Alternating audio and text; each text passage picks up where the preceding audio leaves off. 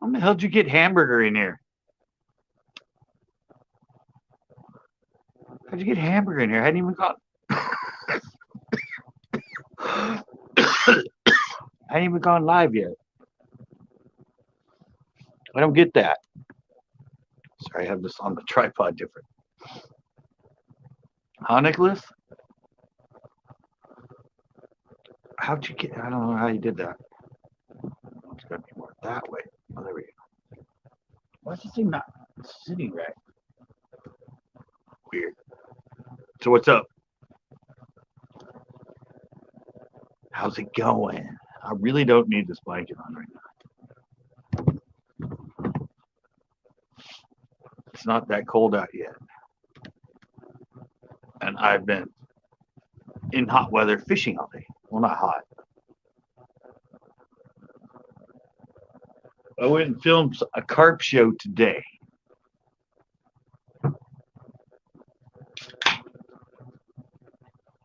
As you don't fish on the day that I have lives, but I didn't have any content for Wednesday, so I had to go film some content. So why is this thing so off now? The way I have it turned. See, it just wants me to have somebody over there, a host. It looks better when it's aimed over there. I guess. It's being weird today. Did you go away, Nicholas? Or are you still in there?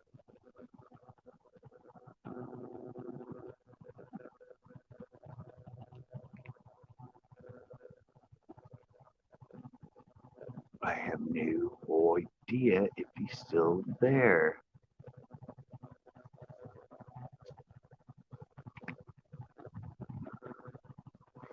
Get that in there at least once.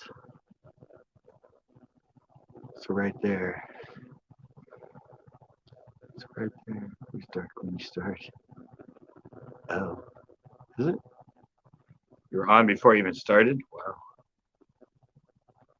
Impressed. You must be really bored and have nothing else to do. If you were that early on me.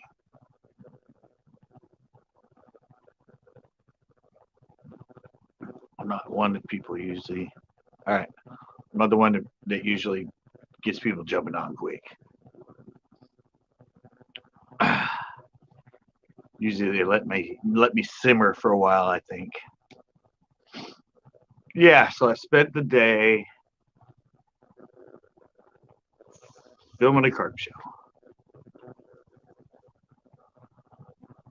I don't think I made a carp show in like 2 years. So, yep, it's been 2 years. April 2019 was when I filmed those two carp shows. I don't think I went live there before. I haven't filmed another one since.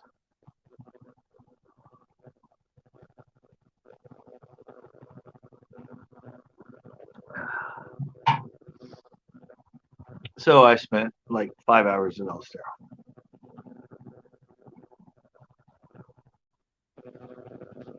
Thought it was going to be way, way windy. It was supposed to be. Tiger Muskim sent you, huh? Nice. There he is. He came in behind you. Sneaky little devil. How's it going, Tiger? And what is it? Duke City Anglers. Nice. I like that. Duke City Anglers. It's a good name. I like that. Can I use it? Just after my name. Sounds like a good name, though. I like it. It's got a good ring. It's weird. Every time I drink these beers, for some reason, the tops always smell like perfume. I don't know what it is, but I go to drink it and I smell perfume. And I'm like, why do the top of the cans always smell like perfume? Who's doing the stocking?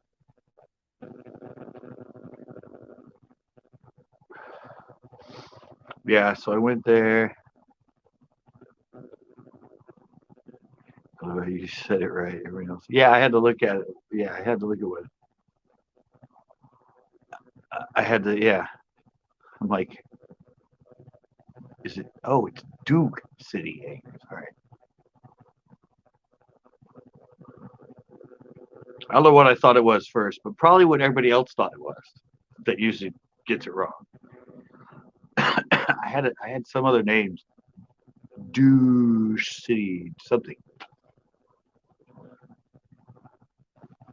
and that's why I had to do a double take. And I always have to look over here and squint because my chat's like that big on my phone.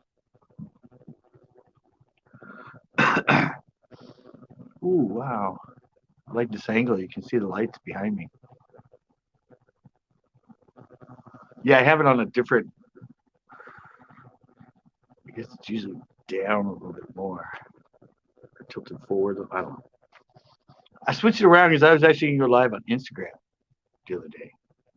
I never been live on Instagram. I was just going to pop up and see what happened. I like that Instagram tells you how many of your followers are there. Stripper lights, yeah.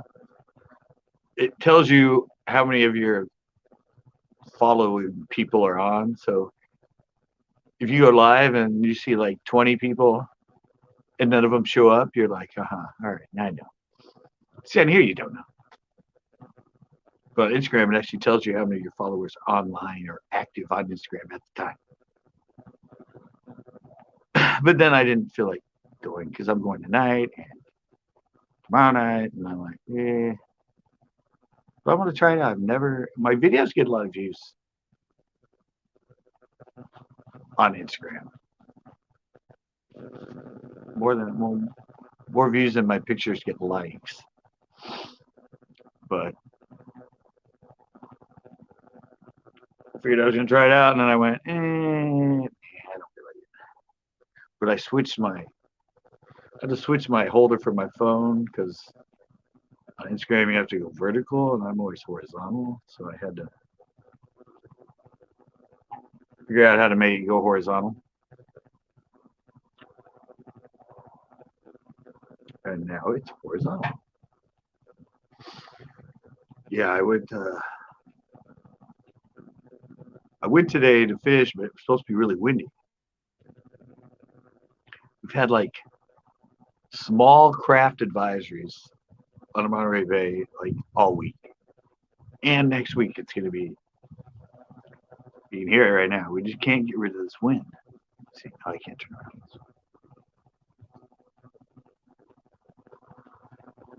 Yeah, but we didn't end up being that bad, so I got lucky. And next week it's like, yesterday was like 15 to 20. I think next week for 3 days it's like 18 to 20. Springtime, change of a season. We're right on the ocean. We get all the freaking wind. Comes a wind tunnel in spring here. I know you guys are back somewhere else. Do you got anybody else have wind? Usually you get it everywhere this time of year. You guys still getting storms back there, huh?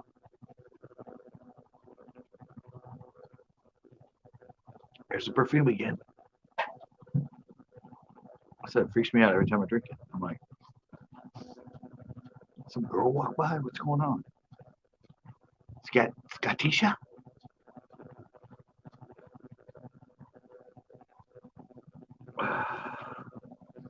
So, what's everybody been doing?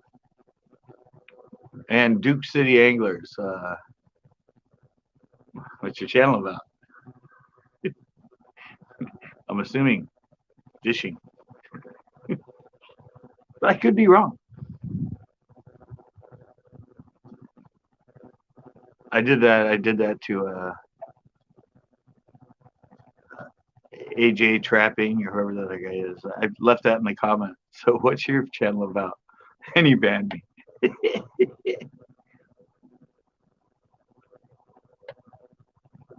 I don't know why. I thought it was funny to say, so what's your channel about? Like you're dumb or something, like you can't see. Trapping. AJ Trapping. Trapper John's trapping or whatever it is.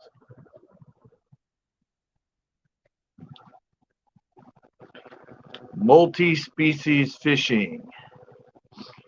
Where are you from? Or is the name not obvious too?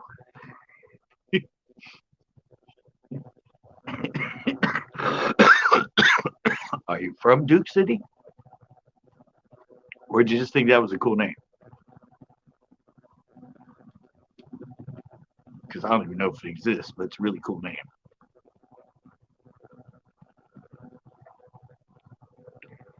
Yeah, I'm multi-species too. Heck, I did carp today.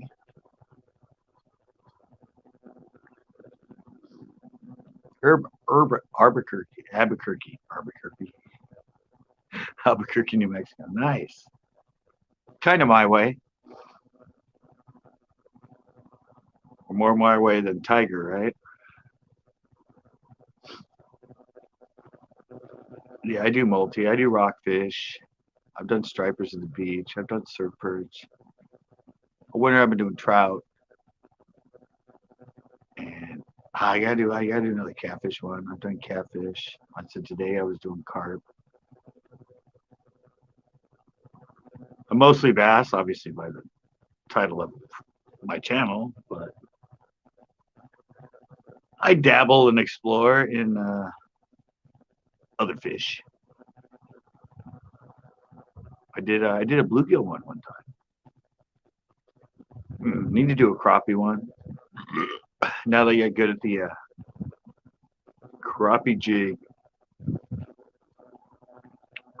on the for the trout, I need to go for the crappie jig for crappie.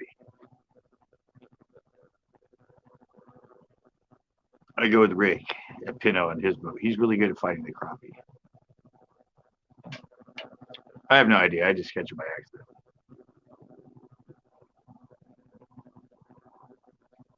But they're really big there. You get 2.5 and 3 pound crappie out of there. Yeah. I've seen one that was 21 inches long. A crappie. Weighed over 3 pounds. I weighed one for Rick. They caught on shore that was over 3 pounds. And they're like this freaking tall. You know, they call them slabs. They're like almost as tall as they are long.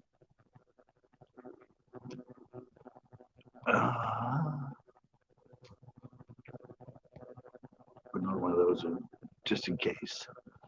Since we have 8 people now. Well, welcome the newbie. This is a panel Monday night. It can go anywhere, just to let you know. Sometimes it stays fishing, but sometimes it goes to like last week. T-shirt printing. That was a debate right there.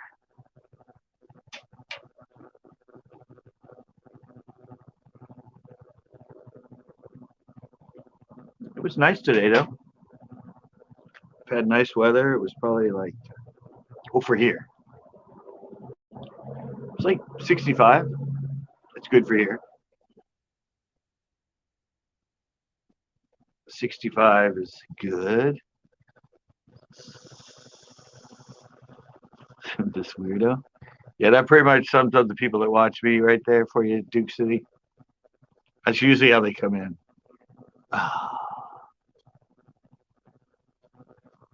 This war, I said weirdo. Didn't even spell it right. I think you meant this weirdo though. Oh, Chris is in here too.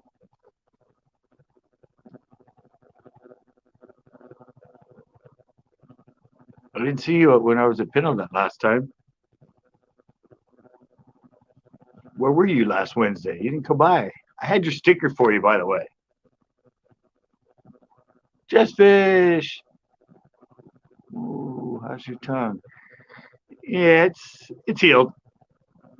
I still have a scar from that though. That was like 12 years ago, 13, but yeah, it's not good to show it here. But yeah, I still have the scar on my tongue for that. You were there?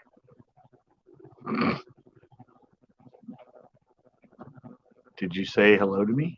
I remember that. Yeah, your sticker, the address you sent, they said doesn't work. So they sent it back to me. So I had the envelope in my car because I was going to give you the envelope with the sticker in it with the return to sender. Oh, that was you.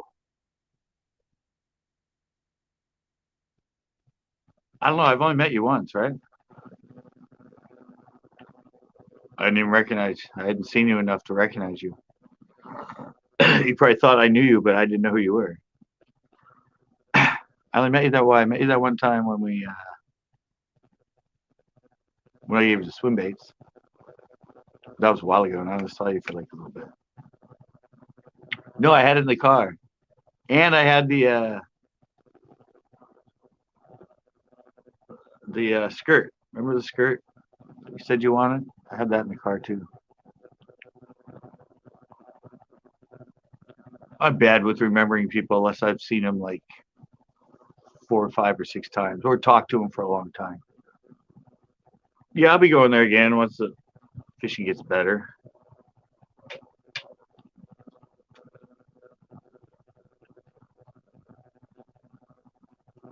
I don't think the weeds are going to go away. And I don't know, me and Tito are going to go out in a boat sometime. I'm going to teach him how to flip. That ought to be fun. I love to teach him how to flip. He's never flipped before. We'll take the boat out, I'll control it, and I'll teach him how to flip. I think flipping's a good fish right now. It always doesn't, you know. Got to keep searching for him, but you find them.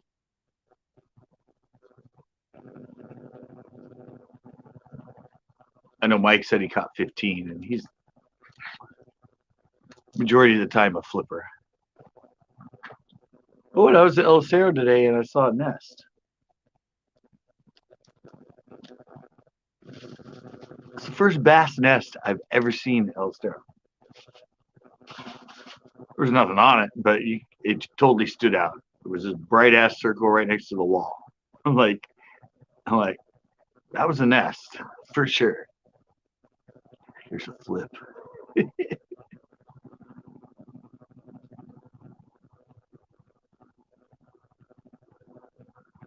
Took my fishing buzzbait? Really?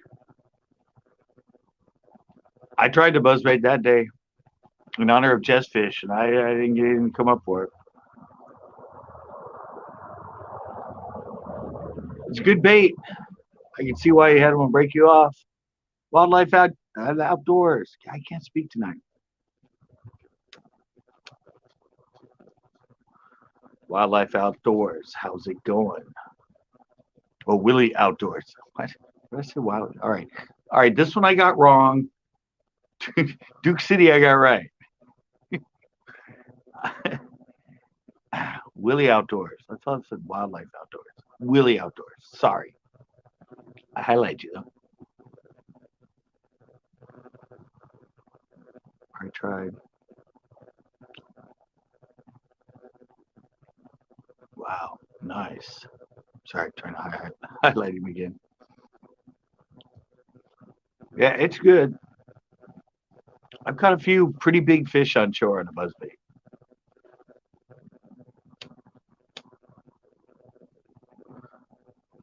I have a couple of them in videos, but yeah, I've right against the wall on the dock side. I've caught one on the dock side.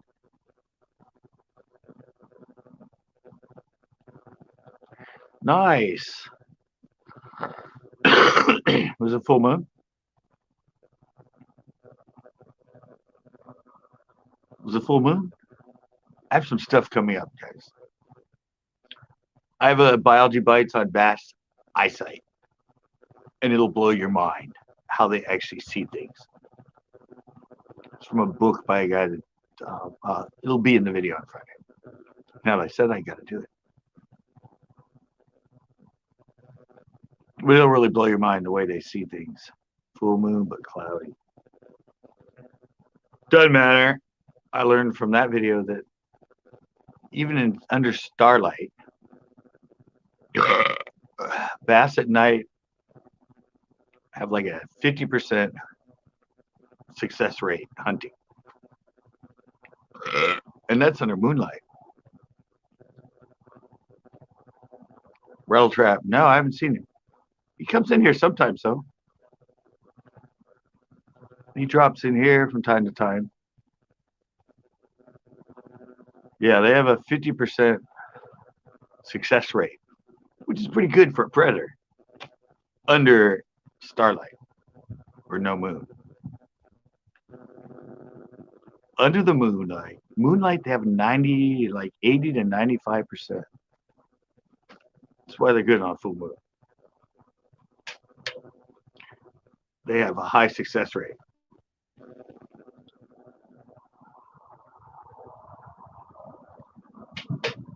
It's probably why a lot of people that can't catch them during the day go at night.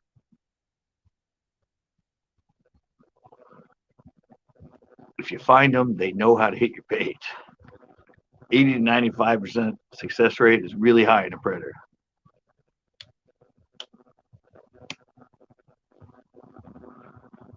Most predators are like 50, 60, maybe 70 if they're good. They have a 50% success rate when they're not even that good, when it's completely dark out. But I explain all that in the video. It's going to blow your mind. I think I have the flags on here about their eyesight.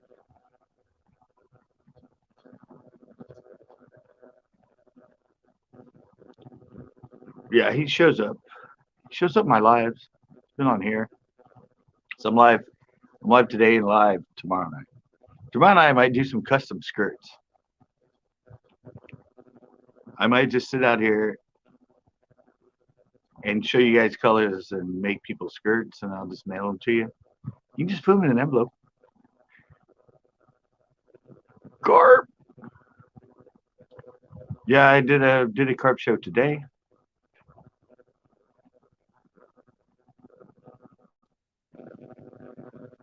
Fish for carp today for like 5 hours. Looking for double digits on 4-pound line. That's the way I roll. Used to the 6, but yeah, that's too easy. I had to go to 4.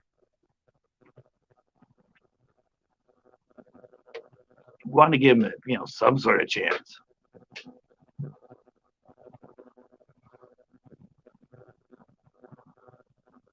Yeah, and I'm going to be doing a. I'm going to TW. Came in here for a sec, right? I don't see him back in. Yeah, I'm doing a one on eyesight, bass eyesight. It's taken from a book. Trying June bug color. Yeah, I'm making one of those. I have the June bug, green pumpkin June bug. My magic jig. You can put it on a jig, you can put it on a spinnerbait, you can put it on a bladed jig. I think I still have some left. I don't know. I have a bunch of skirts laying around, so I'm gonna play around with making some and sending them. I said, 45 cents. Put them in an envelope. They ship right out. Johnny Boy M381, what is up? I'm doing good. Just got back from fishing El Estero. Was hanging there all day, trying for carp, and whatever else might eat my corn. And there's a shitload of trout in there. Sorry, I'm trying to get this in there. I don't forget to do it every once in a while. Somebody comes on that wants to do it. Can't find the link. Yeah, I figured, they put 7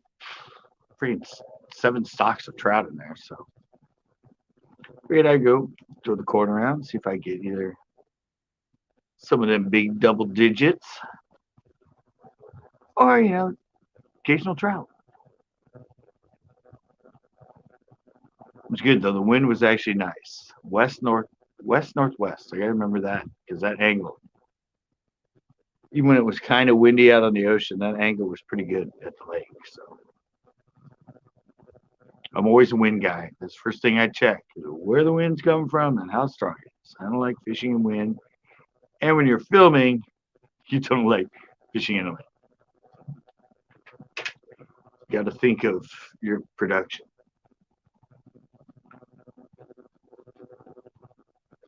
I don't really have that good of a mic. I mean, it's good mic on my hat cam, but it's also extremely vulnerable to wind shear, which you can hear sometimes. Some of those catches at Pinot had pretty extreme wind shear on them, but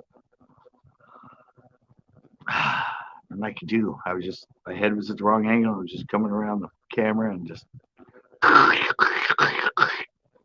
to the, and I can't do an attached mic to it. So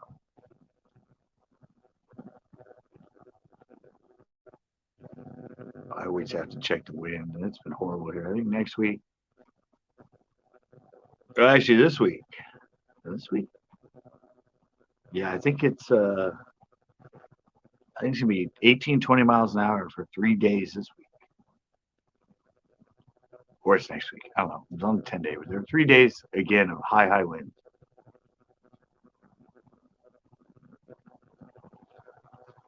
They affect us more because we're right on the coast. A lot of them get deflected and stuff like that inland, like Pinot usually.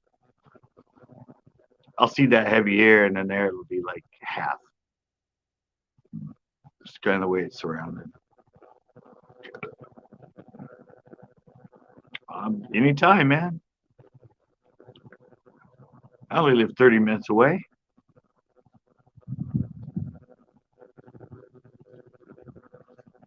You can show up there anytime. Your boat's legal. We don't have no motor restrictions on Pinot.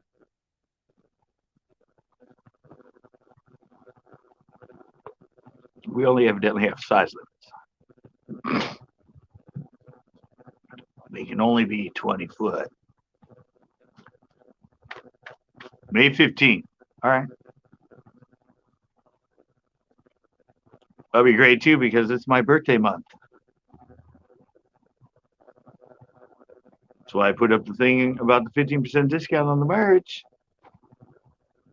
It took me like 2 hours to make that friggin' GIF image. I'm going to throw it up a bunch more times. Don't worry. People tell me I never promote. So I'm going to throw a bunch more posts up with the promotion for the 30% off for my birthday week, birthday month. My gift to you guys. 7. They open at 7 a.m. Happy birthday. Yeah, I become a senior citizen this year.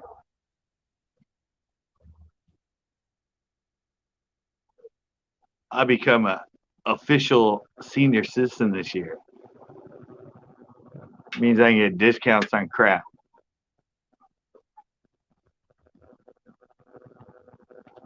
The big one I'm looking for is my phone. My phone's $75 a month, but if you're a senior, it's $55 a month. Getting a year older saves me $20 a month.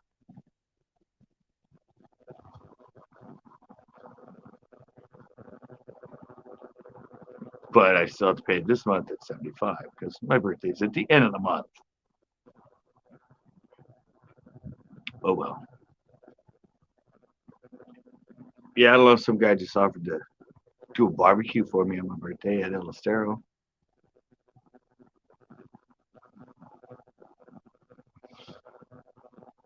Okay, I have a little bit of leeway there. I might be able to hook something up. Yeah, right. You don't want to be there before 7 anyway. Those fish don't start hitting until like 11 or 12.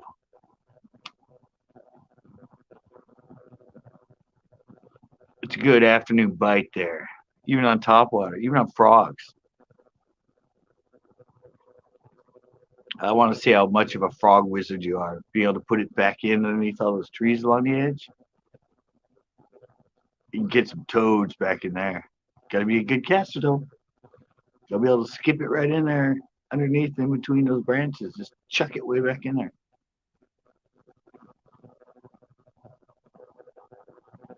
You remember, a lot of that area is like 15 feet of water behind the trees that are at the edge of the water. There's that much water behind them. It's like sometimes 5, 6, up to 3 or 4 feet deep back in there. You're a master at a frog and putting it under there. Backroads, what is up?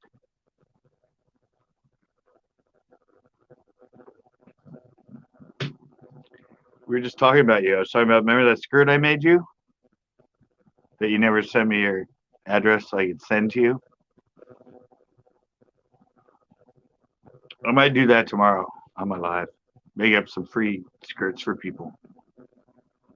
It probably doesn't look good on live, does it? But I was talking about putting the skirt in. Oh, well. Go ahead. Go off on that one. Yeah, Chris said he wanted it. Chris Trinidad. He's like, oh, he didn't want it. I'll take it. You never emailed me your address.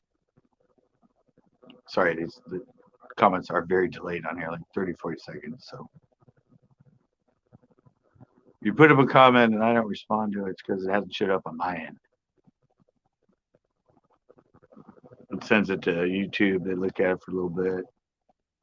Then they send it to me. Yeah.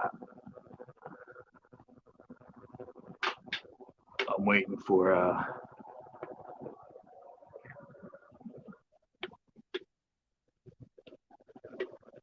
don't know. The one you sent me, they sent back. I put it. I looked at the email afterwards. I didn't write it down wrong. It just said it had didn't. I don't know. Maybe I did. I think I had it right. Doesn't matter. I have the envelope in my car now. You'll get it. And you might get backroad skirt too. I had it in the car, but I took it out because it gets so hot in the car. If you leave them in there, the rubber will get screwed up. Doesn't work. Address. Okay, now you've given everybody else your address. Email it to me. I can't go back to the line. I don't have nothing to write it down right now. Bass at CentralCoastBass.com.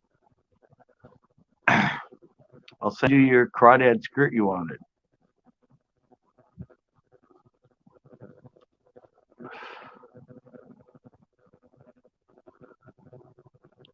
Dang it, I hate email. Well, Instagram it to me now. Well, email's more private. A lot of people don't like their address out there. And you put yours in here. So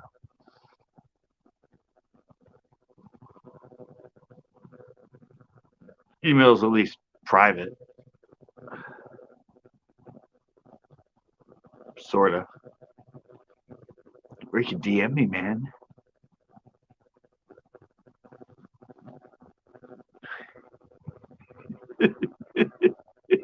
I know. That probably is his business address. You're right, Just Fish. That probably was.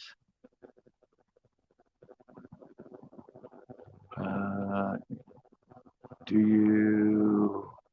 you what? I forgot to put the apartment number. Oh, okay. It is. Yeah, see, he's doing little special promotions on site. People, he's getting business in the side, right? Yeah. Uh-huh. Yeah, I'll just in the chat I'll put my business address. They won't know where I live, but people might send me stuff or might look it up and go, hey, this is a cool business.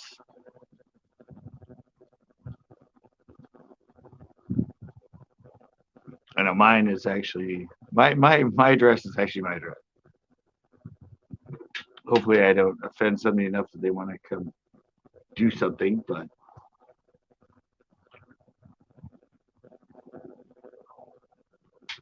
And hey, Richard puts up the photo of my house all the time, so I guess people it'd be easy for them to find it. Of course, all you gotta do is Google it because it's just the same picture. Because that's where he took the picture and was Google Earth.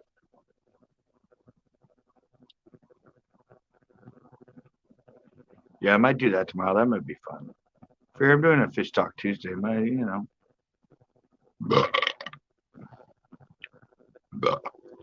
as well create some stuff while I'm there. Maybe someday I'll do some buzz baits or some spear baits as well. Or I can make up jigs.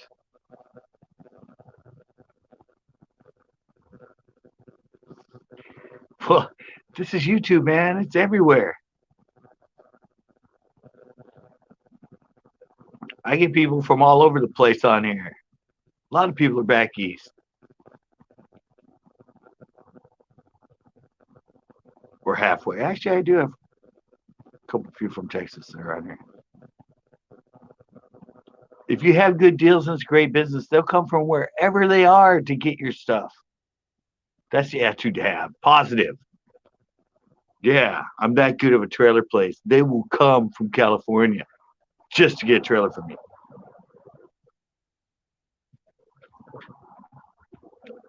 See, I can teach other people how to run their business, but I can't.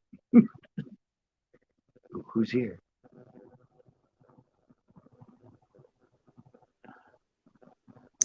What's up? Hey. I tried getting a profile picture on here. I don't know why it's not loading. Because it doesn't like you.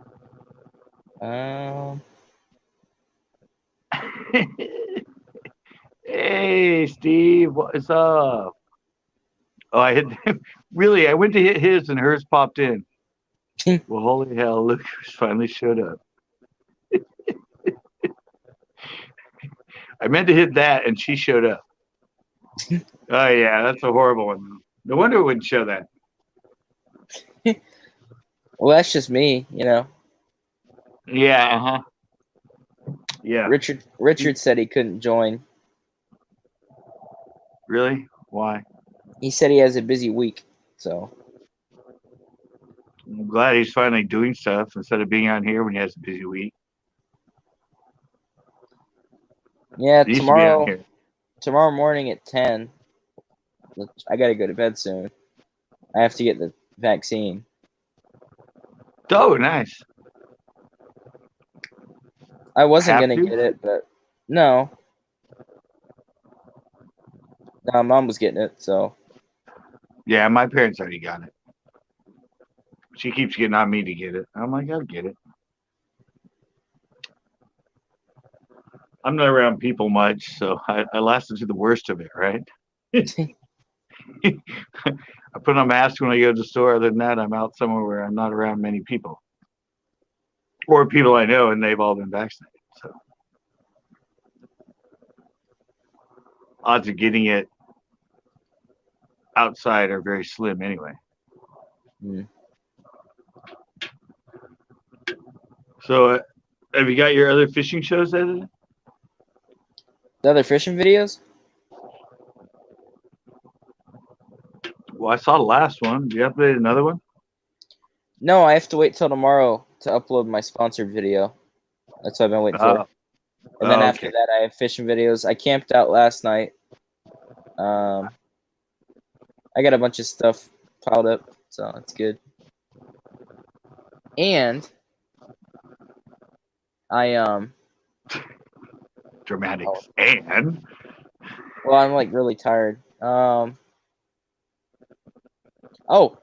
In the silver auction that I'm in right now, now the past like 5 times I've lost. You know how they do penny auctions? There's 10 spots, and you put in, each person puts 10 in, and you pick your spot, and whatever one. Oh, see ya. See ya, CCB. All right, this is my panel now. My name is Richard Strelo, and play the guitar. And yeah, that's about it.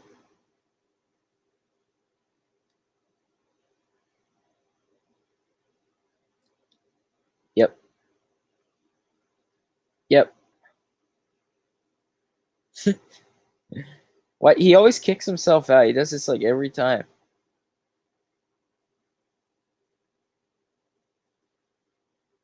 I had to turn my AC on.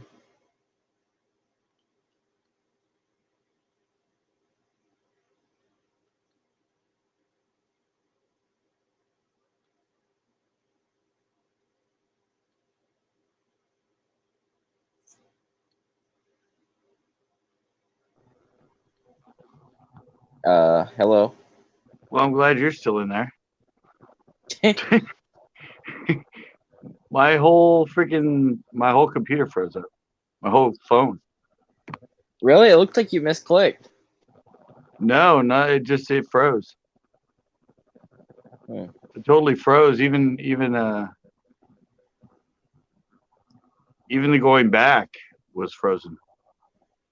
Well, no, I was saying I always lose. Just like the raffle they do. You pay for a spot. There's 10 spots. Once it's full, they scratch off and see who won it. Well, it was $15, and I lost all the other ones. That probably totaled like 60 from like all the past ones I've lost. But I won a 4-ounce $100 bill, like silver. Like it's solid silver. You won it or you bought it?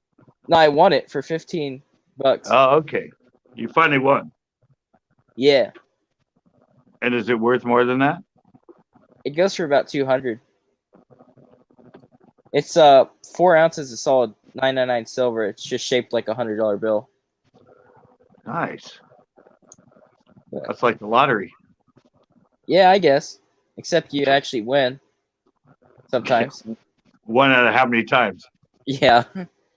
Better, even though I lose all the time, it's better odds than just winning free tickets all the time. Yeah. People do it. They're just addicted to it. Yeah. There's people at the place I go, there's this older black man. He's in there like every single day. And then I saw him at the Shell station and they're buying them from there too. And it's like old retired black gentleman. And that's like all he does is use all of his retirement money for lotto tickets. Yeah, the farmers around here, they got enough money. They just go in and get like $5 $50 ones a day, scratch them. Nothing. Yeah, But they don't even scratch them anymore. They just scratch the code. no, I seen them. They scratch them. I saw a few and it was just the barcode. I'm like, what? You don't even scratch the whole thing anymore? Well, a lot of the meth heads here actually do that. They'll just scratch that part off. But yeah, it was at El Rancho. There are a lot of homeless hanging out there. no. Might have been them. I'm also, no, I know it's a 24-second world, but still.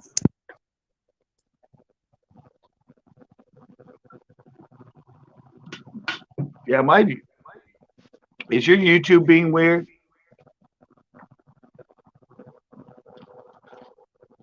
Hello? What do you mean YouTube? Hello? Well, like,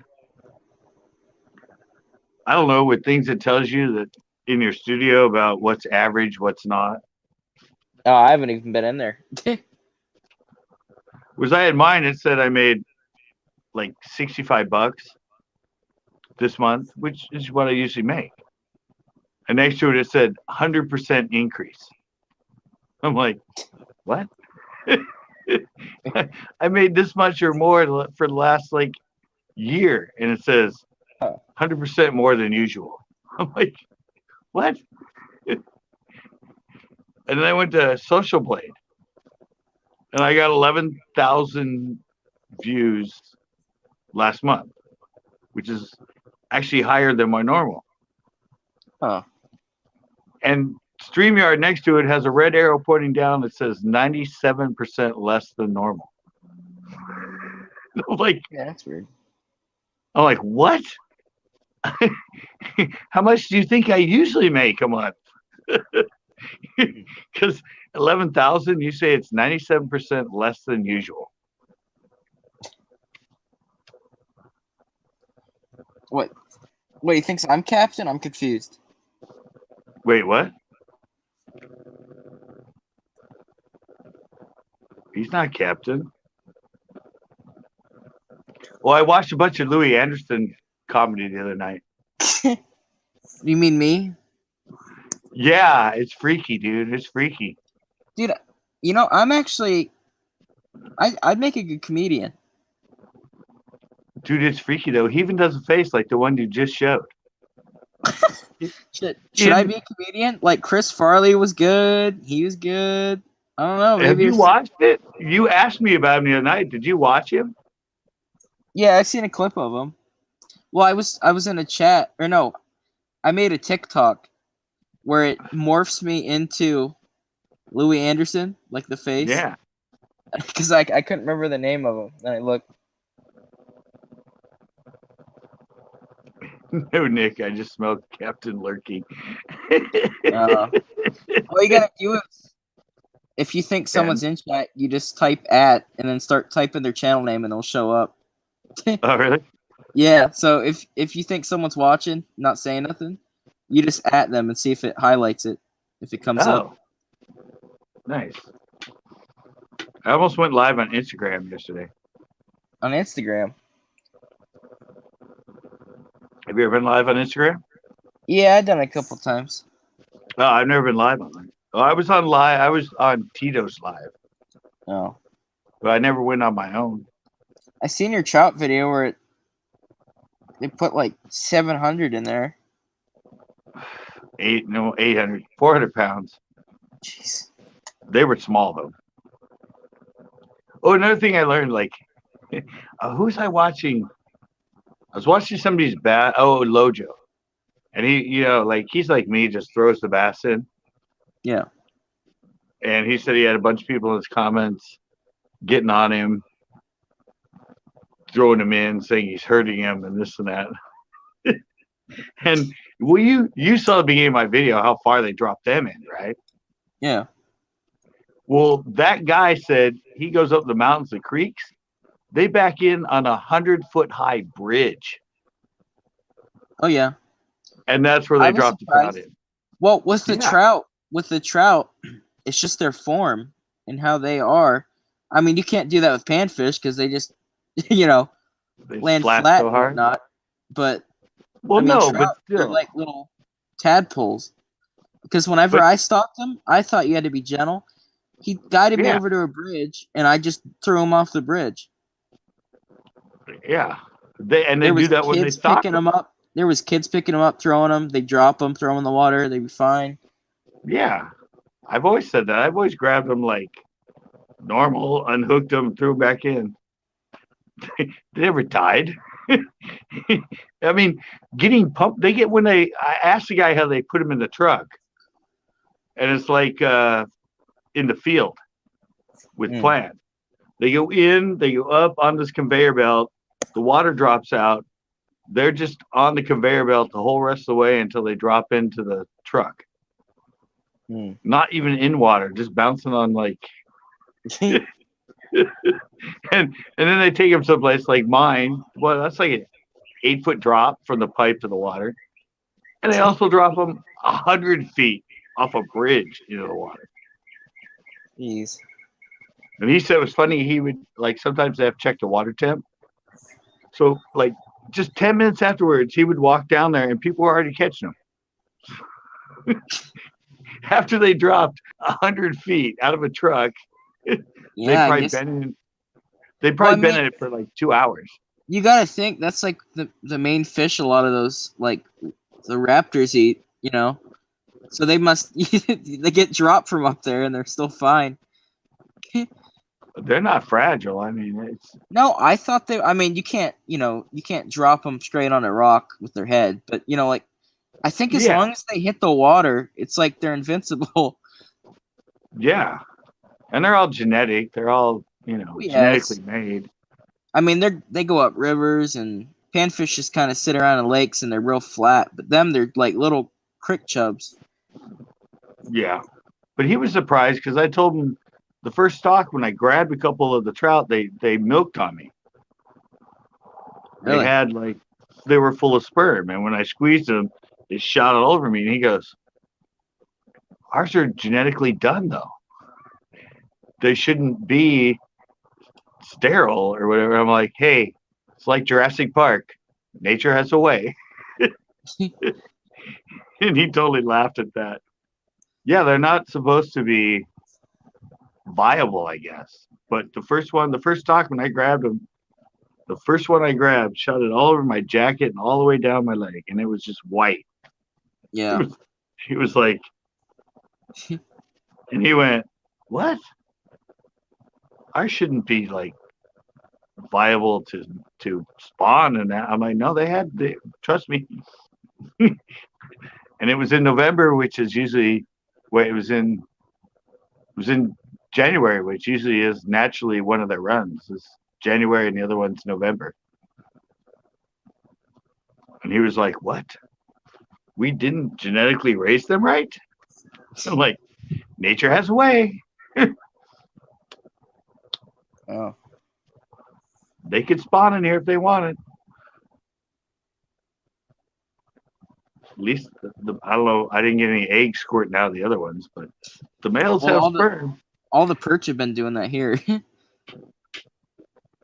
Yeah. Oh God, I had one at the Delta in a tournament. I caught this striper, and I was co-angler. I was in the back seat, and that thing, a gallon of freaking milk must have come out of it. It must have liked you. And I felt so bad because it was like all over the back deck of the guy's bass boat. Just all this striper sperm, and it was like all over me. And he was on a crankbait. He was really hooked. I had to take like the pliers to get him. And the whole time I'm doing it, he's just like squirting crap all over his deck. Wow. I'm like, "Oh man, you catch a female striper, just rub her in this thing and throw her back in. Should be good to go." I do my own insemination video Just on the back deck of this boat. Just grab the fish, just dunk them in and throw them out. Yeah, just catch a female, squeeze all the eggs into a bucket, and then with your hand, scoop up all the semen and just put it in the bucket. Impromptu fertilization of a striper, guys. Just mix them with a spoon. Yeah, and stir it up a little bit, and then pour it back in. We just help hatch like thousands of new striper. Impromptu from the back of a bass boat.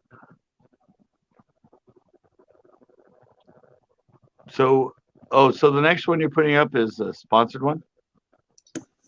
Yeah, it's on going out, and I got wild leeks out of the woods, and I turned them into butter and things like that.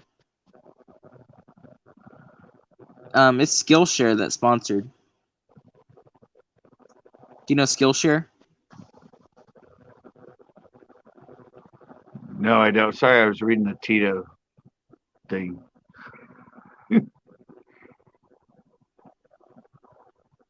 Oh yeah, I think that was at the pier.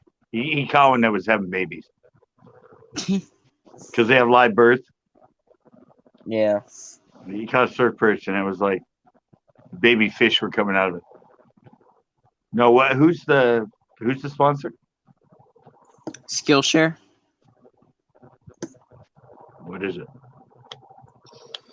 Pretty much, it's like online classes for like anything creative, pretty much. So like drawing or like the one I did, because they just said to pick whatever one I wanted, like a class to take on there, just for the ad. And I did one. It was on flying the exact drone I have. So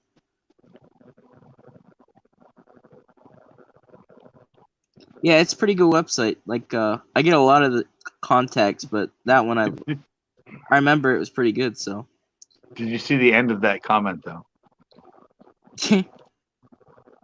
For the incoming invasion. I guess she's gonna be a trader and she's gonna join them. She wants to learn the language. Oh, you know that? Oh no, it went away. The one last week, the panel when we had discussion about the T-shirts. Yeah, the whole panel was about a T-shirt. Yeah. Yeah, it started off limited or no ads due to subject matter. I'm like, really? Then it What went away after. they don't want to advertise us fighting over a T-shirt. I don't know, but then just 3 days later, it turned back to normal. But at first, it put it to limited or no ad. Wow. No, but seriously, I need it for work. It's because she's a nurse. Yeah, It's probably it's good. pretty good website. There was a lot of them I went through. They're pretty annoying people, but I found some good ones. What you mean, the teachers?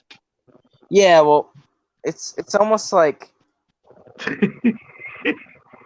the I don't know, just annoying people, but like a lot of them were really good classes. Like I looked up plants and stuff, and Oh, of course there were ones that I had. There's like a list of about 1,000 different ones that I could pick from because they were all gone through and make sure they were there's nothing bad in them. And did they have like advanced calculus? probably, yeah, I'm not taking that Really? one. Yeah, Upper level physics? pretty much anything like creative on there. Any class you want to take for like creative stuff. Well, math. Well, I guess math is creative. Yeah, real creative. Yeah, very, very linear and very logical. I've heard about what was the other one? Somebody. There's another site like that where you can set yourself up to teach people. That might be Skillshare. No, it was something different. He had it on his license plate. It was like, Masterclass. no, it didn't really sound like that. It was a catchy name for a website, but when he told me what it was Tanner Fox that did it for somebody that was starting it. Yeah, Oh, like cool. if you're good at like Photoshop or video editing, you teach He's people good at making software on clickbait, it. so maybe he followed a clickbait class. I don't know. He's not doing that good anymore, though. Well, I mean, his name's Tanner Fox, so. Well, I remember when I first met him, I first started watching him like a couple of years ago. He was getting like 47 million views a month. Now I check Social Blade, and he's like at 6. I think actually the other year my friends were in Pittsburgh and they seen his car going by him because it was all custom wrap. Yeah. And they were like freaking out. And I'm like, that guy's lame. He's been on YouTube a long time, though. Yeah. Since 2011.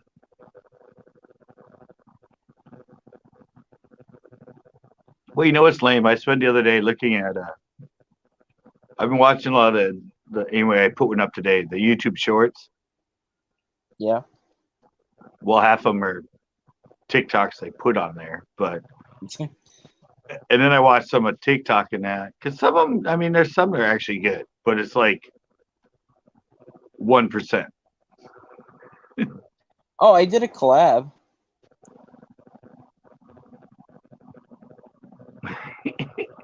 Collab with who? Foxy Outdoors. He does live streams on here too. I'm not sure if you've seen him. He does like on Sundays he does live streams like shouting people out and like outdoor stuff. I went and met him. We were fishing yesterday. Did you film it? I let him film it. There you go. Yeah, I don't know. I think if I do collabs, I just will let the other person, unless it's like a bigger YouTuber, because then it's like it's an exclusive video, Because really, I mean, I get that it's a few different point of views, but right. I don't know. I feel like I could center it more on them. Well, I did one with the guy here. He's kind of like coordinator at Bass Pro Shops. called Better Odds Fishing. And I collabed with him. We went on his boat in Pinot. I put up my video, and he never put up his. and he's never asked me to fish again. Wow. I put him in a thumbnail, although I blurred him. I said, biggest collab I've ever done. Guess who? I never put his name on the title or anything, but he was in it, but I had him blurred. And then, I mean, obviously knew who he was when I filmed it because I said, hey, I'm with Better Odds Fishing a lot. Yeah, he's never fished with me again. Well, I think Saturday he wants to go back out and hunt for mushrooms because they're fishing. I caught a real big crappie and then a small one. And then he got, I can't remember if it's a bass and a sunfish hybrid or if it was like a crappie sunfish hybrid. But we have a lot of them around here, and they're really cool. I mean, they're awesome looking. Sunfish can only interbreed with sunfish. Well, I don't know what it is. It's got the sunfish pattern, like hardcore. It's literally a sunfish with like a bass head, and they fight extremely hard, and they're real small. You're talking about green sunfish. A green sunfish? Yeah. Does it have blue lightning on its gills? Here, I'll look it up. See. Probably a green sunfish. It is the most aggressive, even more than largemouth, smallmouth, or spotted. Has a bass mouth. Looks kind of like a warmouth. But they only get to like a half a pound, maybe. They look different in different waters. Yeah, I mean, that could be it. These are a little off. It could be it. There's also warmouth that are in their own separate, and rock bass that are in their own separate. Warmouth? That look a lot. Yeah, that look a lot like sunfish, but they have the bass mouth. Yeah, it looks like the green sunfish more than the warmouth, but it's almost like. I mean, you said they're different areas. Color-wise, and in different. Sometimes they're really dark. Sometimes it depends on the water. If they're in clear water, they'll look different. These, like all the pictures I see on here, the head matches and narrows. Like the ones we catch, their head drops down. It just might be a genetic variance. Yeah. It's probably if it looks like a sunfish and has a bass mouth, it's probably a green sunfish. Yeah, I mean it's gotta be. I mean, I thought it was a hybrid. No, I just have one. I have one in a tank, and I did when I go to my storage unit, I'm going to get it because I did a scientific study in one of my fisheries classes, and we used my green sunfish in my tank for it. And he was about, I don't know, he was about 6-7 inches. But yeah, they're aggressive as hell. I might have took a picture. I know Boxy has it on camera, so I'll send you his video when it comes out, and you can look. Yeah, I get upset because I see people catching him and throwing green sunfish back and saying it's a bluegill. I'm like, well, no, I know it's not a freaking bluegill, but I thought it has that big ass mouth. I thought it was some kind of hybrid. I mean, it looks crazy. I'm almost sure that's a green sunfish. Yeah, I mean, it looks like it. Yeah. I mean, it's definitely got to be like just because it's a different area, because it does look. I mean, it does look different, but it's the same pattern and the same like mouth. Yep. But like I said, these ones, the head drops like I don't know, it drops down like when it gets to the head. Kind of like a crappie. Yeah. Some of them do. But it's crazy. I mean, here in California, though, they have blue lightning streaks on their gill. Yeah, I don't think I caught one before. I think it had blue on it, but these ones, yeah, it's almost like it's a swimming kiwi. Like it's just so.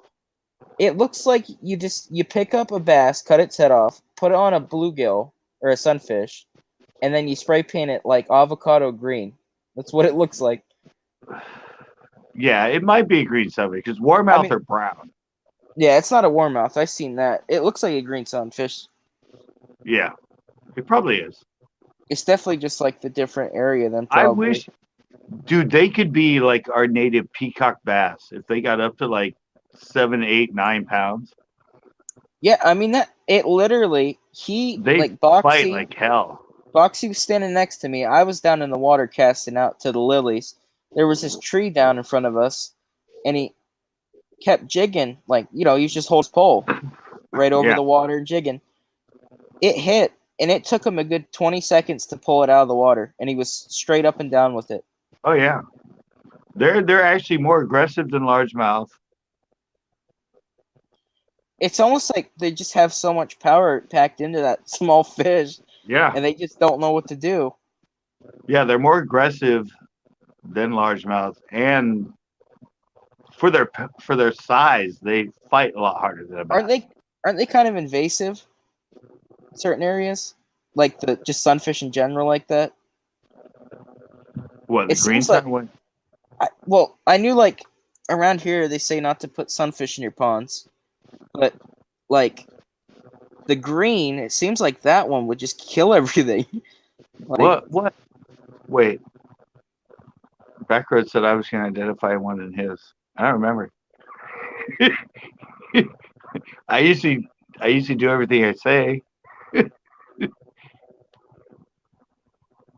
I don't remember which one it was. Well, on the same note, I made you a custom skirt on one of my lives, and you never sent me your address to send it to you. here, I'll go look. Is he actually like asking about a fish? He said I would tell him what kind of sunfish it was, but No. I guess I never did. You were a little tipsy. Yeah, that's why I said, if you tell me about my life, I might not remember it in the morning. Oh, another thing, the one I redid for Reef Robber, Was it? I redid one of Reef Robber's videos. His video? Yeah, I redid it for him just to kind of show him some stuff. Yeah. And I put it as not private, but what's the other one? The one where only people with the link can see it. Mm. And I sent him the link, and he hasn't watched it. He was in here last week. I was hoping he'd come back in. I'm like, is he not getting my emails? Because I keep sending him the link, and when I look at it in my studio, it still says nobody's watched it. How far in is it, Backroads? Because I can't hear the volume on it. He said it's a warmouth. You just looked at warmouth. Aren't they brown? Like, how far in is it, Backroads? I'll just like skim through because I can't hear it. Oh, I see your rod's bent in this clip. It's got to be it.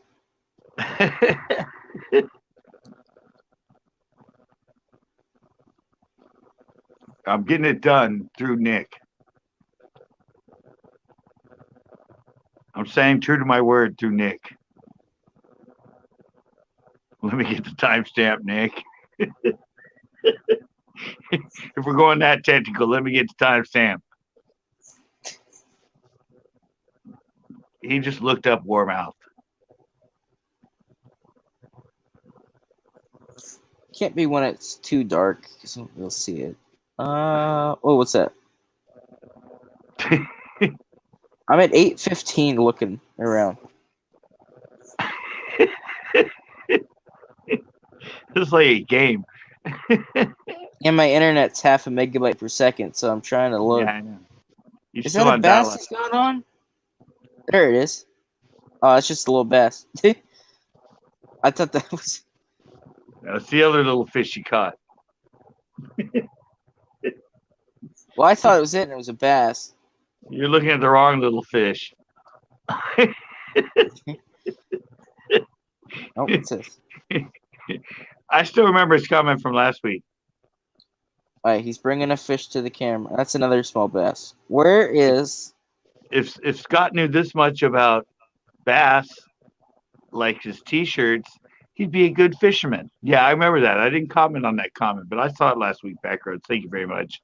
7. Okay. 7. I was just getting to there too. I said you were 8 minutes in. What in the? That looks like what I was catching. It's probably a green sunfish variant then. Yeah, because warmouth are more brown. Yeah, that's probably it. Probably green sunfish. Yeah, because that's like what I catch looks like. It's just lighter than what I catch. Yeah, it depends on the watercolor. Probably is. It's got the same eyes. I mean, if you look at it, it looks like a T-Rex looking at you. Like it's.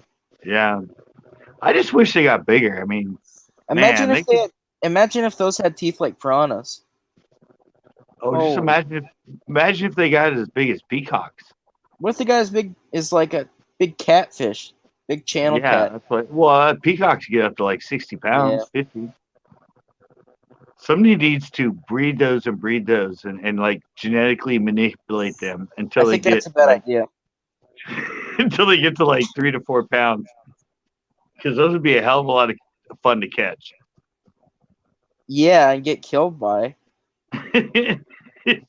Well, they would still have little teeth. Imagine how many times you're trying to catch panfish and your line just snaps instantly. There's nothing else to it. It's just gone. Yeah. They have the same teeth as the bass, though. But never gold in there. They're always there. Yeah, backwards. Like what you just showed me, they look just like that I catch, but they're darker. But it's got the same eyes and same mouth as that. Yeah, I said if it looks like a kind of like a bluegill, but has a large mouth. People actually called them bluegills. Yeah. See, I called it just like a cross hybrid, but I didn't call it a bluegill. I don't know. No, I watch videos and they bring it in. And they're like, look at this, guys, another bluegill. But they have their whole thumb in its mouth, and it's only that big. And I'm like, dude, that's not a bluegill. They're everywhere. I mean, they're pretty much almost in every body of water. I've caught them in every body of water I've ever fished in California. I mean, I've caught extremely massive bluegill and sunfish before, and those tiny little things fight just like it. Oh yeah, they're amazing. They're just the smallest sunfish. They pack a wallop, but they actually are the smallest because bluegill get bigger, red ear get bigger, pumpkin seed get bigger. Oh, I caught a massive, literally a foot off the bank. It was just sitting there. I just threw a worm down and it just yanked it immediately. A massive red ear sunfish, huge. But it was a female. They get up to like 2 pounds, I think. It was a female though, so I threw it back in. But I mean, it was huge. It was as big as like a 10-inch crappie. Yeah, they get up to like 2 pounds. Bluegill get up to 2 pounds. I think the shell cracker ones, they get up to about 2 pounds. And the green sunfish only get maybe half pound, quarter pound, half pound. They're not that big. Yeah, I got into this with Backroads when he catch them and call them perch.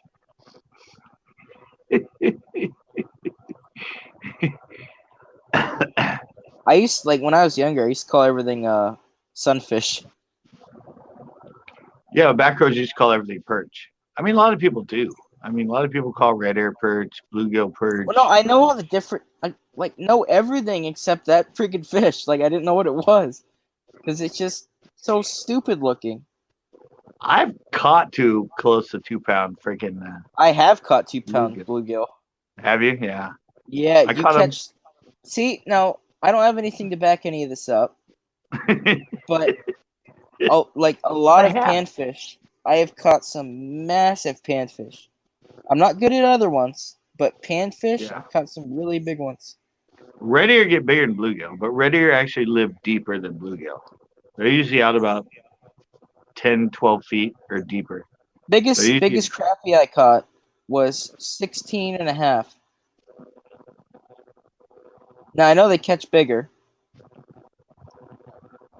And you went to inches. Was it? You went to inches. 16 and a half inches. Yes. Yeah. What is I it, told foot? you. Oh, yeah, a Or are you foot and saying 4 inches. centimeters? No, but people think pounds because people do that with striper all the time. I don't go by weight. I mean, I mean, the bluegill I cut Yeah. for 2 pounds. I knew it was 2 pounds, but like, Yeah, but I I said don't weigh anything. when I started fishing for striper, everybody said, "Oh, I got an 18 the other day. I got a 20 the other day. I got a 22." Because bass, you usually talk weight, not inches, and I thought they were catching weight, Mm. and they were like, "Oh no, inches." I'm like, "Oh, okay."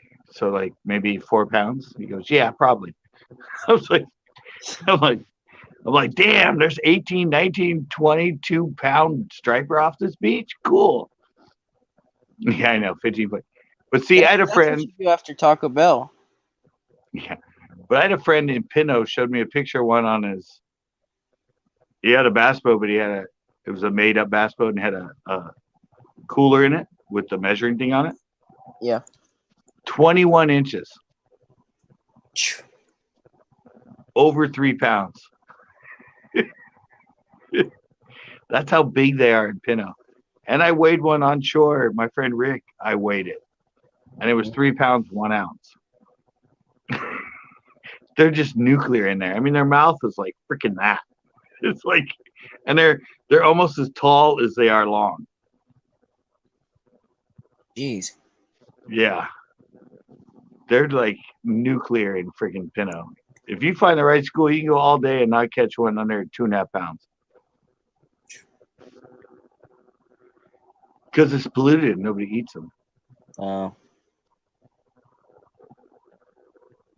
Yeah, bass and catfish are usually weight. I looked up world record crappie. World record crappie is crap. Pete. The world record 17.71 inches, and it was 5 pounds. Yeah, because world records have to go by weight. I feel like a lot of people catch at least a few 16-inch ones every couple of years. Yeah, but his weighed over 3 pounds, but it was 21 inches long. It was longer than that one. It just wasn't as fat. Well, it was only 17.7 inches long, but it was Right. 5 pounds. So. Right. But his was, I saw the picture, it was on the scale. And he zoomed in, and it was 21 and 21 and a half inches long. But on the scale, it was only like 3 pounds. I think it was 3.25 pounds. All right. They might have caught that one in the spring, and it was loaded with freaking eggs or something.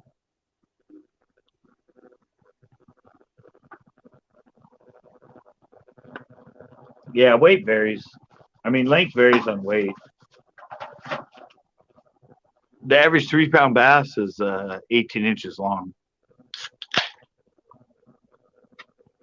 Yeah, I catch some decent bass. I don't like fish for them, and I don't.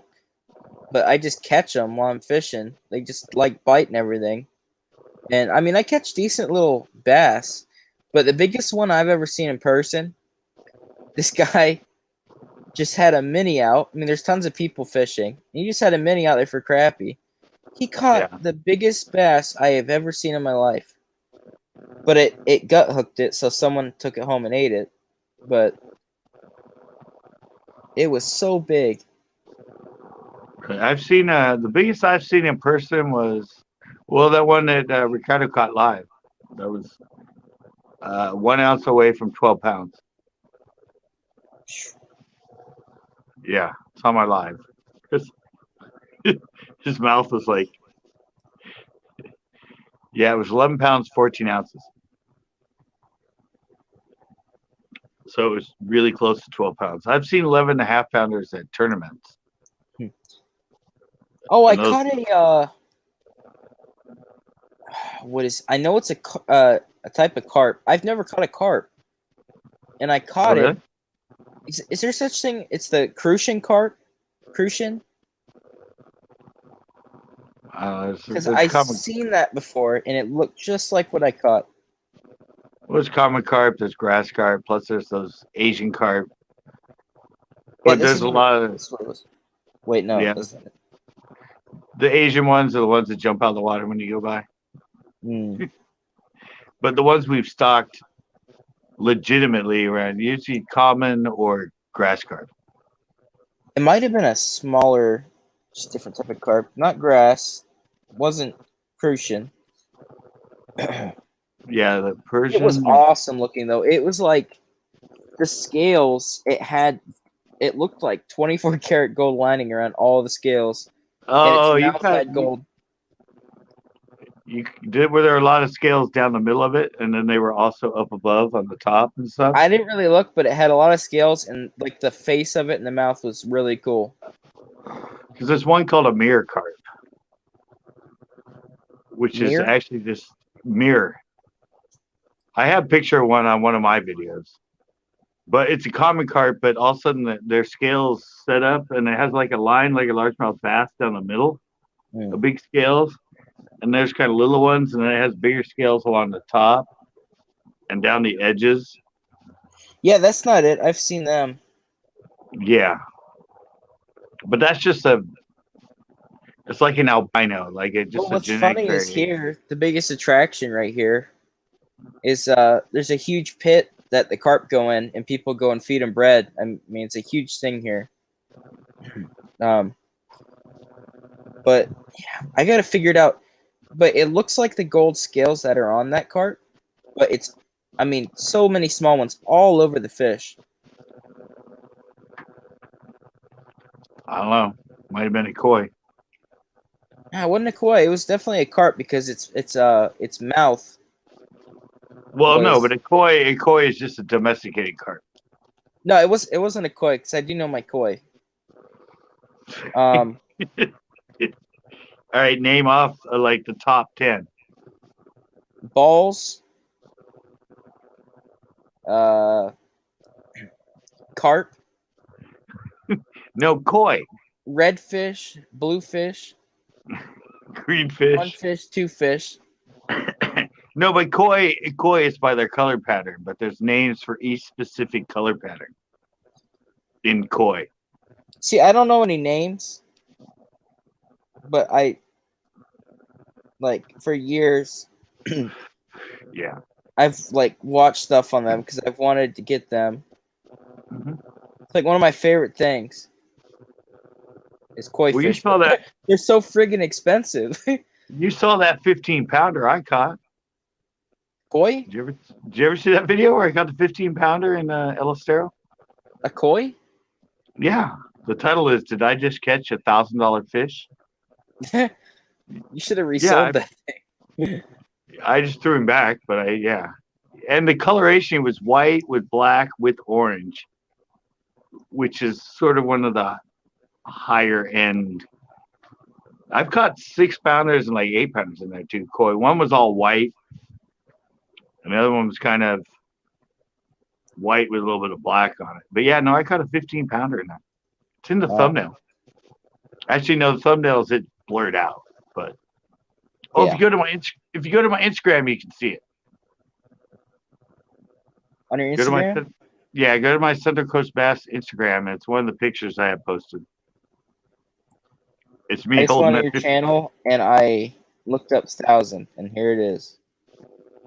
Yeah, but if you just go to my Instagram, you get a good picture right away. You don't have to. Nah. We need a video. All right. I don't know where it is though. I don't know the timestamp. Well, it's only like an 8-minute video. Oh, 29-minute. Never mind. Sorry. Yeah, I caught a lot of carp that day. Yeah, It's about half. someone was holding a carp. Oh, I see it splashing in this clip.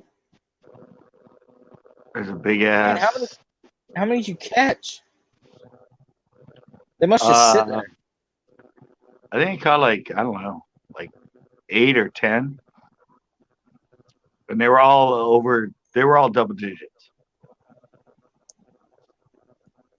Wow, I see the koi you caught. I've seen it. You saw it. You found him now. Jeez, that's like a really nice koi fish. I know. You It should have might have been yanked worth that out of there. $1,000. It might have been worth $1,000. I've seen the white one. No, this comment right here. I've seen that white one. That white koi he's talking about is in one of my videos, swimming around in Chesbrough. I have it in a video by the dam. I Wow. have that thing swimming by me. It's Yeah, it's probably it's probably like 10, 12 pounds, and it's all that white. that same day I would have went and bought a fishing pole or a swimming pole and put that in it. Yeah, I know. No, I just let it go. It was kind of beat up though. His tail was kind of torn apart, and Still, I know it takes a long time to get one that big to sell. I wonder if it escaped from one of the places where the cities put them, or if someone just dumped it in there. No, people just there's. I said I've caught another one in there, or I've caught two others in there that were smaller, but one I saw like I was in front of the right there where I was in front of the wall. Yeah. I saw it swim by. I'm like, oh guys, look another koi. And I kind of threw by it and set the pole down. Also, the pole took off, and I ended up catching him. And in Lock Padden, that one I used to call the test pond where I caught the largemouth, there were like three in there that were that size. There were three 15-pound carp or koi that were hanging out in that pond. I hooked one once, but he took me into the bushes and broke me off. They fight hard. What all? Do you just use like a bait ball or what? I just use corn. You can't use corn. Yeah, sure. You just use corn on number 6 eel claw hook. It's perfect. 4-pound line or 6-pound. I mean, no one wants to eat them, so they're just like, hey, we'll eat corn. Just catch us, I guess. I mean, I know they eat them around here. Oh yeah, you can eat them. What's a koi? I feel like you get really bad luck for eating a koi fish. A koi is the Japanese decorative carp. Basically, it's a domesticated carp. So they have all definitely bad luck to eat it. I did give my Asian friend a 25-pound koi, a carp I caught at my little pond, Lock Padden. He gave the head to his neighbor. He ate the fish. It had roe. Did you say he give head to his neighbor? Yeah, he gave the head to his neighbor. But they ate the roe too. Oh, really? Yeah, I fed a village. I basically fed a village with that 25-pound carp. That'd be such a good clickbait. I fed a village with a carp. Primitive technology skills. No, I have a new one. I don't know. What can't you? We have a woodpecker here right now that's pecking at the telephone pole. And he's doing it on ours. He's doing it like all up and down the street. I mean, they're treated wood. There's nothing he can get out of it. But he's like hell bent every day, pecking on all of them. So I got this close-up footage of him, and I want to do a short talking about this new employee that PG&E has hired to inspect and make their telephone poles better. And then I'm going to show him working on a telephone pole. That's a good clickbait right there. Yeah. And I was thinking of doing a voiceover over it. On April Fool's, I was going to do like a really clickbait thumbnail and just act crazy in the video. But I was like, Yeah, I was going to do an April Fool's. Does what with Richard, Ace? Wait, what? Rickard. I don't know who Rickard is. Close that with Rickard. Oh, I think he's talking about your picture of him. I think when you're talking about giving your neighbor head. No, I think he's talking about the picture you have of Rickard. Really? Yeah. He's a putz. Remember? Yeah, I hate that word.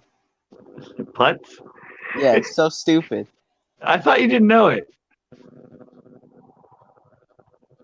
I've heard putts. Okay. I heard it, but I Well, I heard it know, in like but I some said old I don't know, old people. 1600 AD movie. Yeah, it's an old term. But, when it was, a lot of people say, oh, he's a jerk, he's an asshole, he's a whatever. I think they said putts Sandlot. Putz it's a different, Yeah, it's old. it's an old term, but it's not like, because people nowadays say, oh, he's a fucking jerk, or he's an asshole, or he's like whatever. But putz is like, it's just who they are. It's not as bad as the rest of the terms. It's just, he's a putz. I was called a putz a lot when I was little. Usually because I was a smart ass or joked with people and that, and like, Scott's such a fucking putz. So it's kind of a good thing in reality, but it usually means you're, smart ass. But it's better to be a smart ass than dumbass, right?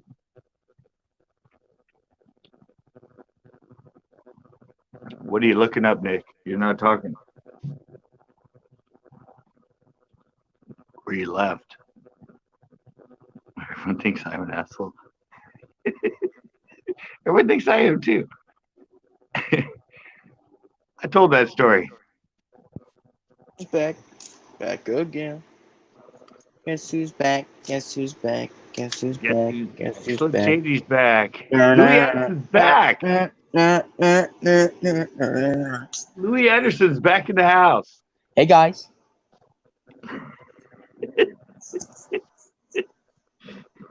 You just got to learn his voice, and he can do stand up. Let me listen to a clip of. I'm good at voices. Hold up. I'm listening to another clip of him. I'll get his voice. He's my age now, I think. I think I made a mistake camping out because now my allergies are terrible. They're gonna think I have COVID tomorrow. Get my test and kick me out. He's like 57 now, I think, or 58. What? It looks like he would have been dead years ago. The more recent stuff I saw him was. I don't know how recent it was. I mean, he was decently young whenever, because he was on Johnny Carson. He looks like he was in his 20s. Yeah. All right, listen to a clip and hear his voice. When I watched him on Johnny, I was like 17.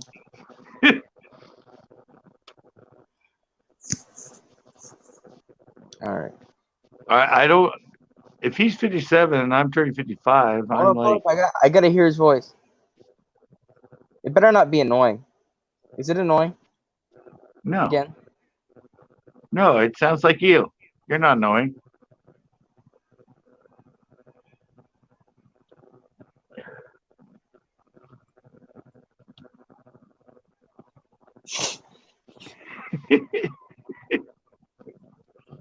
I tried to be nice.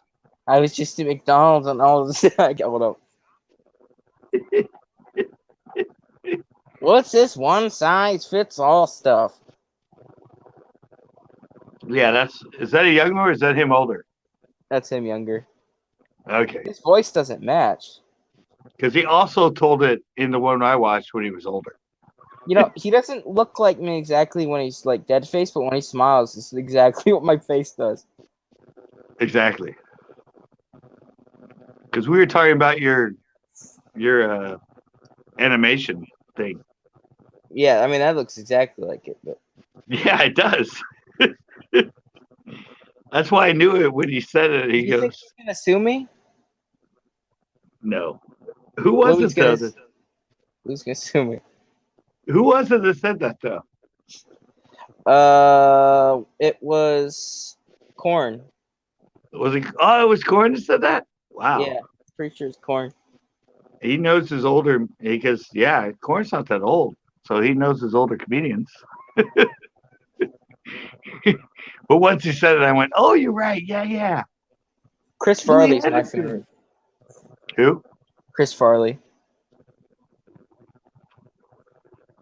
Yeah, well, we all know why he was funny. Maybe I should take some. He was pretty much fucked up all the time. Why do you get the tallest cans? I get 225s. The tall cans look dumb. Well, I used to get bottles that had more, Yeah, bottles are cool. but they're bigger. Yeah, at least it's not a can.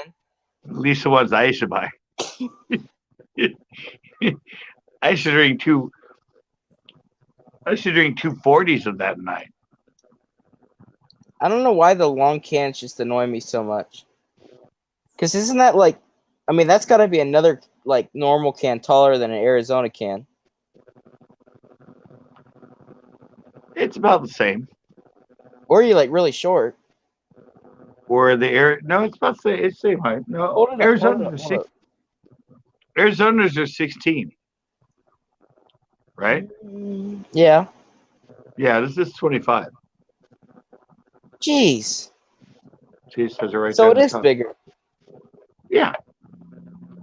25. I mean, it's a Yeah, tall boy. I didn't think I was going crazy. It's a tall boy beer can. Well, when you held it up a second time, I was like, oh, that's the same size, 25 ounce. I wish Arizona was 25 ounces. No, they're 16, right? I think they're actually almost same height. They're just thinner. Mm. I Yeah, don't know. I don't drink. Yeah, I don't drink that stuff, but they're actually this. I think they're the same height. They're just thinner. They're a little bit easier to hold. What the hell happened there? I tried to put the link in and it said put user on timeout. What the hell did Nice I hit? going. I hit chat. There it goes. And I guess I hit above it, and I could have put Ace on timeout. He would hate me for that. Oh, I saw. I was. Like I said, I've been going over TikTok a lot and YouTube Shorts, just trying to figure out what society looks at these days. Society? Yeah, because I'm a part of it, you're a part of it, because we're creating stuff that these people watch. And I was just like, really? Really? Wait, 1.3 million likes? What? And I find the good one, something that's actually really cool. And I'm like, 25K likes? What? They like I found evolution. See, I used to do a lot of videos that were short. And when YouTube first started, a lot of people put up videos that were like a minute long, 30 minutes. It was like America's Funniest Video type stuff, right? Yeah. Something the cat does or something. And at the time, you could only put up 10 minutes, and you had to get a director's privilege to put up more. And now YouTube's evolved to people that actually create stuff that's more like longer and TV show. Like a lot more now. A lot of people put up 25, 30-minute videos. I mean, not you've always done that, but the bigger people now. I mean, I got at least 50 minutes. I mean, even if I'm fishing, it's got to at least be a couple hours long. Yeah, but even like the bigger fishing ones and that are now putting up stuff that's like 25, 28, 29, like constantly. Even Scott Martin's put up like hour-long videos. I tried to keep my last camping video that I made yesterday. I tried to keep it under 18 minutes, so I'm going to see how it worked out. It probably didn't work at all, but we'll see. Right, but I think I heard it from Casey Neistat. Do you ever watch Casey stuff? Yeah, I used to. Yeah, but he said anyway. He only does like usually 5-7 minute videos, but they're really quick and all that. But he said the trend, a lot of trends coming from podcasts and that the trend of people on YouTube is now going to be going to longer videos, longer stuff. And I'm starting to see that happen with like John B. That's good for me. Yeah, but John B. and Lunkers and even Scott Martin, everything are suddenly putting up 38-minute, 40-minute. Well, I mean, Lunkers has enough stories to, fill in probably 600-hour videos. Not a whole lot. What are you guys up to? Oh, we're talking time length and videos. Well, we were going to start fighting about a T-shirt. Yeah. You here for that? Sure. I think he's here for Richard, but Richard ain't here. Speaking of your buddy Richard, what is your waist size there, Nick? Mine? Yeah.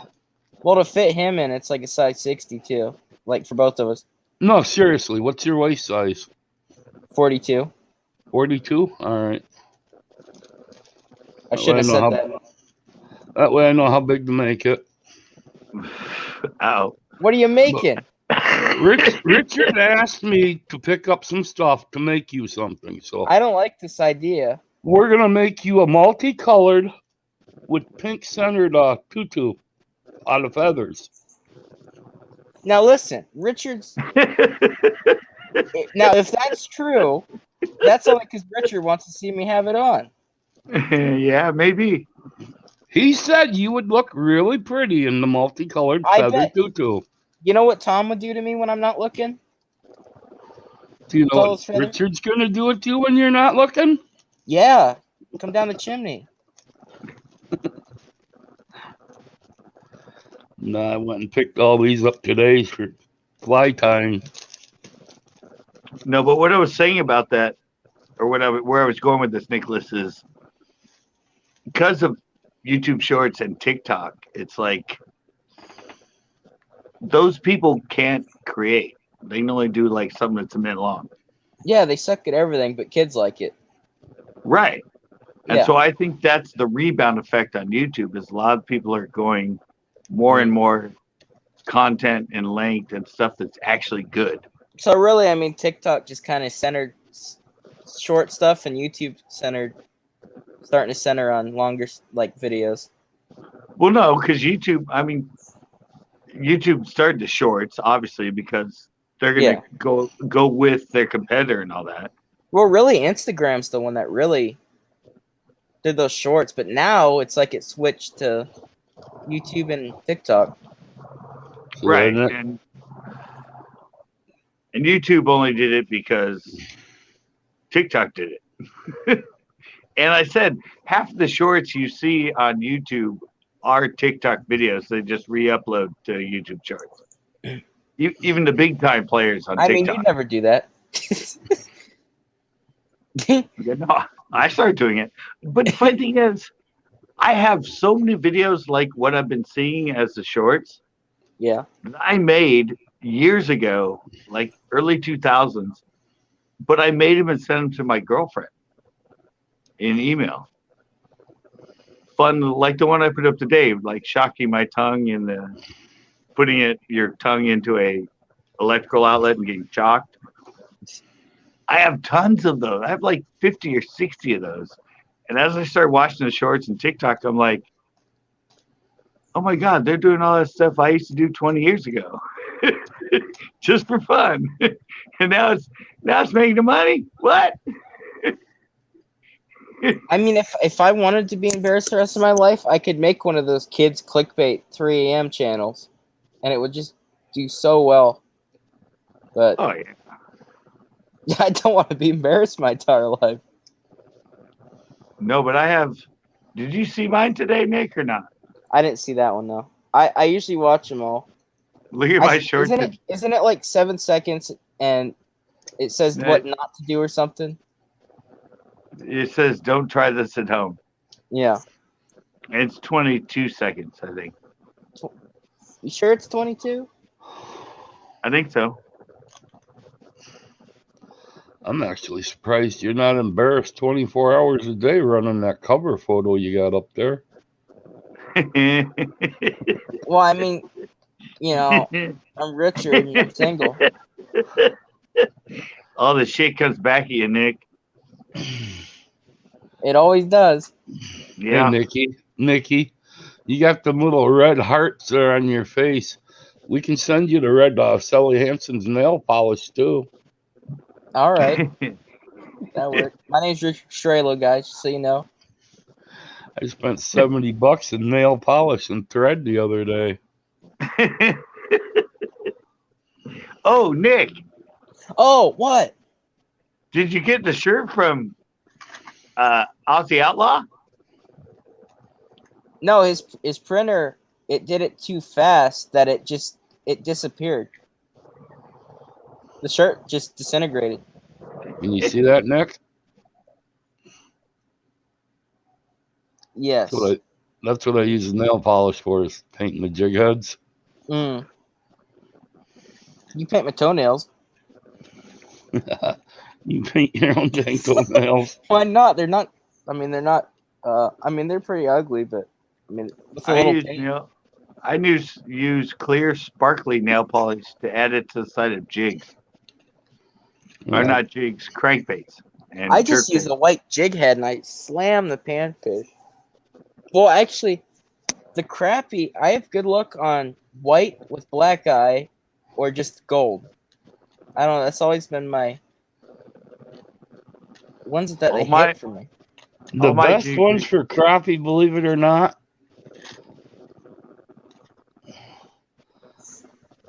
are the pink head, and then you've got a white body, and on the pink feather tail coming out. For some reason, that pink, white, and pink just slay the crappie up here. Well, it's funny. Like I use the white body, and I use a clear pink little whatever.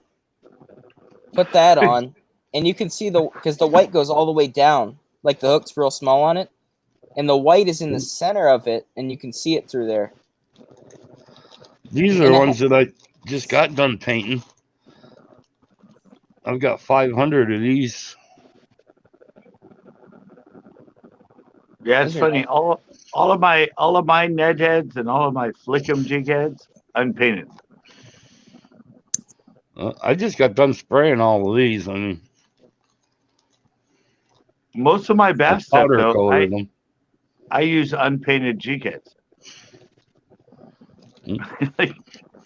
Well, if you weren't so busy fertilizing all those eggs all the time, work on some.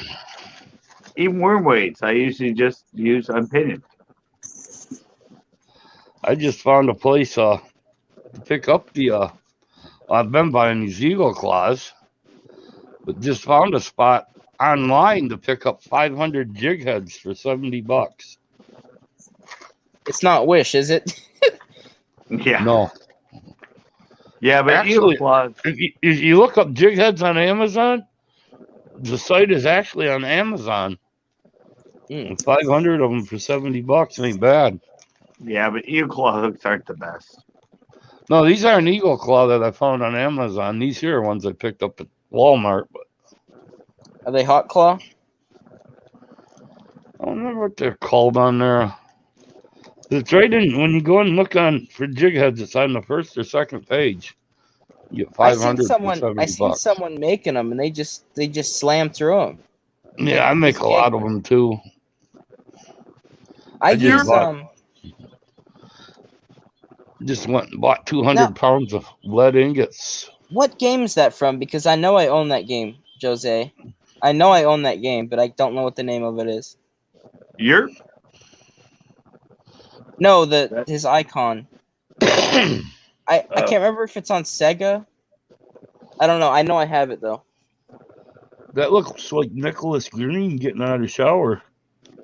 You know, all the bubbles around him. And yeah. I don't know. Unpainted jig heads work just as good as anything else. Mm-hmm. Really, I think the fish are dumb. They just hit like what they want. Then they do like that pink and white though. They really do. You can pretty much paint everything black. Fish don't really see color. I know. And the regular unpainted, they turn dark gray if you use them enough. I mean, they're shiny silver to start, but once you fish for a little bit, they turn dark gray. They don't care. I'd show my face, but I've been too busy growing my massive beard, just covering the Really? camera. Yeah, You're gonna be going like this if you go live. yeah, Yeah, yeah, like yeah. yeah. I could do that like him if I That's like. why for a it's little all bit. invented, see? Yeah, exactly. Because you keep doing that.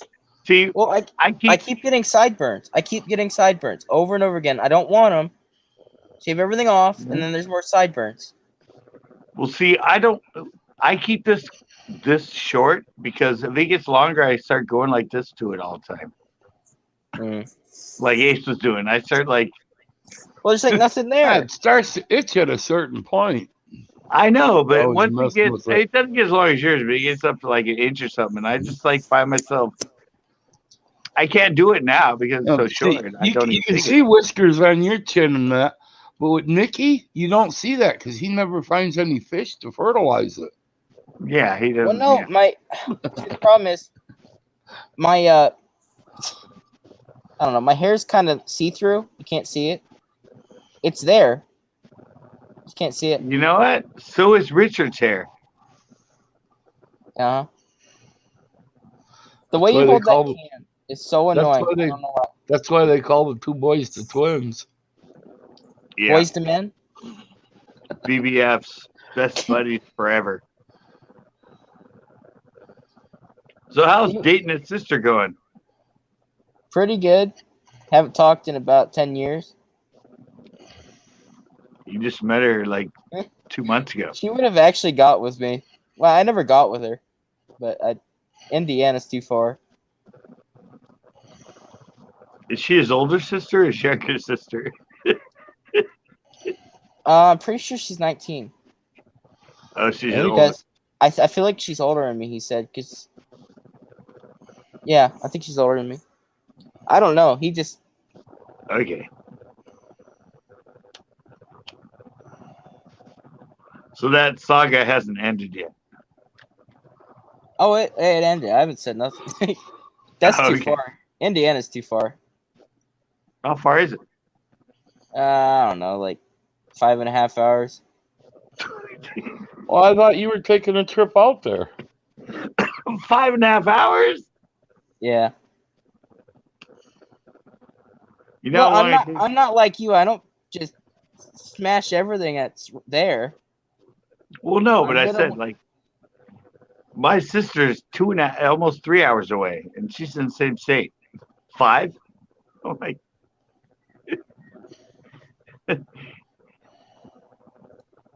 I don't know. I was with someone in Montana. That was only a 32-hour drive? There Not you bad. go. That's better. So what was his name? Jeff? I mean Susan. Yeah. Susan. Before or after the surgery?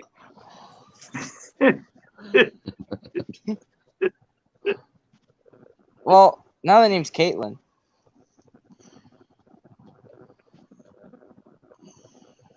There you go. I like men, but only after the surgery. Oh, that reminds me. We were in You Cracker should not Barrel. have said that, CCB, because now Nick's going to go in for surgery. I'm good. I'll pass on that one. Psycho Ducky, what is up?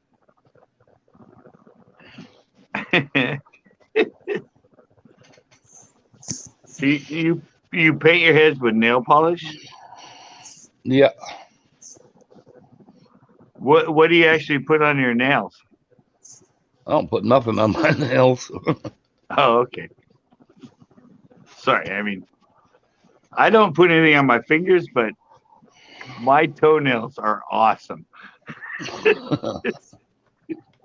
I I just like painting my toenails. It's like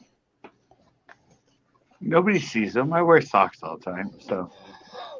No, all the jig heads pretty much a pink. This is a kid I picked up.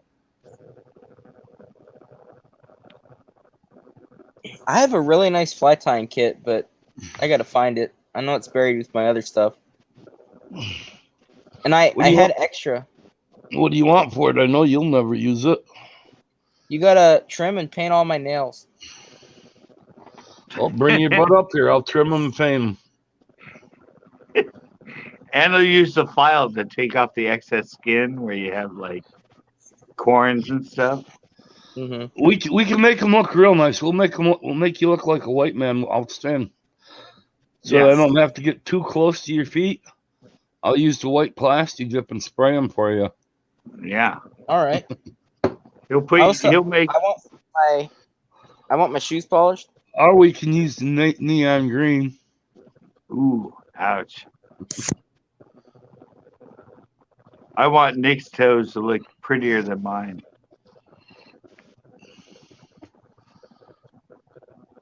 You guys want to see him? I can show you right now. No? All right. I won't pull my sock out and show my.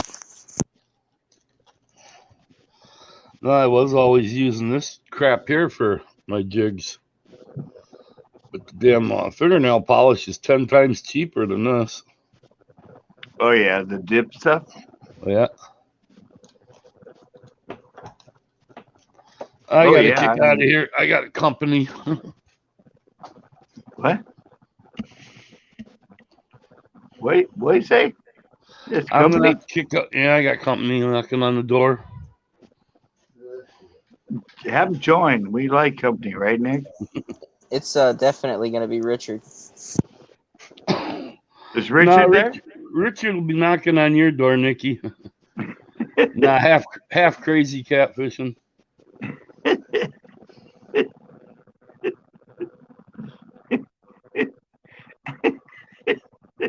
Oh, I guess he is gone. He does have company. Do you really believe Nick? I'll take it. You'll take it? Where are you taking it?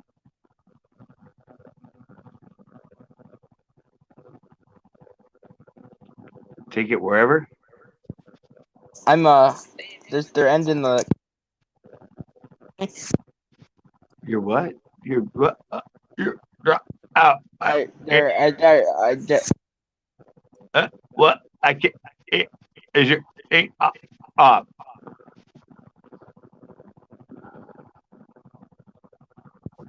I'm in a coin auction right now. They're finishing it. It's almost done. Oh God, guys! If you could broadcast this live, dude, you get millions of views.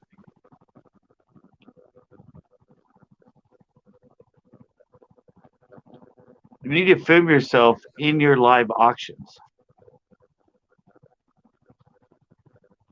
That impresses people, I'm telling you. I'm on a coin right now. Yeah. I just spent $2 million buying this coin, guys.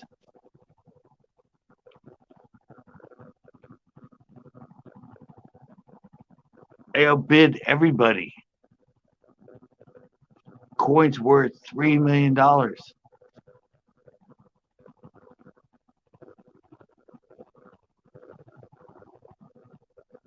That's coin. Well, if you just bought it, you don't have it in your possession. Is that clickbait? That's definitely clickbait right there.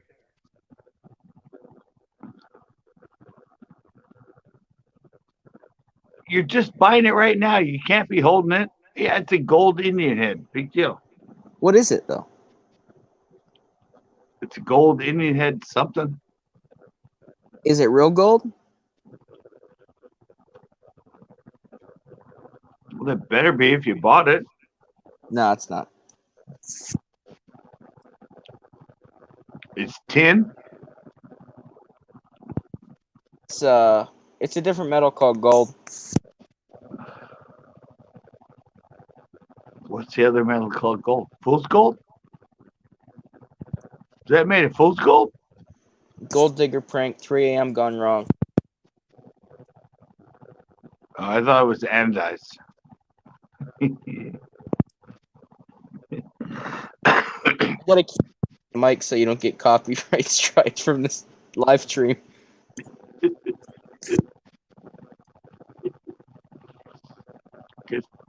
I can anodize some gold for you. Works really good, but if you leave it in the sun, it fades. If you handle them too much, it fades.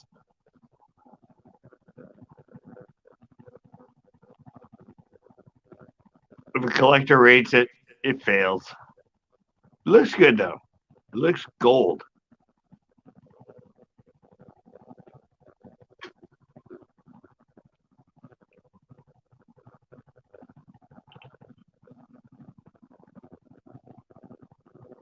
Well, I don't know where he is. Trying. So anybody? I'm trying to bid on coins. Oh, he's bidding right now, guys. Well, people they'll wait till last second as it's getting sold, and then they'll bid in again. They'll just keep doing it, and they're trying to sell the stuff, but people are just so cheap and annoying that they just keep it going. Well, just outsell them by like a couple $100 and sure. Well, no, some of them they've annoyed me before, and I just bid 20 over what it's worth just to get it over with. It's an investment, though. 20 over is good. Investment, yes. I learned about Bitcoin the other day. Didn't you say you were mining Bitcoin? Yeah, I bought some more today. I'm just gonna let it sit there.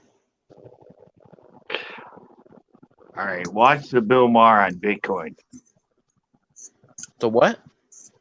Watch Bill Maher's video about Bitcoin.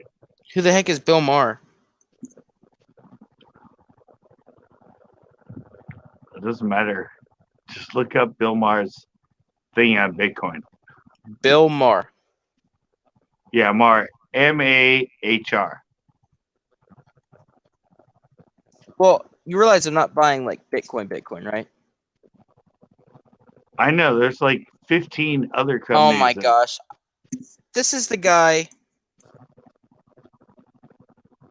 They're trying to cancel this guy because he made fun of people that watch gaming live streamers. And he kept calling himself a boomer. People are trying to cancel him now. Oh no, but I watched the thing on it because I never knew what Bitcoin was. You know, I don't take advice from rich people. That's just one of my things. But Bill Maher, I mean, Bitcoin is pretty much gaming money. Well, that Dogecoin everyone's buying, it's not backed by anything. Neither is Bitcoin. Bitcoin has something to it at least. Dogecoin has nothing. I know, but there's like it's like it's gaming video money. It's a made up currency. Yeah. It just shows how much a joke like the stock market is. I mean, right. Like a 10-year-old could go on. Well, I mean, you got to be like 18 to do this stuff. But a 10-year-old could go on and make $1,000 a day.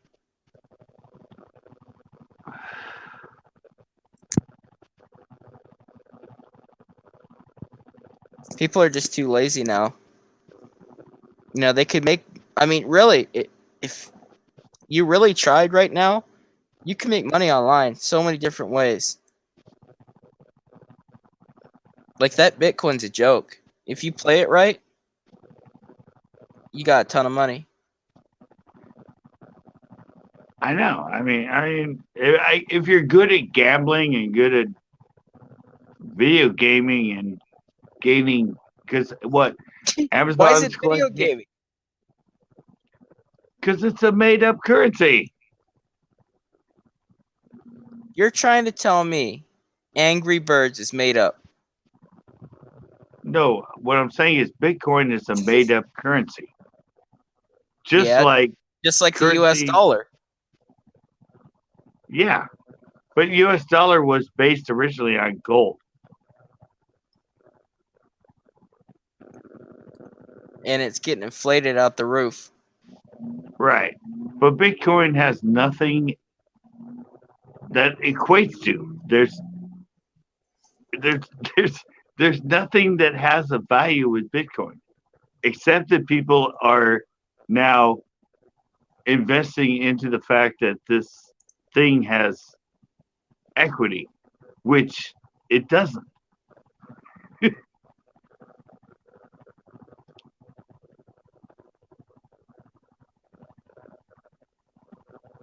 Yeah, and that's what I said. Is why is Amazon and all these people accepting something that's pretty much a made up currency?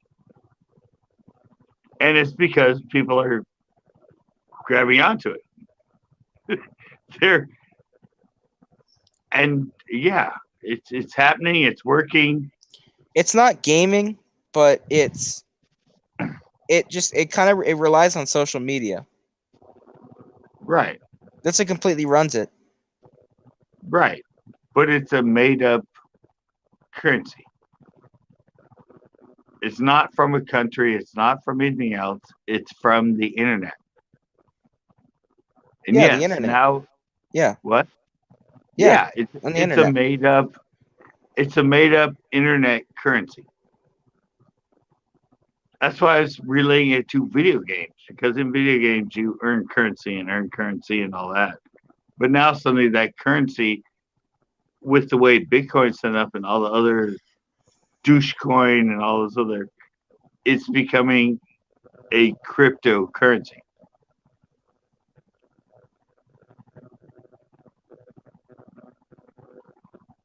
Yeah, that's exactly what I'm saying. Let's try it.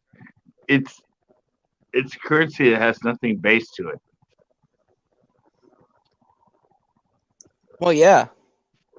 It's just Right. proven to people how messed up the system is that you can just Yeah, basically. go on there. That's why I'm buying gold, silver, because like people are like, Right. oh, it's not inflating. Are you blind? Right. But that's actually something that currency is based on. It's funny, but the whole Bitcoin thing it's kind of it really is. It's like just an insult to how garbage the system is. I mean, you could put Pretty much. $100 in, and I don't know. I don't. It's so much different than like the stock market because it's just like they're Right. all on their own, but they're all sold and traded the same. I don't know. It's weird, but Right. But it's kind of the same thing that happened to GameStop in a way. well, yeah, that was just social media. Right. And that's what's happening with the Bitcoin. That's why I say it's a video currency. It has value now. Even Amazon and other places are accepting Bitcoin as payment. It definitely won't last forever, though. I don't think so. Nor It's will just the like, dollar. The dollar won't, and that won't. here's a good question. I saw this, believe it or not, I saw this on, I think it was on TikTok. Would you rather have somebody give you $1 million in currency or a magic penny that doubled in value every day? The penny. Right. Why would you choose the penny? Well, it doubles up so fast. But if you had a magic penny that's value doubled every day, Yeah, within 30 days, it'd sorry, I already forgot be to over say, the million. yeah, no, it would actually be to 5 point something $1 million in 30 days. While we're talking about pennies, an old wheat penny right now is worth 3 cents scrap value. So, there's that. Well, yeah, I said my parents have a $2 bill from the first minting of the $2 bill. It's worth $10 now. It's increased 5 times, but it's only worth $10. It's worth more than my $2 bills. Yeah, but if you take it to the bank, they will in fact shred it.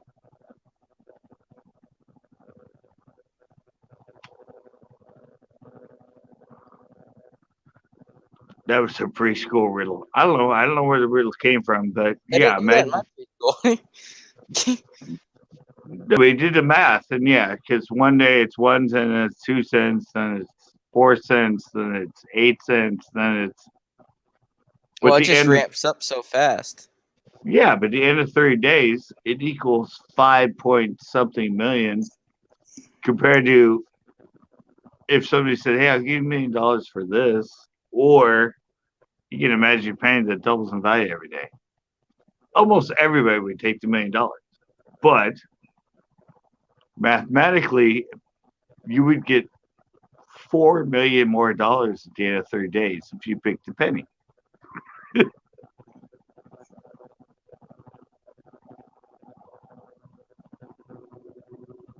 Yeah, well, Yep. Well, that's 5 like point, with me 5.3. There you go. how I have money saved. I have it in many different ways, and I don't know. I just feel comfortable at that level. Like I would not be happy if I just had my money in savings in my bank. Right. You honestly, because I mean, a lot of people say, I lived through it. It already happened. This happened. There's already collapse. But Right. all right. So how do you know it's going to be the same next time? And it's not really good for something to just crash like that. That's not going to last that long. Well, I mean, it's just like the stock market. I mean, Yeah. you invest in it, if you invest good and you invest right, long term, it's going to give you some paybacks. If you're looking short term, there's a drop in the market, something goes less than what you bought it for, you freak out, you sell it. Then suddenly 5 years later, it's worth 10 times what you bought it for. Yeah. It's Well, like like, that. The one earlier, I found the best thing to do with crypto. Find one that you trust that's starting to crash. And just put $100 in it. Leave it. That's all I do. You just wait. Don't look at it. Eventually, you'll see a report one day that it's skyrocketing, and then you just go and sell it. yeah, I mean, that's when the market works. It's like, you got to be on it. Yeah, I mean, there definitely is a difference, though. With like the cryptocurrencies, and they're traded differently, really. Right. But even the stock market, Same thing. the whole GameStop thing, everyone went, what? And it's like, Well, it's funny because it was more of a meme kind of thing. And I mean, it was literally people didn't believe in GameStop anymore. So they pretty much, whenever, like what happened, a lot of the investors in GameStop before that, they'd sell their shares and they'd have to buy them back. So if all these people were coming in and buying it, they have to buy back. They have to pretty much pay to get out of it, whatever the people that are buying want. So they were just screwing these really wealthy people. right. Why I say you refuse to take advice from rich people. Honestly, that's their way. That's it. Well, yeah, because no offense, most rich people want to just rip you off. Yeah, I mean, That's how they became rich. yeah, and a lot of them, like you can't trust half of them because they'll say not like the one yesterday I was cracking up. It's like a really big one on YouTube. I don't know what its name is. Very big channel. But he was saying, like people were calling on the phone. He's like, do not buy gold. Don't buy gold. It's terrible. Don't buy gold. And the reason why the gold is good against if there was a housing crash, which they're expecting is going to happen. They're saying there's a bubble now. And once that pops, gold is what you're going to want to have for housing. And he makes all of his money off of just, houses. Yeah. Right. And then, I mean, there's so many examples. There are some good ones out there, but honestly, I feel like if you make money a certain way and you found out that way, that's the best way you should do it. Because you can't trust any of them. Right. Well, I mean, that's the same thing about what happened with that. What was he called? I can't remember the name now. Something Stop. But anyway, they fucked over the guys that are stock market people because they spread out and everybody started buying it when it was supposed to crash. And suddenly they lost money because they already put in and they had to buy back, and they had to buy back at 3 times more than they dumped it at. I'll be right back.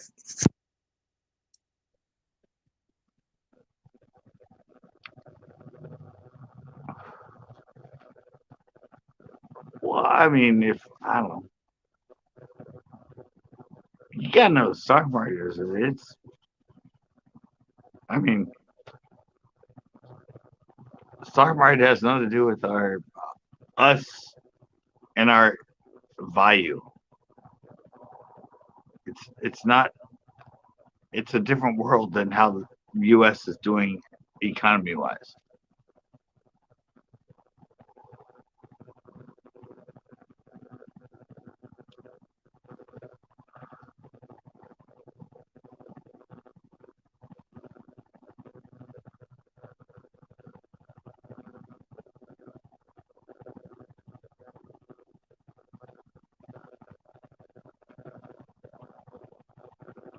Ooh, that was a dig there. He'll be back. He'll be able to read it. I'll put it up. I'll let it come from him.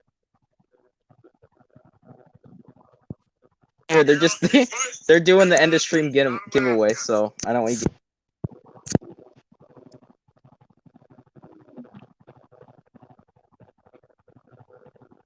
How many money we were painting.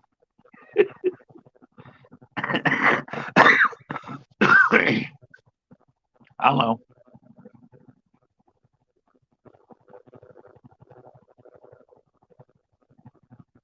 Yeah, I know. We're just printing it. That's the way we work.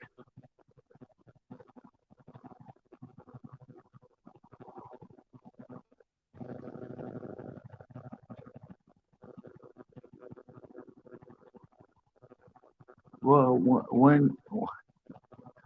what big depression did we live through? Let's drive. we did you? I didn't live through a big depression. I'm 54. I lived through the 2008 crash, but that wasn't a depression.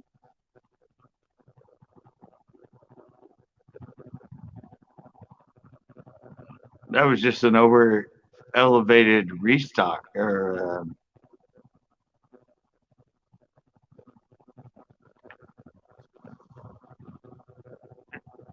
all right, flat currency. All right. They're still doing the giveaways. Yeah. What were you saying? No, back roads right up this.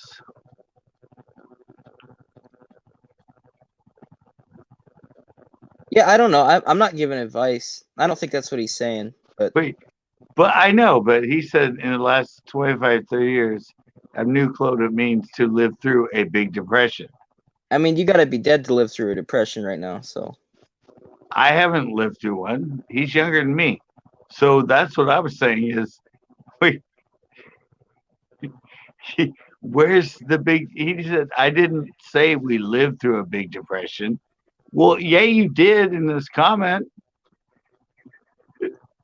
yeah, I don't know. I just that me personally, I'm not gonna take any advice from rich people. That's just me. Well, I know, but he just said right there that, and then he said here, it said we didn't live through a big depression.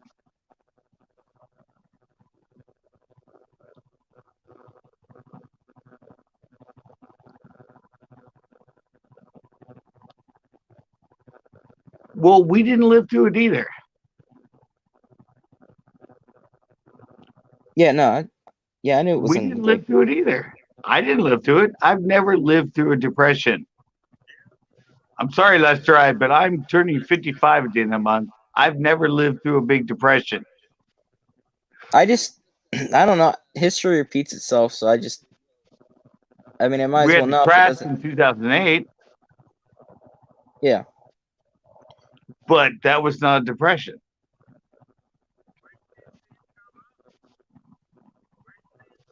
I'm just looking at his comments.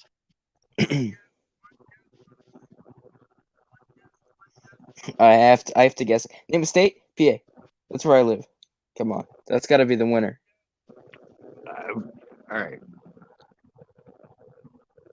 All right. If you're gonna read I knew you were going to come up. if you're gonna read my comments, read them the right way and read exactly what I said. I did not say that we lived through a Great Depression or any kind of big depression. What I said was they don't have any idea what it's like to live through a depression. I didn't say that I did. I'm just saying that they don't have any idea what it's like to live through a depression. None of us know what it's like to live through a Great Depression. But there's young, what Backroads was saying is there's young guys out there now in the younger generation that are not worried about a crash because they feel like they've already lived through a recession and they have no idea what they're talking about. That's not the way a comment reads, though. Yes, it is. It literally says that. Wait, yes, the youth people in the last 30 to 25, 30 years have no clue what it means to live through a big depression. That's right. They don't. How is that not written correctly? Well, that's stating a fact. Well, the way I read it is as if you yourself at your age has. Nope. Which is not true. true. I can only put it out there. I can't interpret the way you read it. I just stated a fact. But you state a fact that's false. I'm still guessing. All me. I did not state a fact that's false. The fact that I stated was that they have no idea. Kids in their 25s and 30 years old have no idea what it's like to live through a big depression. That's not a false fact. That is a fact. But in the way you worded it, it sounds like you are, in fact, someone that has. No, I didn't word it that way. I didn't word it that way. You inferred it that way. Because that's the way it was written. Nope. That's the way it was written. You should have added, neither have I. And then everyone went, oh, okay. Right, like Backroads is saying. He's like, I think you misunderstood him, CCB. He's saying a lot of people in their 20s and 30s are claiming they have been through it. And that was what my comment was based on. Backroads made that comment earlier. So I responded in saying, yeah, these people in their 20s and 30s have no idea what it's like to live through a Great Depression. And that's true. But I would have felt it from you if you would have said at some point, and neither have I. Okay, and neither have I. Right. Because I mean, it kind of sounded like you had lived through it by the way you did the comment. But again, reading through all the comments, contextually, you will see that I was responding to Backroads.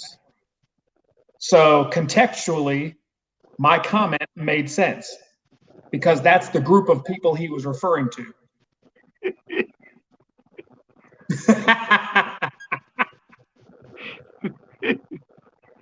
Exactly. Well, and you guys talking about, the Bitcoin and all that not being backed by anything.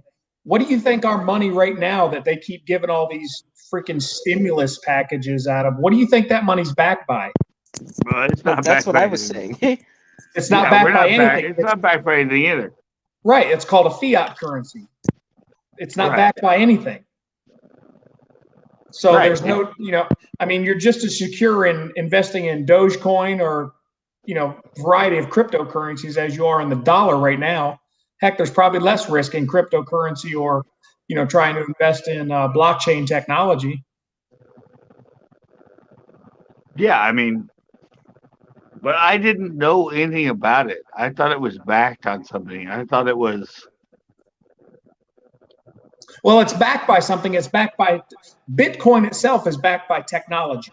Bitcoin is different than Dogecoin. Bitcoin is actually backed by a technology, and that technology is called blockchain. Most cryptocurrencies operate within a blockchain environment. Dogecoin was different. Dogecoin was actually created by a guy as a joke. It was literally created based on a meme character. True, we ran out of gold a long time ago. Yep, and then they tried to base it on oil. But the Dogecoin was a joke currency that a guy started just for fun. Right. And it basically accidentally took off. So yeah, it truly really isn't backed by anything other than, again, it's whatever we assess. Plug in, I'll be back. Yeah, it's whatever we assess value to. Nothing has value unless we add value to it or assign value to it.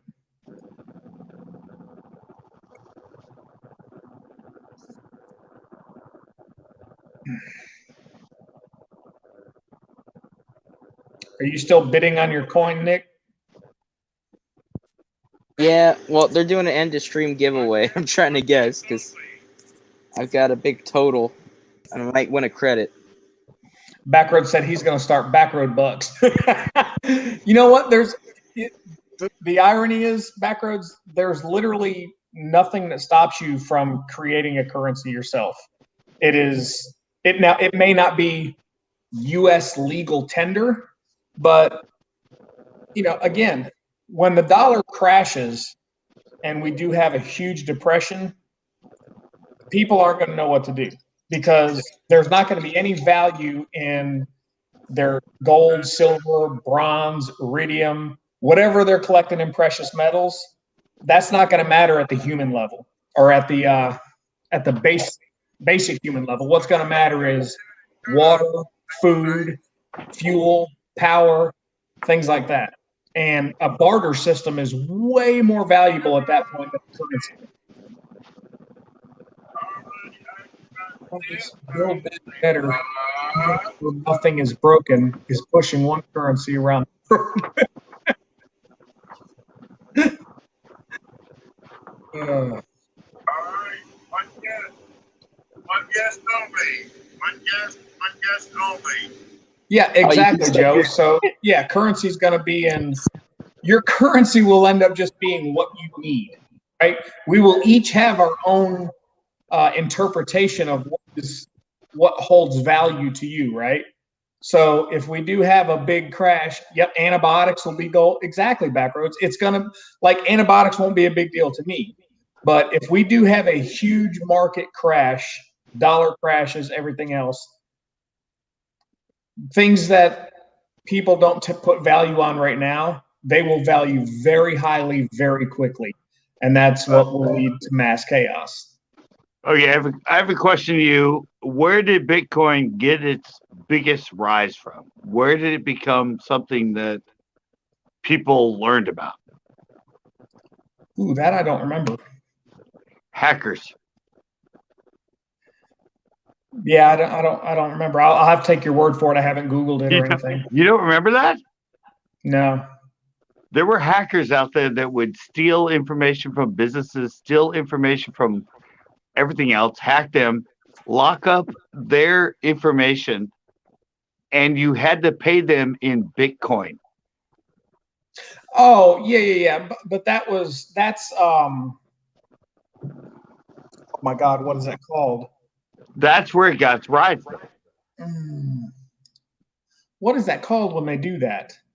That's I'm at a loss for the word. But yes, yeah, that was a big thing back. Gosh, what was that? 10, 12 years ago, something like that. I don't think it was that long ago, but yeah, they would lock up. I thought it was about 8 to 10 years ago. I had one. They stole stuff from my computer and locked it up. And the only way I could get him to unlock Ransomware. That's the word I'm trying to think of. Ransomware. right. Yeah, they would get That's you how with Bitcoin started. I don't think that's how it started. I think it was a big. It was a That's way how it got Bitcoin. known. Yeah, well, yeah, Bitcoin became the known currency of people that were doing ransomware because the government couldn't trace Bitcoin. Right. So that was and that's when all of a sudden a lot of the governments got involved with this is untraceable and blah blah blah. So they didn't like the fact they don't like the fact that it's not traceable on their end because then they can't tax you. But the guy that developed it was sort of, or the theory is he was in with the people that did the ransomware. That's why he created Bitcoin, was for that purpose. I don't know that part of the history of it. Like I said, I haven't really Googled Bitcoin other than what interests me more than the coin is the blockchain technology. But see, I've known about it a long time. I knew about from that because I actually got an email and they actually gave me ransomware and locked up my videos and pictures. And the only way I could get them to unlock it was to pay them, but I had to put US currency in and transform it to Bitcoin and then pay them in Bitcoin. I had this happen to me. I probably still have the email on my computer. Because this, like you said, this is probably like 10, 12 years ago. I didn't think it was that long ago. But I had them do it to me. And they did to a lot of business and everything else.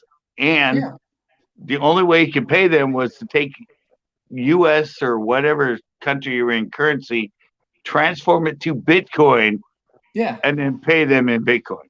Yeah, they had to get it it's basically trying to get into non-traceable funds. Right, but see, Bitcoin, this is how it started. Okay, but I mean, who cares? Look at all the blood and stuff that's been shed over gold and silver and the US dollar. I mean, you're talking about some people with some hacked up, ransom on computers versus the blood that gets shed over, currency around the world. So just so human lives don't die, the manipulation of ripping people off and taking things from them doesn't matter. Nope, didn't say that. No, I'm just saying that there's not as much value. What I'm saying is I don't put the same value on somebody losing a business as I do someone losing a human life. But when you first referred to it, you went to how much human lives have been valued from gold and everything else. No, I was saying how much blood has been shed over currency in the past. Same fucking thing. Same thing I just said. Yes, you can shed blood without killing somebody. People fight over. If you just injure them, it's okay. If you steal their whole business, I didn't say it was okay. You're missing my point. I never said it was okay. I was saying it was just as much of a problem. There's been bloodshed over the U.S. currency for years and years and years. I don't know. You're always second guessing yourself and redoing your ideas along the way.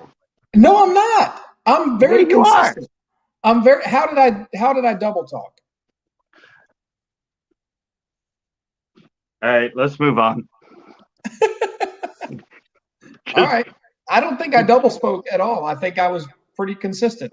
My point was just that ransomware is a terrible thing, and it's bad and it's wrong.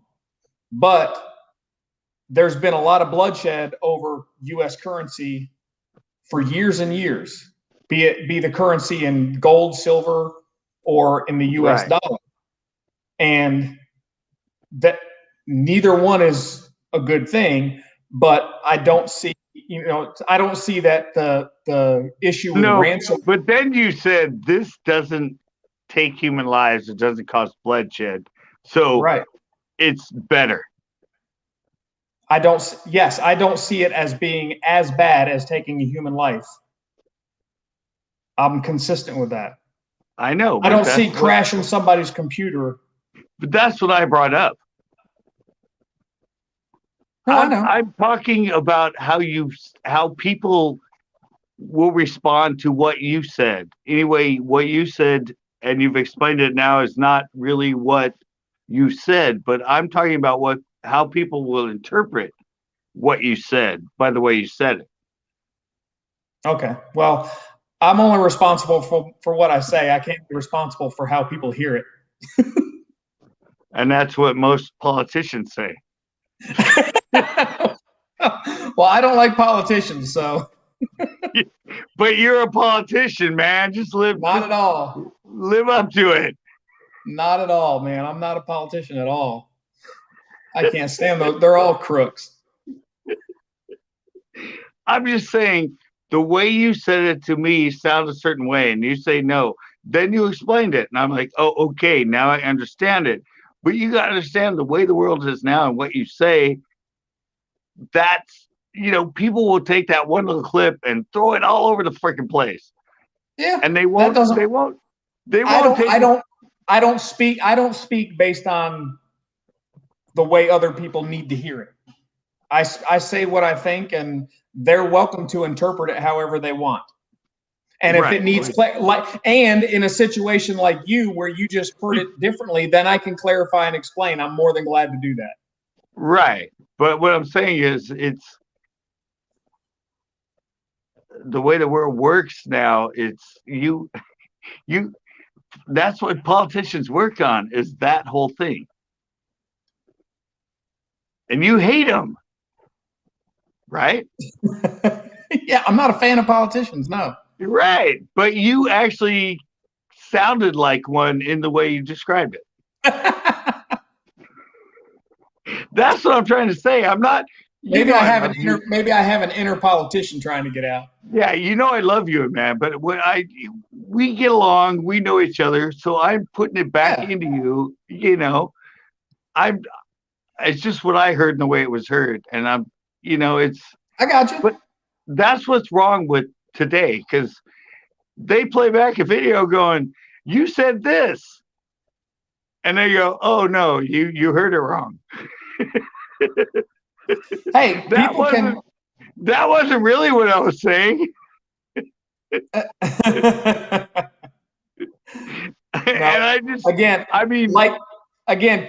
You're right. They will take little clips and stuff, and they don't put things in context. Just like earlier with my comment in your comment section, if it wasn't read in context, I'm having a good time with him. Sorry, my mom just came out and said, "Why are you yelling at people? Why do you hate people?" I'm like, no, we actually love each other. It's not that. We're in a good conversation. It's a conversation. No, I have no issue with that. But yeah, like earlier, when you read my comment, taken out of context and not understanding where it originated from with Backroads, then it's easy to read my comment and interpret it the wrong way. Exactly. But again, that's not my issue. That issue wasn't mine. That issue was yours because you didn't read full context. I can't control. That's all I'm saying is I can't control that. It's up to the reader or the person listening or the person viewing to make sure they understand, or what they should do is understand the full context before they respond. And in today's world, that's not what happens. People hear a snippet that they want to get pissed off and yell about without reading the full context. And it causes all kinds of problems. But that's why these shorts and Twitter and all that stuff are such a fire with all kind of crap. And that's the thing was, see, that one in the comment I misunderstood, but I caught you in one that was your words, not a comment. So like I said, texting, you don't know it, but you said it, and I noticed it as you said it. So we're good. Yeah, no, it was, you just heard it different than I meant it. That's all. Right, and that's what I said. That's where clarification comes in. Yeah, and that's how politicians get out. It's called a conversation. I'm just glad my mic. What? What's that? I haven't had to join in. Are you still bidding? I got to pay my total. So you won? No, I bought like 6 ounces of silver off of here. Well, and I won 4 ounces. So I got to pay for the other stuff. This mic's Okay. annoying. Yeah, that noise is very annoying. It makes you sound like you're cutting in and out, and it's terrible. Like Backroads. I mean, like CCB was doing earlier. Well, it's like what Ozzy's mic does. Yeah, Ozzy's in here. That's why. Oh my god. No, but PayPal, I why are you mean, gonna be annoying? I'm annoying. What? No, PayPal's annoying. Oh, okay, yeah. PayPal. I'm gonna have to Hey, take but some crypto money out because I don't want to take it out of my savings. hey, but you know what? My PayPal works perfect, Nick. If you want to check it out, just go in there. Just check it out. You know, I think Send me- PayPal's like gamers made PayPal, didn't they? I don't know who made PayPal. It's like I don't Backroads says, I heard to wait. Yeah, because he thinks the way you do, Backroads. I think the way he does on a lot of stuff, humor wise and that, but on that side of it, we think differently. Oh my goodness. It's a lot of fun though, isn't it? Yep, I have no problem with having conversations with people. Yeah, and like I said, I don't. You're right though with the Bitcoin app. See, I knew where it came from, and now it's suddenly caught on. And is it a good thing? Is it a bad thing? We don't know. Now Amazon and all these other people are accepting Bitcoin. So yep. Who knows? It might be a new currency that's. They even have now. They have the card, right? I don't know if I'm sure they do. I don't know. They If have they, a, I no. just, They have I a just Bitcoin. I just have some investments in Bitcoin that I just let ride. I love this show. Yeah, has nothing to do with fishing at times, does it? No, there's now like MasterCard you can get. That's a Bitcoin card. Oh wow. Yeah, it's on here. If you watch, I get it when I watch the YouTube when the ads come up. They have now a MasterCard that's a Bitcoin based card. So even MasterCard has jumped into the whole thing of the cryptocurrency. So after a 12-pack, everybody hears it's different. Right, exactly. I have I have 4 beers here. So 25 and 25. Isn't there like 2 beers, 4 beers? Couldn't tell you. It's yeah, that's right. You don't drink, you fucking bastard. Oh. But yeah, I like playing with the crypto stocks. Years ago in the stock market, I used to do what they call penny stocks, just playing around, and that's kind of what I like to do with the crypto stuff now, because once again, it's a market where you can take $100 and invest it, and if you invested and it was at 0.003 of a penny, and you invested $100, and all of a sudden it goes up to $3, you just made a whole lot of money real quick. Yeah, that's what I said. But it's like the stock market. It's a gamble. Yeah, exactly. It's yeah. It's a longevity. It's longevity. Well, it depends. You could be, if you're, hey, day trading's tough, and people make money doing it. But that's, to me, that the difference of being a day trader and a long-term investor is like the difference of somebody who is. It's just a matter of risk.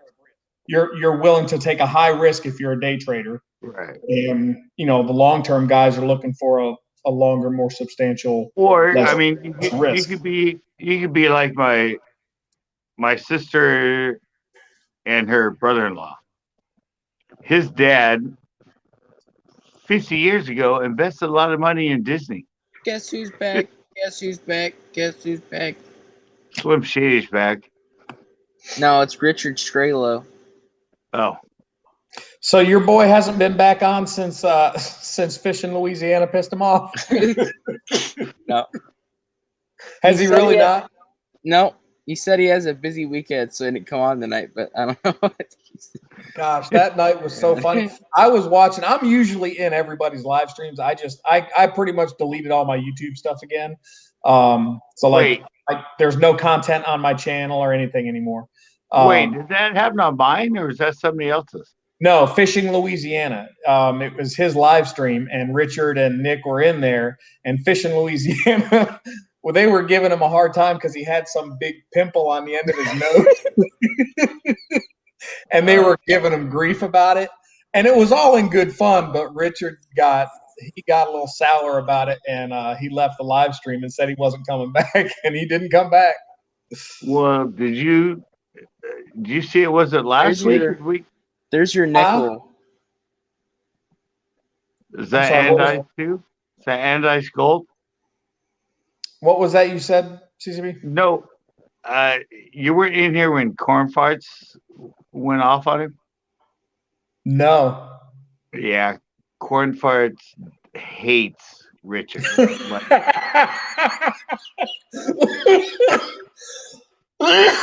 live stream was that? I'll have to go back and watch it. That's funny. I think it was 2 weeks ago on Monday. And they went back and forth. Well, Richard was on and Corn came on and then Richard left and then Richard stayed in the comment and kept saying stuff and then Corn went back to him and did and yeah, I don't know why. Corn just I mean, I have nothing against the kid, but yeah. Corn's Nick can be, or not Nick, but Richard can be a bit of an antagonizer too. He likes to sit back there and be a little keyboard warrior and make some snide comments. Yeah, so, I said he's a putt. Can you shut up? He's a putt. See, Captain understands maybe you did go through the depression. If you say putts, what? He's a putt, right? You probably went through the depression, and then if you still say putts. No. Well, no, but he's not a jerk. He's not an asshole. He's not the other phrases. He's an ass. Well, I don't say is. I say he's a putz. Putz is sort of. No, putz is like some annoying kid at like a, I don't know, like a reunion or something. Putz means you're stupid. You're just an idiot. Well, yeah, Richard's an idiot too, but he's like all of it. It's not just. That's what it really means. Is that what putz means? Mm-hmm. Something like that. Idiot or stupid or something to that effect. My laptop's at 6%. Just letting you know. Let me Google it. Plug it in, you bastard. No, I got to get my shot in the morning. I got to be up in like 8 hours. That's not enough time for me. So the term putz got started back in 1928. Oh, really? And you say the term of it, what it means is a stupid or worthless person. That's what Corn thinks he is. Yeah. All right. Well, I guess you're right. Richard is a putz.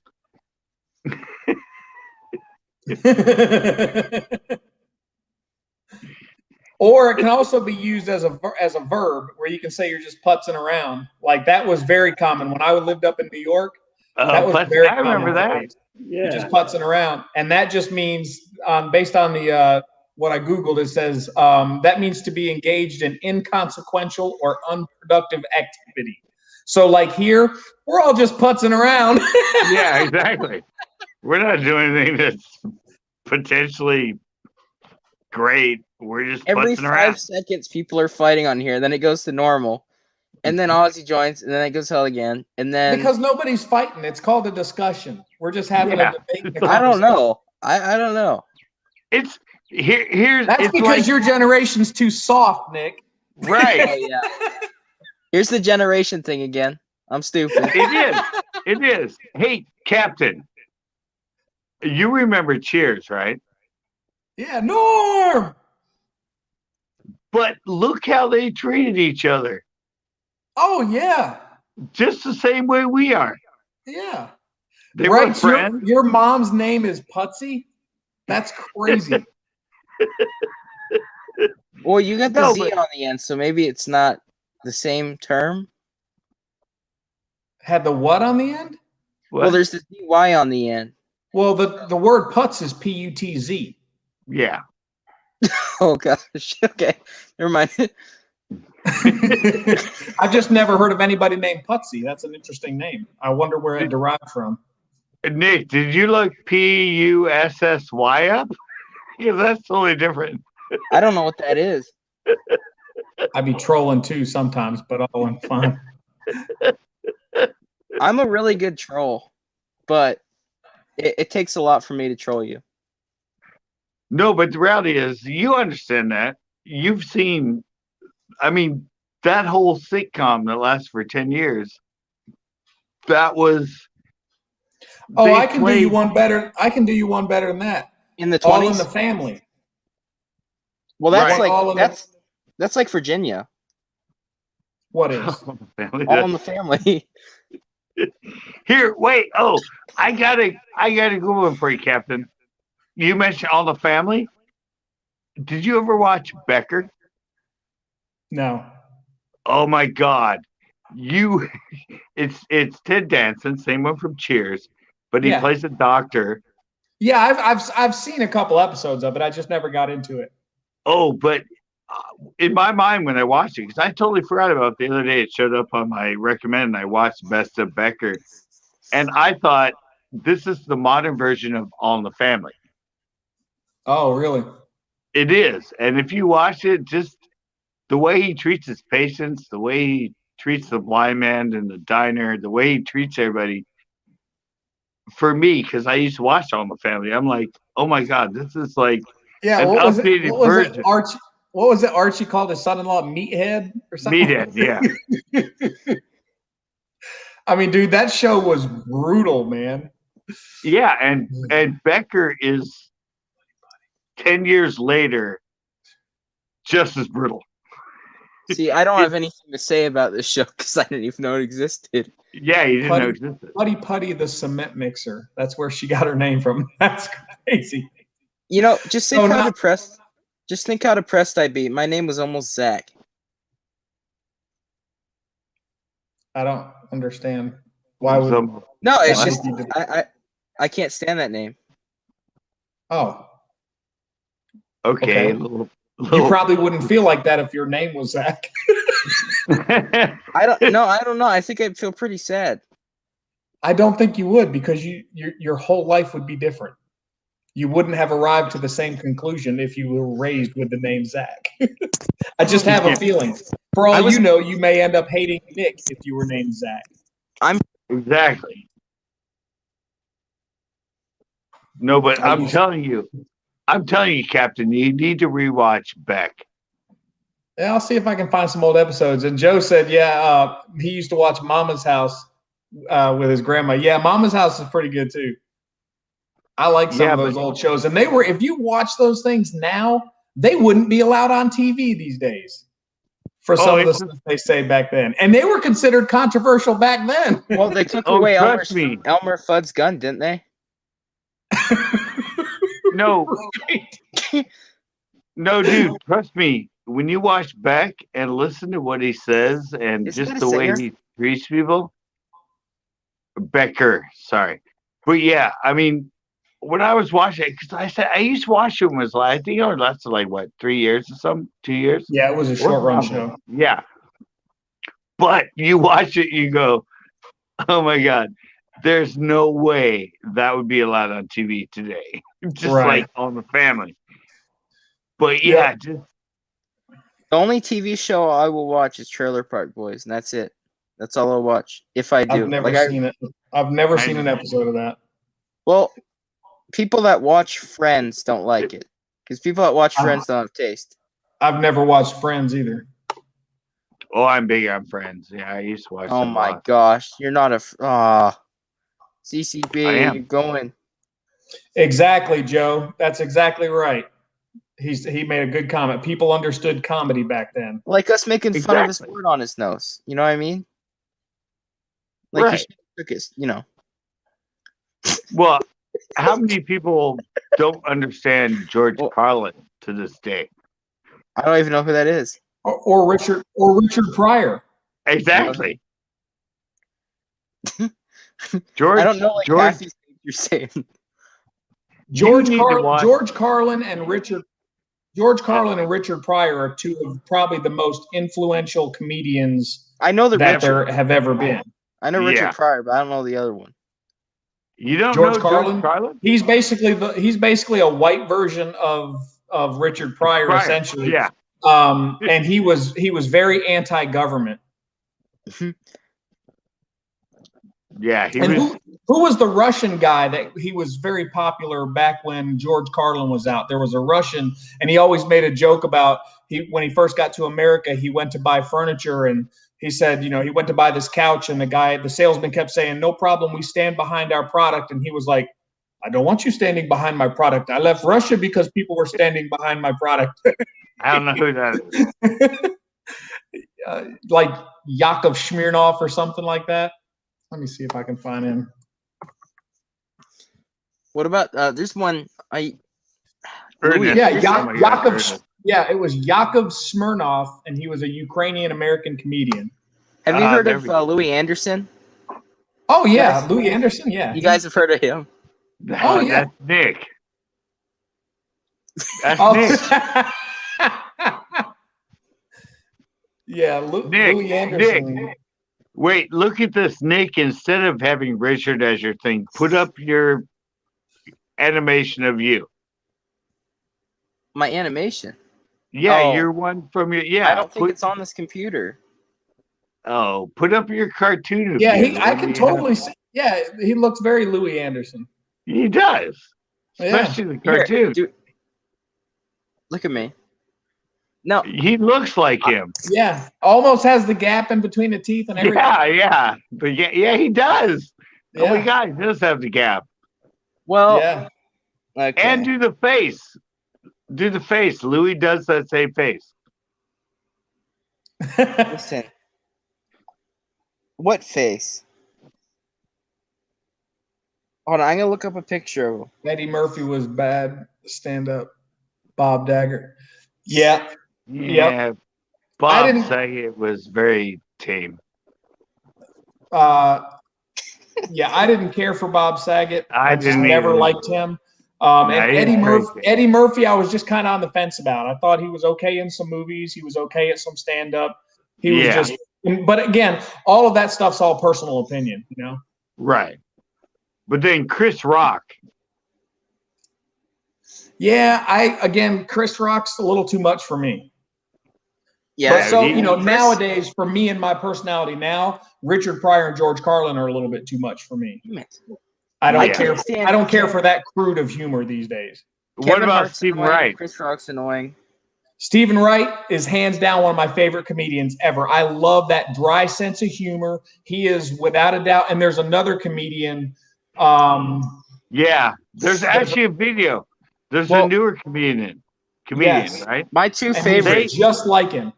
Yeah, they have video matching both of them. Oh, really? Yeah, and I was like, "What's that guy's name?" I don't remember, but I found it one time. Dave Chappelle and Chris Farley. That's it. No, there is a new comedian that's sort of. It was Stephen Wright. I'll find it because he's really good. Mitch Hedberg. Yeah. What? It's Mitch Hedberg.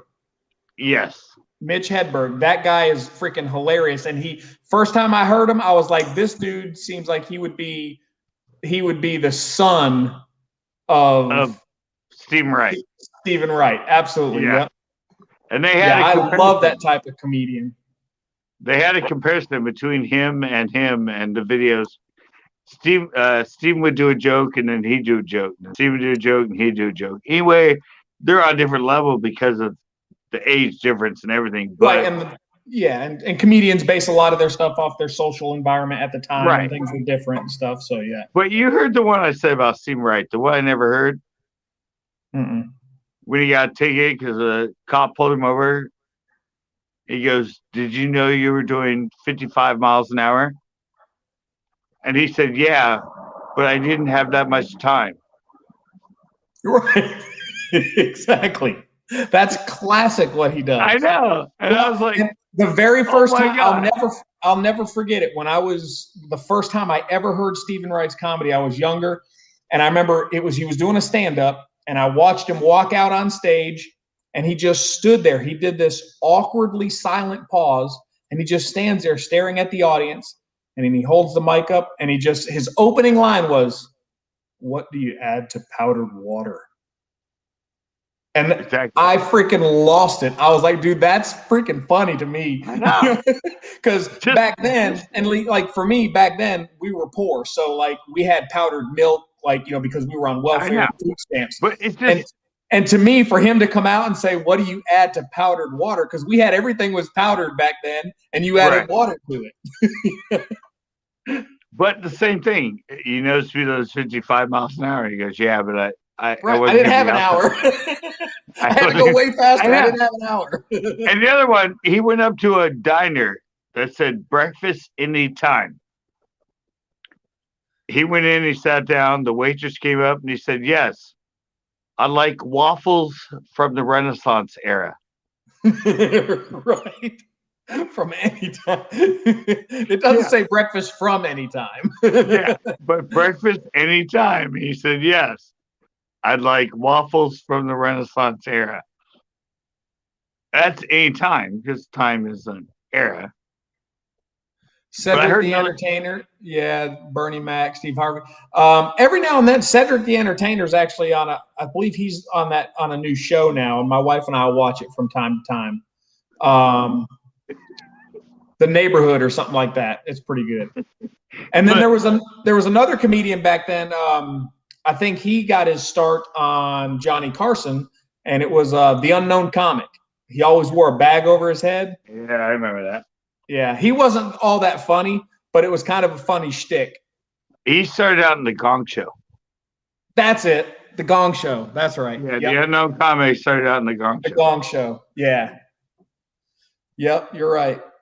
They were all kind of right around that same, the Gong Show and Johnny Carson. And to me, there's nobody that'll ever do late night TV like Carson did. Nobody. Well, Jack Benny was pretty good. Yeah, I think when Carson went off the air, that was a mic drop, and it was everybody else was just trying to catch up. Yeah, but I heard another Steve Wright one the other day.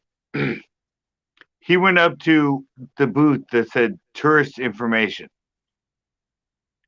And he said, yeah, I'd like to know about some of the people that were here last year.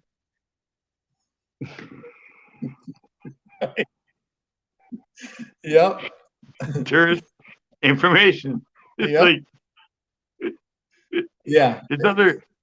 His other good one was, how deep would the ocean be if sponges didn't grow there?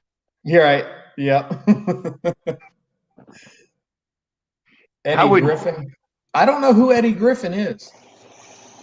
I gotta get off. I have to be up early. All right, Nick. And then come back home and go to sleep. You're too young for this conversation anyway. Yeah, I guess. I mean, you guys were both through the Depression, so. Right. And there was nothing like a good comedian back in the Depression. Yeah, I mean, screw gold and silver. I mean, you gotta have comedians. Right. Exactly. We're more Keystone Cops, Charlie Chaplin type of guys. You don't know anything about us. All right. Hopefully I don't die tomorrow. Yeah. What are you doing tomorrow? Oh, you're gonna get the vaccine? Yep. Right on. I don't want it at all. Why are you getting it? Because Mom's getting it. But you said you don't want it. Yeah, I know. With his parents. But she was going by herself, so I figured I'd get it with her. There we go. That's a I mean, good if it kills me, it kills me, I guess. I don't really care. So did she not want to get it unless you wanted to get it? I mean, couldn't you just No, she really wanted to get it. Right. Okay. Yeah. I'm under that same thing right now. Both my parents have it's had it. It's the Moderna one. So that's good at least. Oh. No, that's the one that no. It's gonna kill me. Yeah, that's the one that a lot of people gotten sick from. I think it was Johnson. No, the No. Johnson. Yeah, No, it the was Johnson and Moderna. Johnson was the one that they banned for a while. But I mean, hey, I don't care if anybody wants to get it, get it. That's your right. You know, that's. Right. I just wanted to make sure nobody was forcing Nick to get it. When he said, "I'm getting it, but I don't want to," that's Right. like that. That's what raised my antenna up. If he wants to get it, that's totally cool. But if you don't get it, man. You know what I mean? It's just what Yeah. because you can't. You know what I mean? It's like trying to put toothpaste back in the tube, man. Once you do that, it ain't happening. You're not. You know, it's Well, not coming out of you. Both my grandparents got it. Hey, Mike Turner. Both sides. I mean, Right. both. And that's why grandma and then mom. Yeah. Right. Yeah. I mean, No, I hey, I'm totally fine. If I was forced to get it, I wouldn't be forced because I wouldn't do it. Right. But I got you. You know, But I live with my parents. They both got it. I set them up for it. I'm the one that got online and set them up for the appointment and everything. And I'm going to get it, but I just don't like the fact that every single day she's like, "Oh, you go right now and get an appointment." Or you go right now. Or I'm working editing. Someone's like, "Well, if you all have time to edit, you can go down and get your vaccine." Oh, you can go get your vaccine. I'm like, "Okay, Mom, I get it. I'm not around a lot of people. I'm not around a lot of people anyway. And I just don't like you hounding me over and over and over and over every day. Well, saying, yeah, I mean, "Get that's it. the You same. need to get it. You need to get Well, it." I mean, to me, that's part of the whole pressure that's going on in the world right now. You know, you look at any media or your famous people, you know, they're creating all these goofy freaking videos and TikToks and trying to get people to get out and get vaccinated. It's like, look, stop the pressure campaign, man. Well, I was gonna people want to get it, they'll get it. If they don't, they don't. I was gonna do a picture of it, say, "Get it if you want it, don't get it if you don't." Exactly. Well, And I've then gotten do to a the point huge where I clickbait. don't let people come in my house if they're wearing a mask or if they've had the vaccine. You're not allowed in. I'm doing the opposite. If you're wearing a mask, you can't come in my house. Sorry. When my parents came in, I avoided them for the. I'll have next you on the TV few for a minute, days. but I gotta go.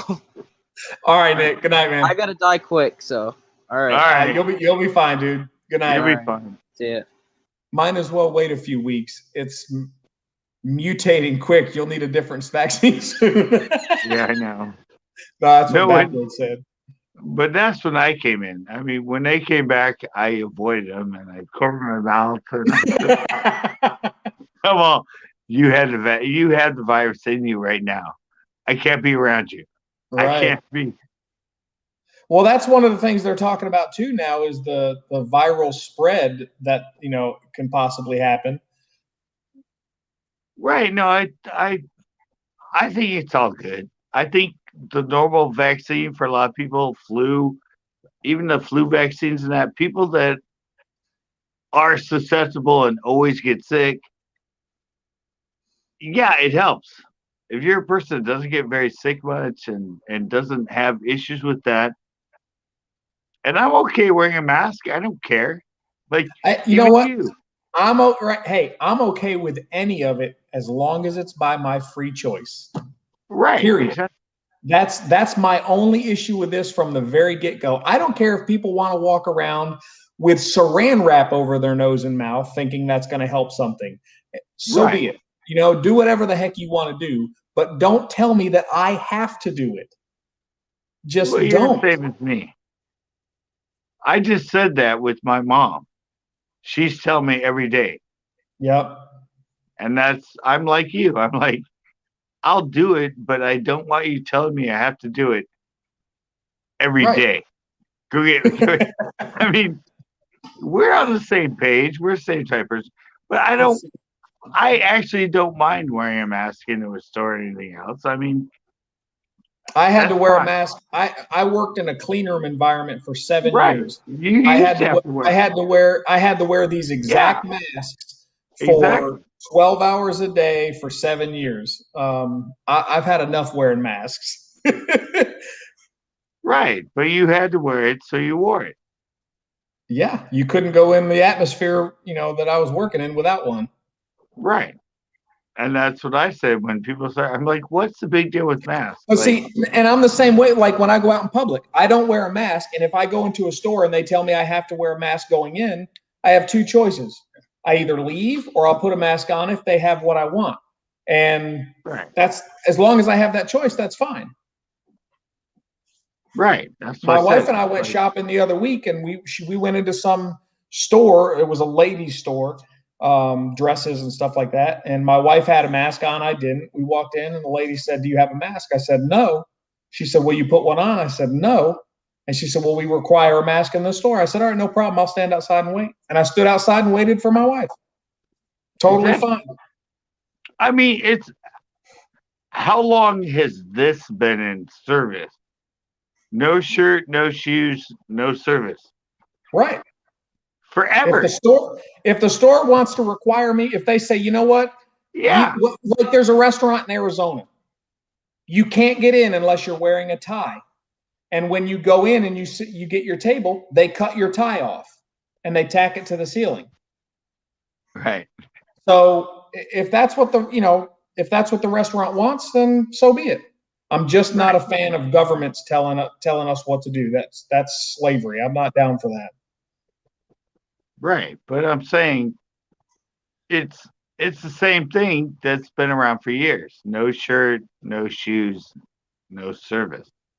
The difference, though, CCB, the difference The is government didn't yes, inject it.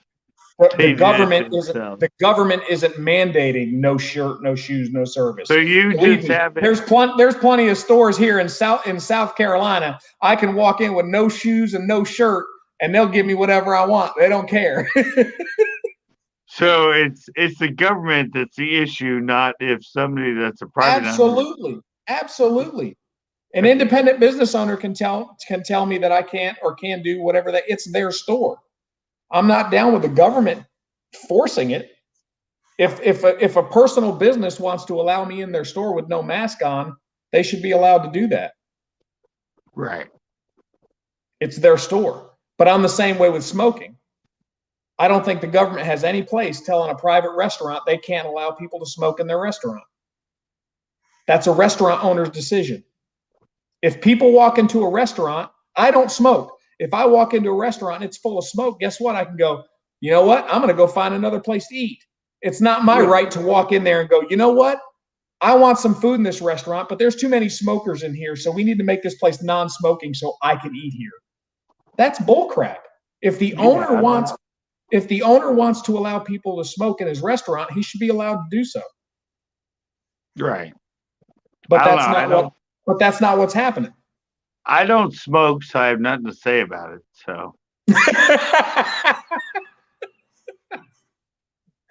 what? Why are you laughing? Nothing at all. I mean, yeah, I believe the same thing as you. Oh yeah, Mike's at work. Feels like well, sometimes. He says this. I mean, but there's a lot of stuff that's been mandated by the government that everybody is used to. Sure. Well, that's the slow boil, right? That's throwing a lobster in a pot of cold water and gradually turning up the heat on society. Right. If you own a business, it's your right to let. Well, that's the problem, Joe. It's not. In some cases, that's not the case, and a lot of times it's state governments or even local municipalities. That's not the case. You can own a business and you can't just do what you want. You can't let people do what they want in your business. If you wanted to have a business where you allowed smoking in certain places, you can't do that. Right. And it's usually because of the evidence and a health risk. Right, exactly. It's always about the health, and that's the thing. You're either going to have dangerous freedom or no freedom at all, because freedom is dangerous. If you're totally free, that comes with a certain risk factor. If you're free to do things, then a free society is inherently a dangerous society. Right. So that's always the crux of the situation. Well, that's mayhem. I don't necessarily think it would be mayhem. Well, I mean, there has to be certain laws that are abided by to keep Sure. civilization. Yeah, but as long as, well, and that gets into the whole thing of defining crime and everything else. Like Right. a true crime needs a victim. Like is breaking the speed limit, is that a crime? It's an infraction. No, it's technically it's a crime. You broke the law. No, it's an infraction. There's a difference between an infraction and a crime. Either way, you broke. Technically, yes. But if you do it, if you break that law at a high enough speed, if you're doing, let's say, 150 miles an hour in a 35 mile an hour zone, you're going to jail. You're getting your car taken away. You get all this stuff, right? So, but who was the victim? There was no victim. You broke a law that just a bunch of people gathered together and said, you know what, in this stretch of road, this is what the speed limit's going to be, and there you go. If you break. Okay. So you have kids, right? Huh? That's different. The government is not my parent. You can't equate government and society to a parent-child relationship. Totally different. No, but I'm relating it to a guy speeding down your 25-mile-an-hour street at 55. And you're trying to. That's dangerous freedom. That's dangerous freedom. Right. And you said he's doing 55. He gets a ticket. There's no crime. Correct. But doing that might endanger your kids if they happen to go out in the street. Yep, it sure might. Yeah. So that's where, again, it's dangerous freedom. Do we need the government to step in and fix every problem like that? I mean, you can't prevent they have DUI laws, right? I know, but I'm going back to your statement again. You said speeding at a certain thing is not a crime. It's victimless. Yep. Until a victim appears. Okay, and then you address that at the time, because then the crime is now murder. You've killed somebody, or you've maimed them, or just even maybe if you just injured them. But your issue was, if he's doing 55 and it's only 25, that's not a crime. Big deal. Don't give him a ticket. Right. But no, my thing would be, it's your highways are just every road's just drive at own risk. Right, but the way you stated it, it said it's victimless. It is victimless. Until there's a victim, it's victimless. Right, but the odds of them hitting someone at 25 compared to 55 is a big difference. Of course, but it's still not a crime. But shouldn't it be something that should be a crime if you do it? Apparently, society thinks so. They've made laws on that stuff. That's what I'm saying, though. I know, but some of this stuff is, the government coming in and trying to protect us from ourselves. Right. But seatbelt laws. I know, but speed limits, all that kind of stuff. It's the government trying to protect us from ourselves. Right. But where does that start to cross the line into infringement? Right. But the fact is, if they didn't have a speed limit sign up and somebody could just drive 78 miles an hour right here out in front of my house. Yep.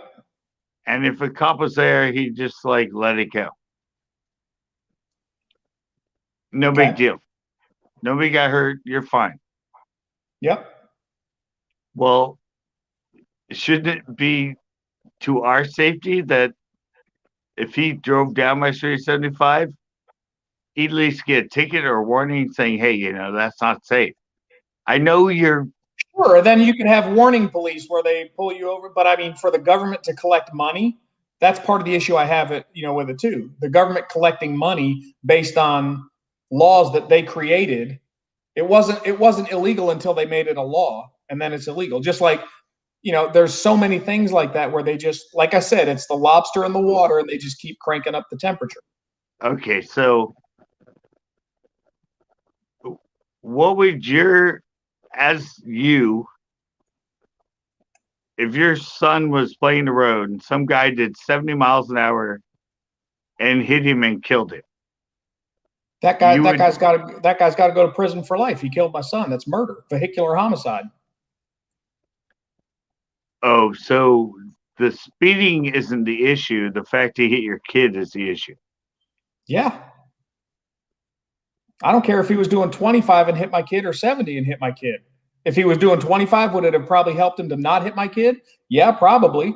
But he was going too fast for his own ability to avoid from hitting my kid. Or maybe I should have kept my kid out of the freaking road. But see, that's like the roundabout of your thought. I get it. I totally get it. I'm not arguing against that. I totally get.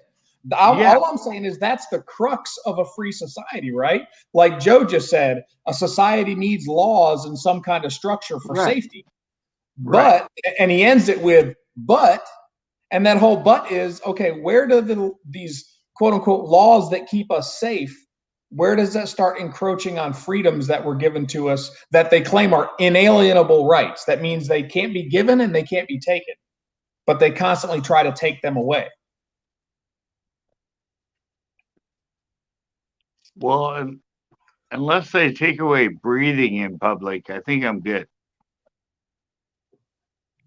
DJ says, I don't care if he was doing 25 or 75. What a joke. Yeah, if somebody hit and killed my kid, I don't care if they were doing 25 or 75. He hit and killed my kid. What difference does the speed make at that point? It's negligible. Somebody in a car ran into my kid and killed him.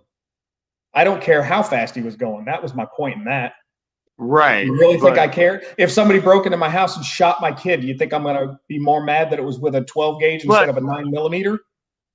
But what I'm saying is, with the known 25 mile an hour speed, most people wouldn't drive that fast. Yeah, you're right. Right. I'm not arguing against it. I'm just presenting a position of a different way of looking at it, and that is, you know, a speed limit isn't necessary. It's a victimless crime only because the laws are put in place for our public safety.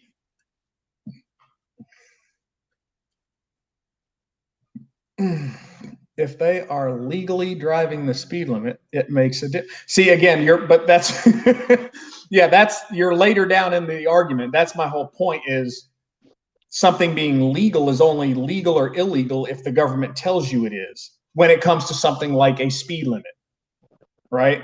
A true crime needs a victim. So for the government to tell you that, okay, here's the speed limit. If you go faster than this and we catch you, then we're going to, by force, penalize you and make you pay money, or you're going to go to jail. Okay, so, how about this one? But there was no victim. What's that? How about this one? You know, you see me at the Coast Guard Pier, right? Wait, and your shot in the house example is just another joke of an example. No, but what was that, CCB? Fishing inside the pier on a boat. Fishing inside the pier on a boat. Okay. It's illegal. Okay. But it's a city ordinance, not a government ordinance. And why is it illegal? Because it's a city ordinance. But why did they create the ordinance? What's the issue? Because a lot of people have their houses there and their boats there and their boats they live on, so they don't want people fishing around them and taking their boats in there and stuff. But it's not the government; it's a city ordinance. It's still a government, whether it's city, state, federal. It's still a government agency. So what's your question about it? Well, that's what I'm saying. Is that wrong? I'm not arguing wrong or right. It's. I mean, obviously, like I said, with the speed limit, somebody obviously determined that they were needed for reasons of public safety. This Well, one sounds exactly. like this one doesn't even sound like a public safety issue. This sounds like a bunch of people said, "Hey, I don't want them fishing around my boat because they might put a ding in my boat." So I don't think they should be allowed to fish in this area. But it comes about the same way as a speed limit in a residential area. Or are there kids or are there people that swim in that particular area? Uh-oh.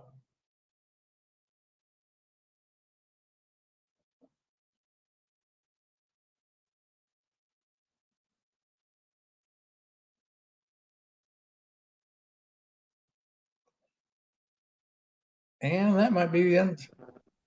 Oh, I'm there back. he is. You're back. All right. Yeah. That was No, what I was asking is, are there people that are allowed to swim in that area? Because then again, it could become a safety issue if you have boats in and out and there's people swimming.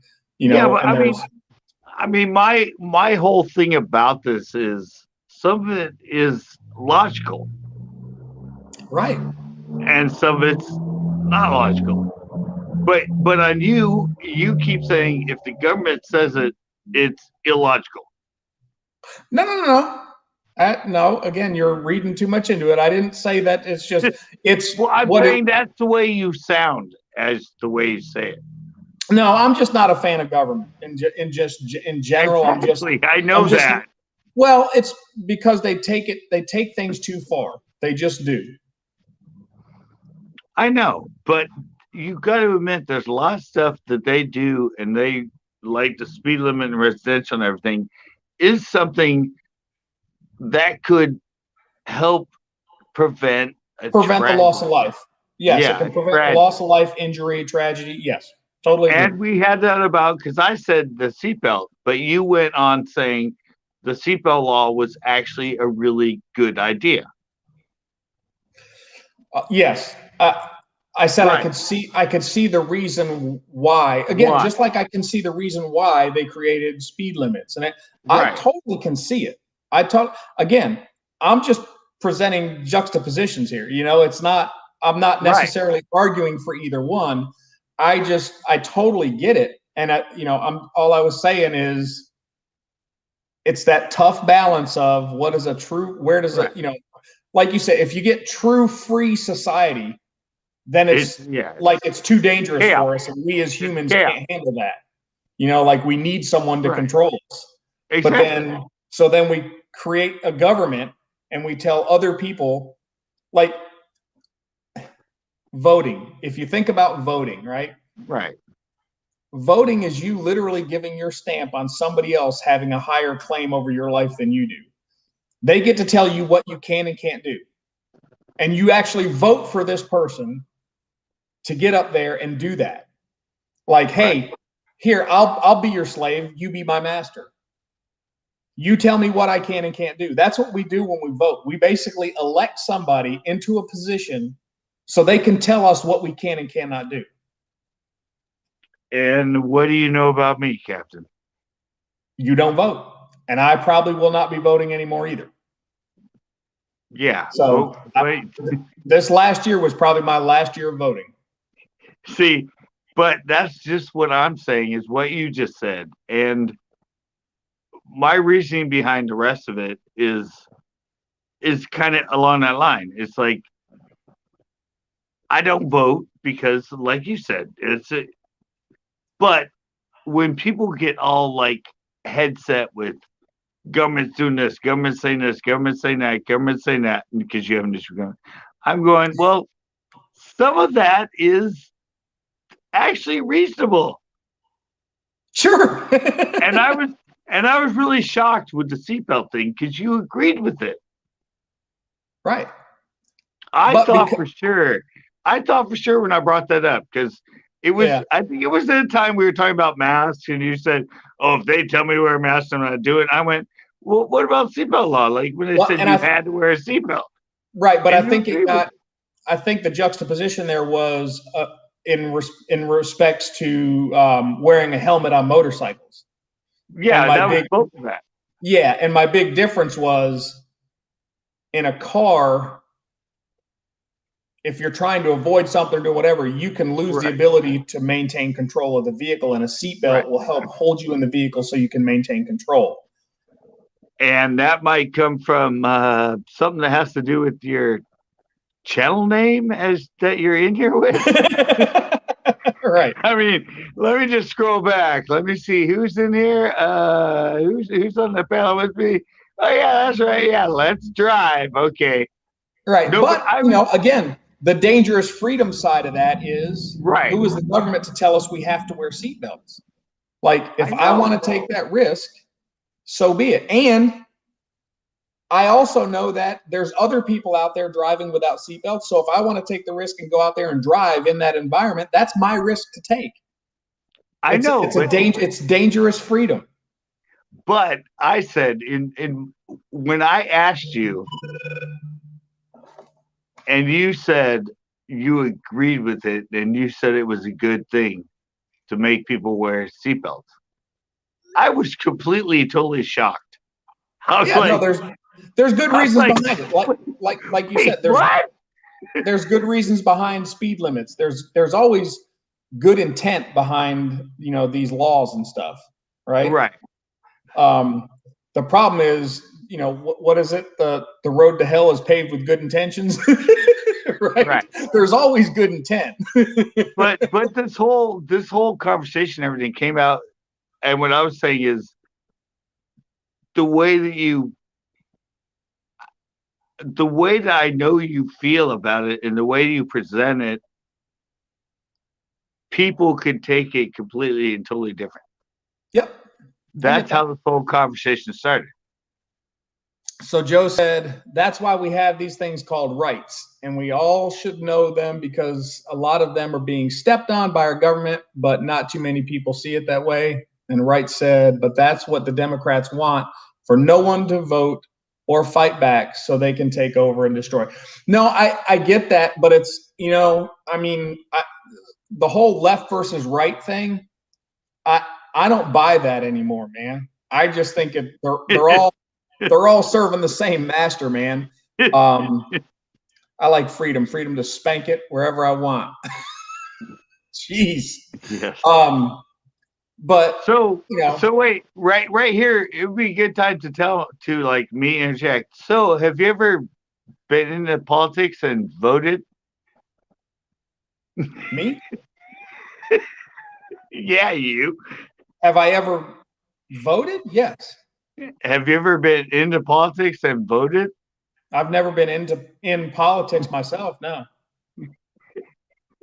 No, but you voted and you were way into it as far as.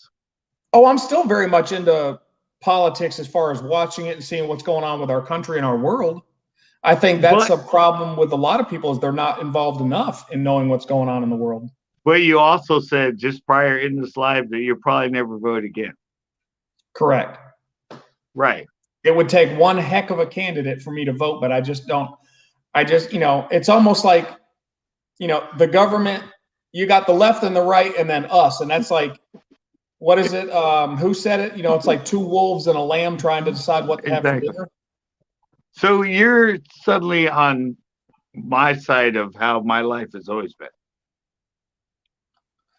Your vote does count. Can't fall for the BS. That's why all these laws and mandates get pushed, because nobody thinks they're. Oh, no, I think your vote counts. I think it counts either you're voting for a Democrat or you're voting for a Republican. My point is, I don't think either side's worth the crap. I think they're two birds, two wings of the same bird. Yeah, and my philosophy is I don't have time to study them because I like educated stuff to know about a person or know about it, and it's so corrupt and everyone says one and I'm like, all right, well, it'll happen, it'll go on, I'll just live my life. Like, big deal. It's going to happen the way they want it to happen regardless. Right. I lived it once. I'm happy with it. I've lived up to 54 years. I'm good with it. I can keep going that way until I'm like 60 or 70 or whenever I die. Like, I don't need it to make I don't need to be that big of a priority in my life that it's taken away from me in the time I have on this earth. Like, I'm here. It's a pretty free society. I can walk down the street. I can drive my car. I don't get pulled over by like military and all that. Like, we have a pretty good country. We are definitely one of the freest countries on the planet right now. Right. But they are trying to erode that away. There's, certain parts of society that are trying to change that significantly. I just call it like I see it. At the start of this pandemic, we couldn't be inside dining. Newsom gets caught doing that. Can't be at a barbecue. Nancy gets caught doing that. No, you're right, Joe. But I think, it's tough because you get caught up in the left versus right paradigm, right? Exactly. You're either left or right. I think they're both doing it. Like Donald Trump, he was all, everybody support Trump, and I was a Trump supporter. I voted for Trump, and then Trump votes for a freaking two. Uh-oh, you kicked him out.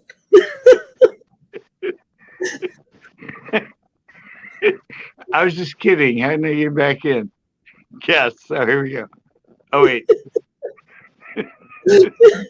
I was like listening to it. And he just, Wow. Just booted me. I was just kidding. I thought I remembered how to bring you back in, but I forgot. But no, back to what I was saying, Joe's examples were all pointing out people on the left, that were doing all that stuff, and people on the right were doing the same thing.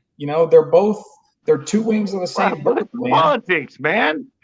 Yes. something I heard you said, and I might have misunderstood you. So if I say this wrong, forgive Apparently, me. that's what I do. I say things that people misunderstand. You said your votes don't count. No, I said your votes do count. I said your vote. I said your vote definitely does count. Yeah, if you don't speak up and tell the government what we want, and everybody stick behind it, then we're going to turn into like a Russia and have no rights at all. So we have to speak up. We have to vote for everything. And now I'm not real knowledgeable in all the political things, but when we vote and we're getting voter fraud and stuff, how can dead people vote? How can my dog vote? Yep. That's what we need to stop. We need to make sure that people that are here in the States are here legally. I mean, my wife is Japanese. She's a Japanese citizen. She has a green card. We went through 6 months of paperwork and stacks of paper. Right. And we had to translate it from English to Japanese, back to English, and we did it correctly. Let me take you down even. I'll play devil's advocate here just because I'm good at it. So when like something you just, are good at too. Something you just brought up about borders. I'll be back. Okay, somebody who is totally far to the side of dangerous freedoms would say, who has the right to say that if, let's say, you're coming up from Mexico, if you're on this side of this imaginary line that has created the division between Mexico and the United States, if you're on this side, the Mexican side, you're a quote unquote legal human being. If you go on this side of that imaginary line, now all of a sudden you're not a legal human being. You're just a human being. Why does it matter where you are? Well, it's like I pay property tax for my property. Mm-hmm. My neighbor can't come over and have a barbecue on my fucking front yard. Let me pause you right there. See, there's a difference too. I don't like taxes at all. You said I don't agree with taxes either. Right. I pay taxes. Everything you said tonight, I agree with. But I mean, everybody has to pay property tax. Right. We as the United States, we're not paying a property tax per se, but people have died and sacrificed their lives for us to have this land.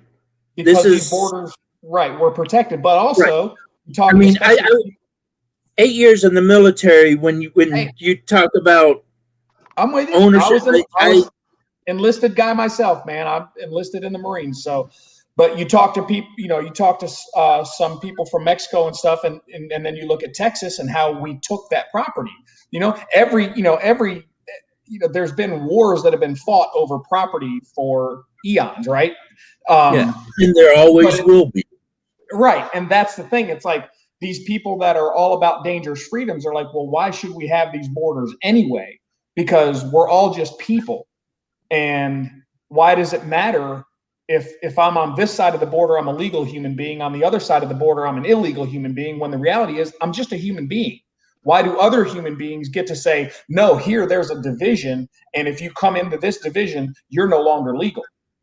Well, that's we kind put of our what I stamp, was we meaning put about our my flag here property. and said, this is ours.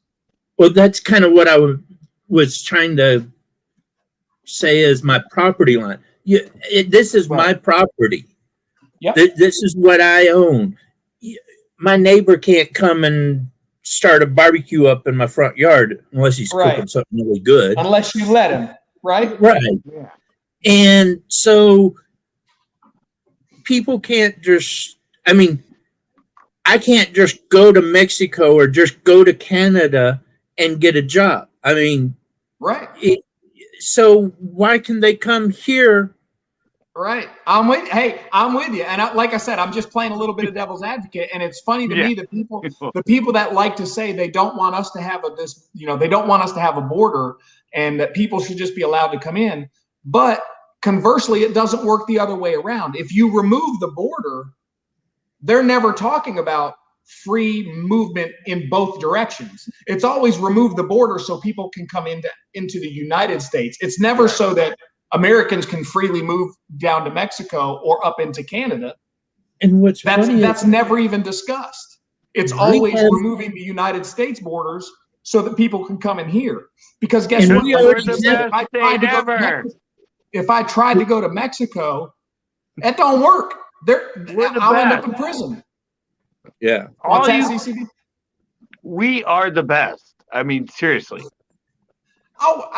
There's no denying the United States is the best country right now. Yeah, we're assholes. We shoot people. We have more crime. We have more anything than any other country.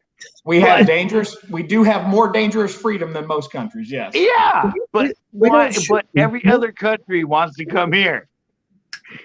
Right. So we're such a terrible place about it. Well, I've been around the world twice and everything. I've been to Germany. I've been to. I was home port Japan for 8 years. Right. And I've been to Thailand. I've been to Hong Kong. I've been to UAE. I've been to Abu Dhabi. I've been to Kuwait. Every country you have. It's harder to cross a border in every other country than it is to cross into our country. We have the easiest border to cross into. Right. It's pretty easy to get into Mexico. I've been to Mexico a bunch, and you literally just drive in there. Yeah. But anyway, what I want to say to Right Strapping, you've been all those countries, right? Yep. But what were you when you went to all those other countries? I was an ambassador of the United States, basically. As a military person, you're an ambassador for our country. And so if I did something disrespectful to that country, it looked bad on the United States. So I had to be above and beyond others. Yep. So on the other side of that, what if you went to those countries and you were just didn't come from the US? If I was not in the military, it would be a lot It more would have been a lot dangerous. I've been to It many would have countries. been a lot more dangerous, a Right. lot more difficult, a lot more paperwork, a lot more money Right. to be able to Definitely a lot travel. more money, but I've been to 13 countries and never once as a military, and I always as just a regular person. But you were still a U.S. citizen. Of course, And I was born here. I can't help that. I know. But what I was saying to him, I wasn't saying it as him being military. I was saying it to him as being a U.S. citizen. Yeah. It makes a difference if you travel. They hate you in a lot of What, places. what makes me But- mad about the whole But you're border letting it situation easier is because they love us.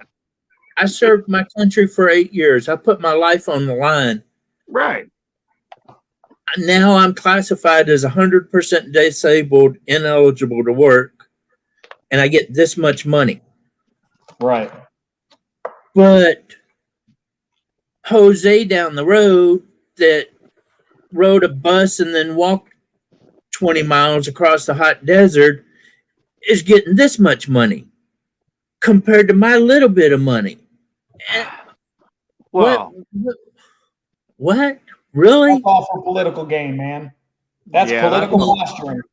But my other problem is like the voting stuff.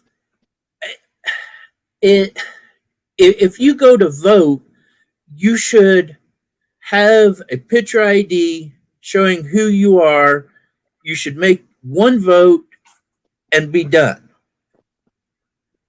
I don't care if you mail it in or you sign it with your wiener or whatever, but you get one vote, you got to show ID, and that's the end of it. You can't say they have to show ID. That's racist. racist. That's what they. Yeah, that's what they call it. Really? Yeah. No, they argue Yeah. it because the argument for one of the arguments for not having voter ID is that it's racist because it disenfranchises the black community. Yep. Or Right. or But, the okay, Hispanic community. So here's another thing. Here's something that Communities actually, of people of color. right. Yep. But anyway, what happened in the U.S. or what happened here in California? Gavin Newsom said no flavored cigarettes, no menthol. Yeah. He made a law. Oh, he put it in law now, huh? No, Really? he put it into law April of 2020. It passed? Well, it was his law. It wasn't up to a vote. He put it in as He signed it A as a vote. law. He They didn't signed it even as a get to law. vote on it.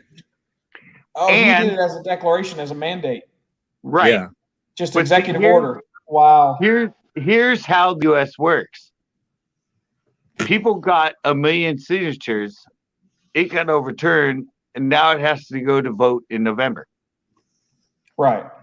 So we have those checks and balances in the U.S. Yes.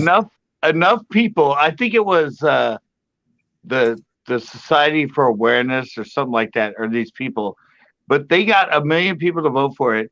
So anyway, he's our governor, and he signed it into law. We were able to overturn it just by getting 1 million signatures on a piece of paper.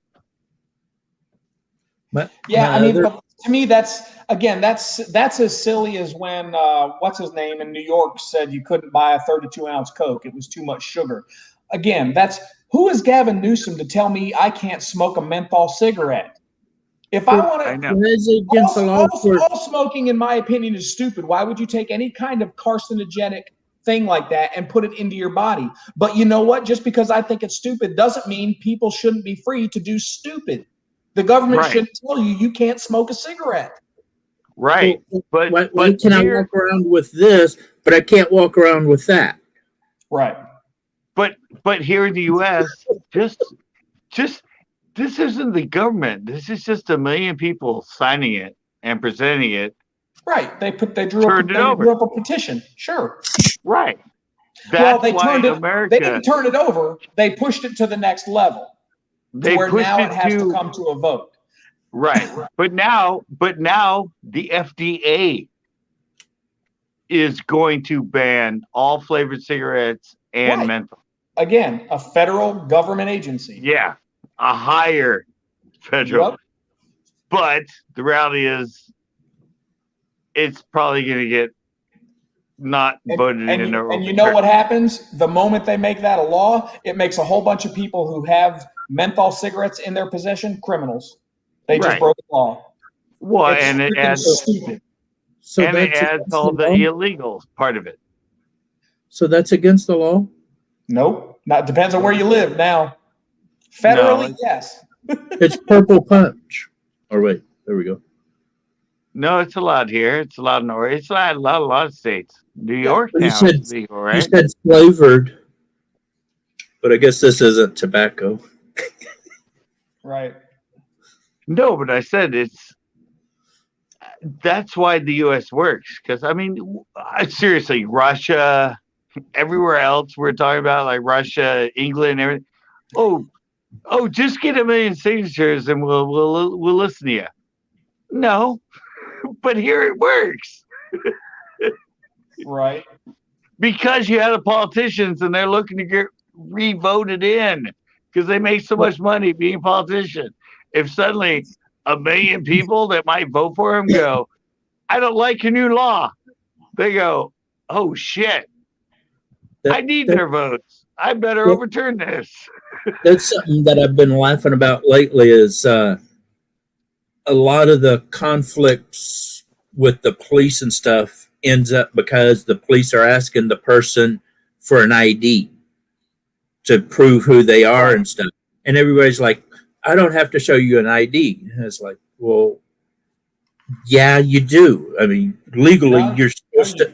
In certain situations, when the police officer said, certain states and certain situations, yes. if you're driving a vehicle, you're required to have an ID. Yep. If you're in certain stores or places that have alcohol served, you have to have an ID.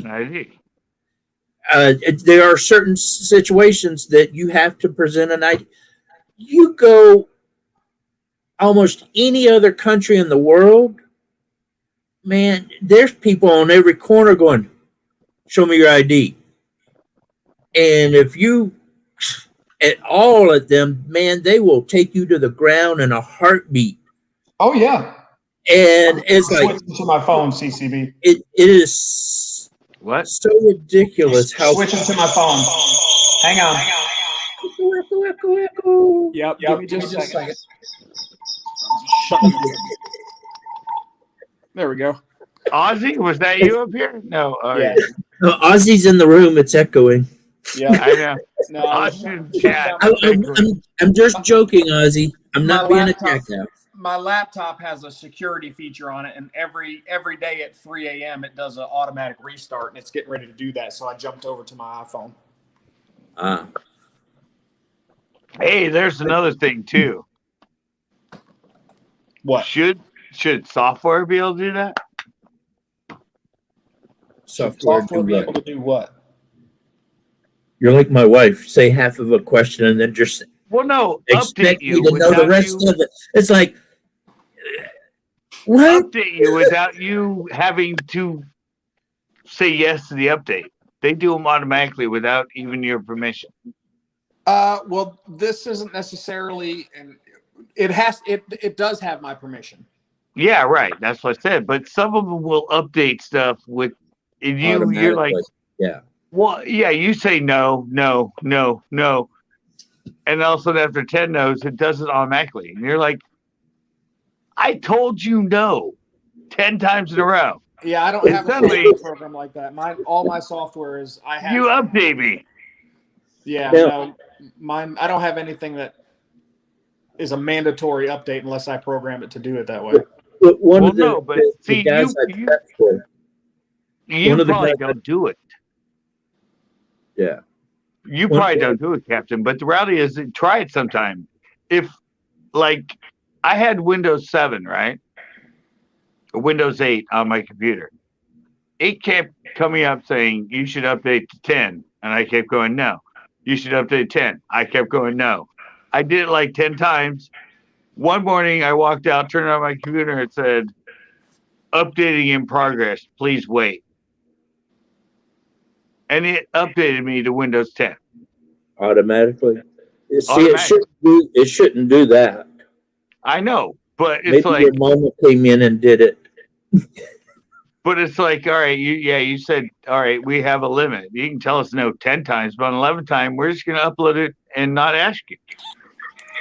Right. It's like, I got a they should be guy able to that do that. I got a guy that I'm trapping for, and I can't send a video or a link to him because his phone will ask permission to be able to connect to his information or whatever, basically. Yeah. And he keeps saying no. And my son-in-law, he works with phones and stuff and all, and he's like, when you buy a phone, you're automatically already giving them permission to do that. Right. So I don't know why he keeps saying no to that, because they're already looking at his information. And well, Captain will like this. Remember the vaccines that supposedly had the chip that injected in you with it? Yeah. And everybody's like, oh, like they can't track me. Nobody can track me. And you're like, do you have a cell phone? Right. Hello? Yep. You're already being tracked. Somebody said, oh, they don't track me and all that. And I said, do you have your cell phone with you? And he goes, yeah. I said, let me see it. And he opened up his cell phone for me. I went to Google Maps. I looked at history, and I said, well, this day you were here going down the road at about this speed. And then this day you were over here at this place. It looks like you were probably eating at this restaurant. And he's like, how the hell did you, what? I know. And I showed him what I was doing, and it freaked him out. He deleted Google Maps. They have a conspiracy that the injections we're getting for the COVID have tracking devices in them. And every single person says that has a phone, which is in fact a tracking system. Hey, right, guys. You know, they actually proved it true. Good, there is actually a chip in the vaccination shot. They actually proved it. No, they didn't. Yes, they did. No, they did. A week ago, what's the big deal? Somebody proved it. Quick question for you. What's the problem if you ask for they ID? know who you are. Or yeah, what are people worried about? Like, I understand being a civil libertarian, like you want people deserve to have rights. I get that, and don't take away people's rights. But because I don't mind people. Part of it is, again, we've had this discussion before here. Part of it is obviously there's certain things that based on our Constitution that we have freedoms from and rights to. And one of those within our laws that are written is you don't just have to identify yourself to a law enforcement officer just because they want you to be identified. Mm-hmm. They can only identify you in certain specific situations, i.e. driving a car or whatever. They can't just come up to you and just, basically, hey, let me see your ID. No, there has to be. But here they can. No, they can't. Not here they can. No, but I'm saying here they can. Hang on. I'm saying here they can. Are we worse off because of that? No. I didn't say that. No, it's just that what you have is you get a bunch of crybabies that think they don't have to show their ID all the time. Right. No, that's exactly what's happening. Why is it an issue? It's an issue because people make tons of YouTube videos going up to cops and going, you can't ask me for my ID. No. And then they get a video and they get 3 million views and they make $10,000. I don't think YouTube's YouTube, because half the people I know in real life don't even watch YouTube or even know what it is. What started it, that's what made it popular for everybody. Right. But like this happened to my son a long time ago, and he doesn't do YouTube or any of that stuff.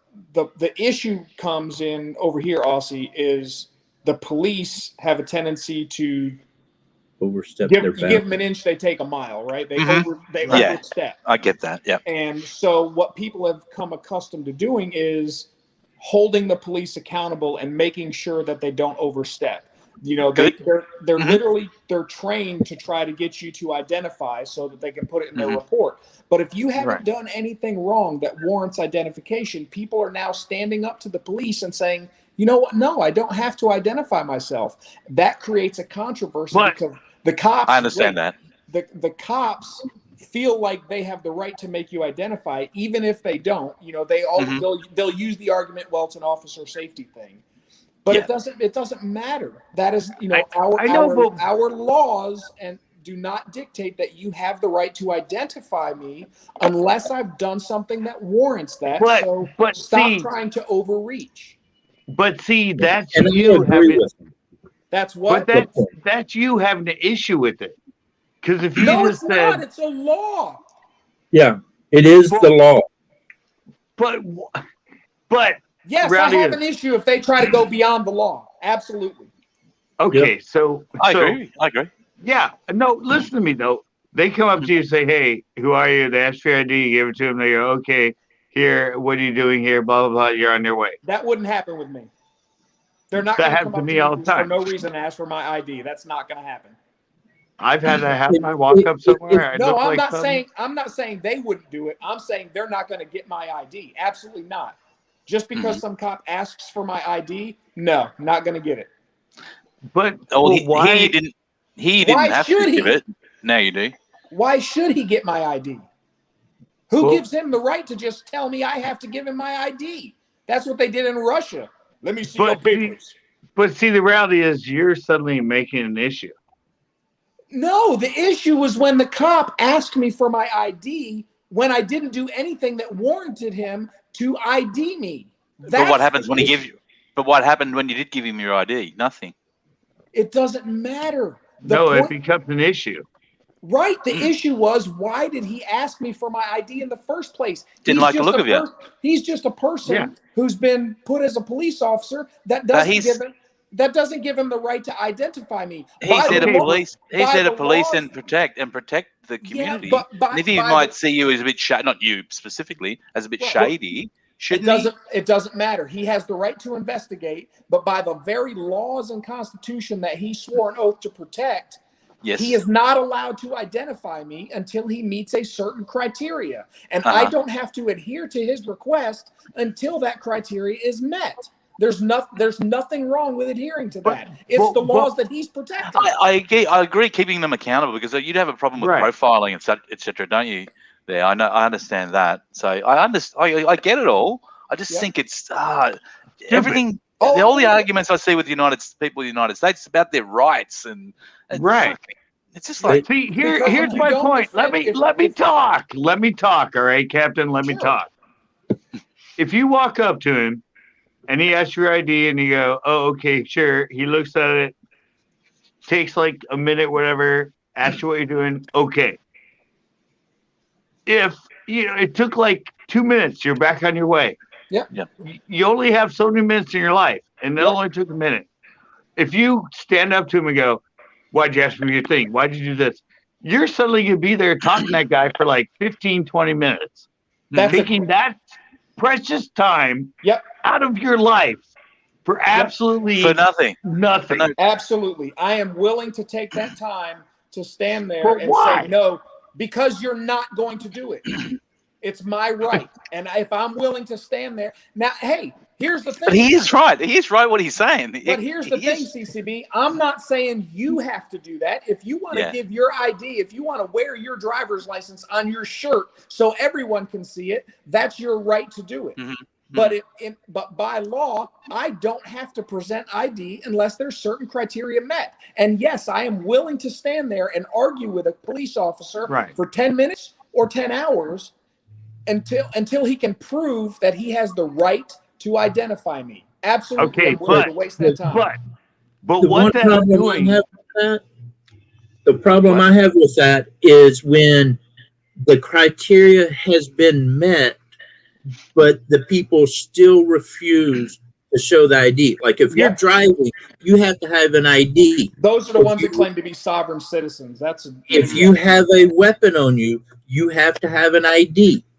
If there's certain situations you have to have the ID. And when they say, look, you're doing that, so that gives me the right to check your ID. Mm-hmm. Then you know what sorry. Point, you need to shut up and show your ID. But see, and that's when people end up in more trouble.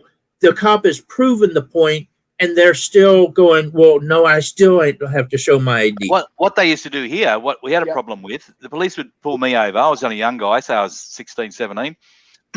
They say, what's your name, address? And you didn't have to give it, but they sort of, they slanted it so you feel like it. Yeah, you feel like you had to. And when I asked them, I seen it on TV, they said, you don't have to give your name or address. You're not in possession, only if you're in possession of a motor vehicle. And I wasn't. And I said, I don't have to give you my name or address. He goes, they tried to bait you. You're a smart ass, aren't you? Why are you such a smart ass? And I said, what do you want my name and address for? He said, we're only going to write it in our what do you call it? Our sheet here. Yep. They've been on patrol. I go, yeah, and what's the point of that? He goes, well, we're going to say Aussie Outlaw. I said my whole name. Right. In this area at this time of night. I go, well, what does that do? He goes, well, if there was a burglary here at one of those businesses, we got you positioned here. I go, oh, great, because I'm not a thief. So there you can get yourself in trouble. So I can see where they're going to come for me. So. Yep. No, you're exactly right. Well, and that's what I'm saying is, if you're not doing anything wrong, there should be no reason you don't mind showing your ID, though. Right. Why is that an issue?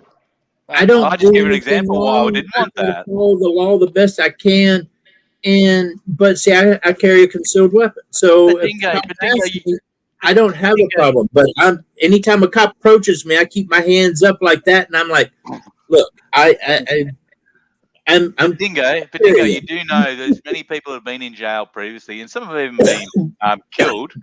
What do you call it? Killed, but it's like executed. Yeah, executed, and they were proven they were innocent.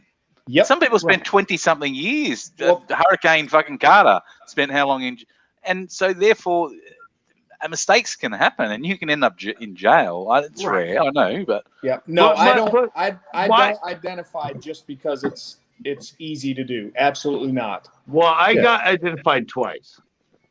I was once was going to 7-Eleven, once was just walking home from work. I was wearing a black hoodie. There you go, straight away. Go for you. Mm-hmm. Right. And the cop, he went past me. 7-Eleven, and I went in to get beer, and I had my bike, and I was actually really drunk. And when I came out, the cops were outside, and they went, can we see your ID? And I'm like, sure, why? And I handed it to him, and he goes, oh, we're just looking for somebody. And he was known to have a black hoodie. You fit the description. Yeah. Right. It's profiling. And so he called me in and goes, okay, you're good to go. It took like a minute. The other time, same thing. I was walking on the street. It was like a week before. I don't know who this guy was. He did something bad because I got pulled over twice. Once I just walked the street, cop went by me, he pulled back over. He actually asked me to come across the street. That's not for tinea. I walked over to him, and he goes, can I see your ID? And I went, yeah, sure. And I handed him my ID, and he read it out and goes, all right, you're good to go. And then I turned around to him and I went, why'd you want to ask me anyway? He goes, oh, we've had a description of somebody that looked like you that's done this and this. And so we were just, and I'm like, oh, that's cool. Good, you're doing your job. And I was on my way. Yep. And you have the right to do that. And all I'm saying is I want to have the right to tell that officer, no, you can't have my fuck ID. you. But this occasion, no. Yeah. Mm-hmm. Fair enough, too. But same thing is what Ozzy said. If I would have said, no, you can't see my ID in that, what are they going to think? I might be that I don't person. care. That's for them to prove. That's their job. Yeah. Right. And the way for them to prove it is for me to hand them my ID. And they called it in. It took 2 minutes.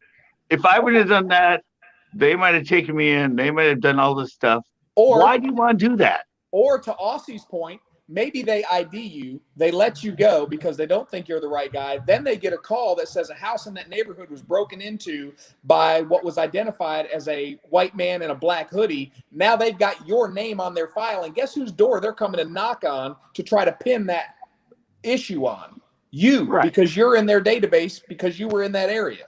Well, he probably Guess did who do they're it. not coming to look for? Me, because they don't have Or my me. ID. And I don't wear black hoodies.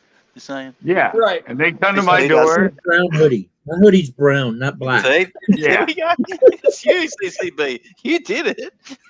They come to my door and same thing. I'm like, yeah. Shoot him. I'm all you guys just talked to me right there. I was at work all day. No big deal. They called in and go, okay. Well, the other day I was watching a video on YouTube, surprisingly, and this guy's going down the road, and you see him with a gun on his hip, and the cop stopped him a minute to ask him about something else, and they were talking about a totally different situation, and that's when the cop noticed the gun. And the cop just casually said, hey, I see you have a weapon. Do you have a concealed weapon permit? And that's all he asked. And then the guy's like, I don't have to show you no ID. Well, now, then he starts getting hostile about it. Yeah, it escalates it. Right. And then the cop is now, and see, I've done security in 8 years military. I have that same thought. Well, why is he getting hostile when I ask him just a simple question? I know. And I mean, the cop shows the point that you really kind of should show your ID.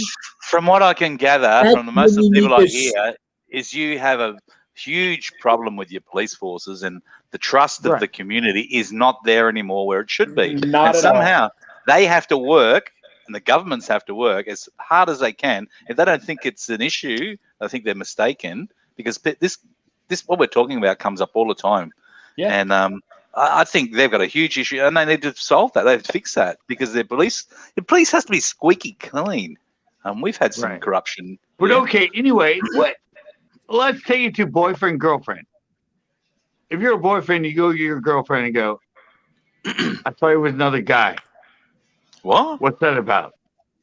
And suddenly she gets all heated and starts yelling at you and saying, what the fuck, and this and that. I mean, you're going to think, all right, I might be onto something here.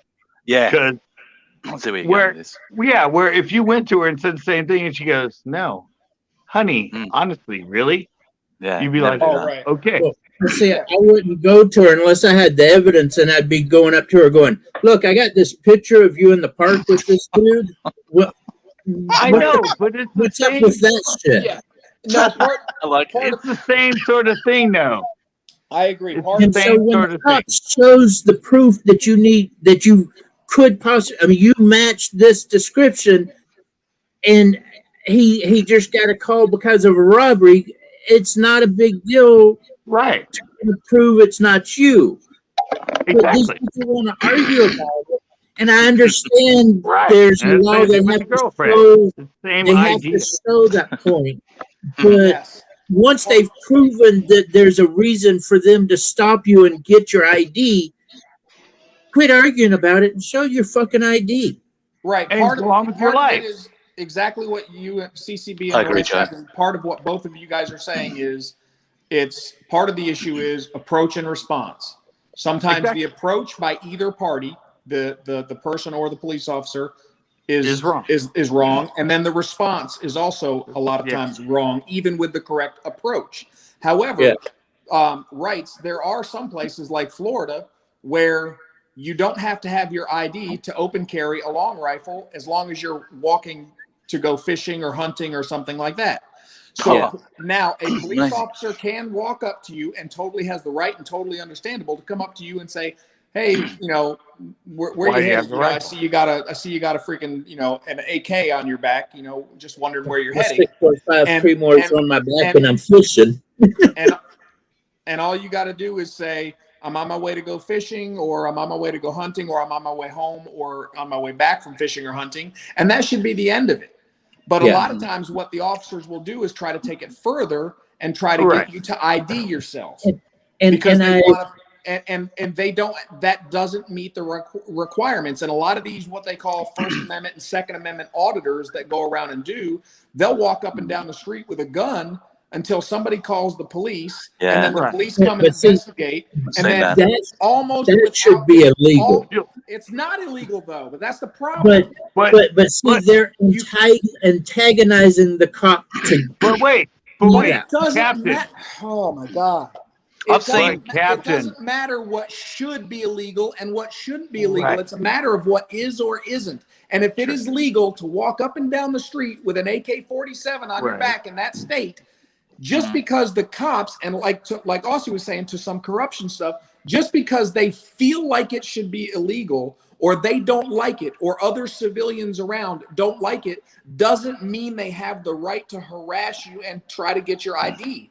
That's because you're a law-abiding citizen. Because you're being a law-abiding citizen. Let's take it another way. I agree with you, but let's the person multiple times doing that, and then you see the YouTube video of them saying, "Yeah, we're gonna walk around and try to antagonize a cop to do this," then they should get in trouble for that. Know what? I should be out antagonizing a cop trying to do his damn job. I watch this channel called Active Self Protection, and the guy he shows footages from around the world, but mostly in the United States. He's American, and he shows CCTV footage, the lot. Sometimes it's a cop cam, etc. And he'll show you the things that happen, and then he'll go through it, saying what should have happened, what they should have done. And, that sort of thing. I've watched now that many of them, and I see what the cops go through. I've seen police shot from many police shot dead, and not just dead. Sorry, just injured. I watched one. He was in a convenience store, and two guys ran in, and he was off duty, and mate, he copped the most. The shots. He killed the guy, one of the guys. But what they're up against, the police, is something I can't even fathom. I don't even understand. It's dangerous freedom. It's what CCB and I were talking about earlier. There's a certain, it's called dangerous freedom, right? And the police are out there trying to police this dangerous freedom, right? You have the right in some states. Florida's a big one where people like to do a lot of stuff because there's a lot of stuff that's very legal down there, like walking up and down the street with a gun. That's totally legal, and so now the police have to monitor that. They get a bunch of calls because somebody's walking up and down the street with an AK-47. So, of course, the police get calls. So they've got to go out and investigate. And then now I've seen it done both ways. If they go up to the guy and the guy's super nice and respectful and he's like, "Yeah, officer, I'm just heading to go fishing, blah, blah, blah." And the interaction, the cop may ask for ID, and a good cop will say, "Do you mind showing me your ID?" And if the guy says no, the cop will say, "All right, no problem. You're not doing anything illegal. Have a good day." The problem becomes when both parties become bullheaded and feel like either A, the police officer is going to demand it because he thinks you should, or the other guy with the gun feels like, "No, I'm not giving you a darn thing because I don't have to." When those two attitudes meet, that makes for great YouTube content. But what I'm trying to say is, isn't it good? I mean, think about it. Yes, it's legal to carry an AK-47, right? Yep. Don't know why you need one, but anyway, so this guy's walking down the street with it. The recoil on that thing's a fucking piece of shit. Yeah, well, whatever gun. But all the cops drive by and go, they're like, "Oh, it's legal here, no big deal. Oh, it's legal here, no big deal." They won't stop. They won't question him. Yep. Suddenly, a block down, that guy goes into a grocery store and does a mass shooting and kills 20 people. Yep. Dangerous freedom. Everybody goes, "Did anybody see him walking down the street with that? Did anybody even question him?" Yeah, he wasn't doing anything illegal, so they had no reason to. But a lot of times, that's a bad shooter. What Scott's saying is prevention. How many drunk drivers do you think you pass on the highway in a given day? But you're just going to randomly pull people over that are driving because they might be drunk? Yeah, they do that here. Yep. Pull the whole road over. But just think about the fact that there's so many circumstances, everything else, where somebody does that with the gun and everything else, and nobody even questioned him. Nobody even said anything or said anything to the cops about him. And he ended up killing 20 innocent people. But somebody, if you're like Captain, would get upset if a cop pulled over and asked him about it. That's not what I said. I have no problem with a cop. I said it's totally reasonable if you're walking up and down the street with a gun that a cop would come up to you and say, hey, just saw you walk with a gun, wanted to see what you were doing, making sure things were legal. And if you go, yeah, I'm headed to go fishing, that interaction is totally fine. He will evaluate you. He will look at you. He look at the yes, he's going to make a visual assessment. They're trained to do all that kind of stuff. I have there's nothing wrong with the interaction in and of itself.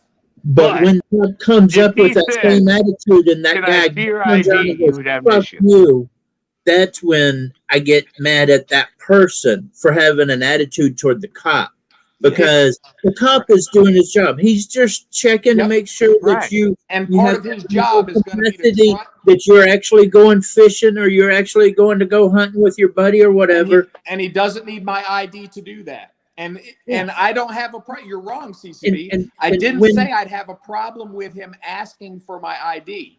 He can ask for it. The problem I would have is if he tries to demand it, and I'm not doing anything wrong. Yeah, you'll choose. You will choose whether you decide whether you will give it to him. That's what you will do because it's your right. Because he already acknowledged I'm not doing anything wrong. And like I said, a good police officer, and there's many of them out there, will say, yeah, okay, cool, you're heading fishing. Would you mind showing me your ID? And at that point, there's a really good chance with a good interaction, I may go, yeah, or I'm just going to go, no, I'm not going to, don't even have it on me. Maybe I don't even have it on me. Stops this guy walking down a dark alley at 2:30 in the morning and says, hey, what you doing? Why you got the AK on your back and all? And the guy goes, oh, I'm going fishing. And the cop's like, yeah, do you mind if I see your ID? And the guy goes, oh, fuck you. And then it gets into it and the dude dies. Yeah, but the cop did his job. Yes. It's situational. It's situational, but that guy still didn't do anything that required him to ID to that police officer. Just because he didn't have a fishing rod. You're right. Yeah, he only had a gun. He had a gun. What if he said he was going? You are right. That is true. He did do something wrong, and he did suspicion in the cop's eye because he had the gun. Suspicion is not a crime. Suspicion is not a crime. But the suspicious thing is he didn't have a fishing pole. So that might be cause to ask him for his ID. No, it sounds like he's doing something. Well, no, if he doesn't have a fishing pole and it's 2:30 in the morning and he's got an AK on his gun, he's not going fishing. And he's telling you he's going fishing. Okay, now prove you're going fishing and show me your ID. I'm not disagreeing. Our disagreement comes in that at that point, the officer needs to investigate further. It doesn't mean he gets to identify the guy. He's got to dig deeper and go, okay, dude, you're not going fishing. You're a freaking idiot. All right. I'm not a moron. Exactly. There's no way you're going fishing. But now it's on the officer's side that he's got to make the determination, okay, how am I going to handle this? And what am I going to do? Noodling right? At midnight. Right.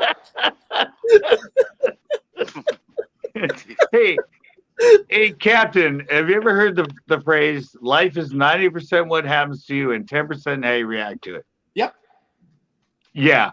And most people that have a horrible, bad life do things very, very wrong in not the 90%, but in the 10%. You know what? I don't give police officers a pass just because they're a police officer. A lot of them do things wrong, and for them to come up and try to ID you just because they want your ID, if they haven't met the legal requirements, then I'm not going to give them my ID. I don't see why that's a problem. Well, what's the big deal? But you also have to look at the whole situation and kind of look at their point of view of why they are actually approaching you. Why are they asking your ID? Basically, if 2:30 in the morning, I've got a gun on my back and I don't have a fishing rod. I'm going Basically, fish. what I'm hearing, Right. what I'm hearing And guess through what? all That this, guy's probably not going to ID for a whole separate set of reasons.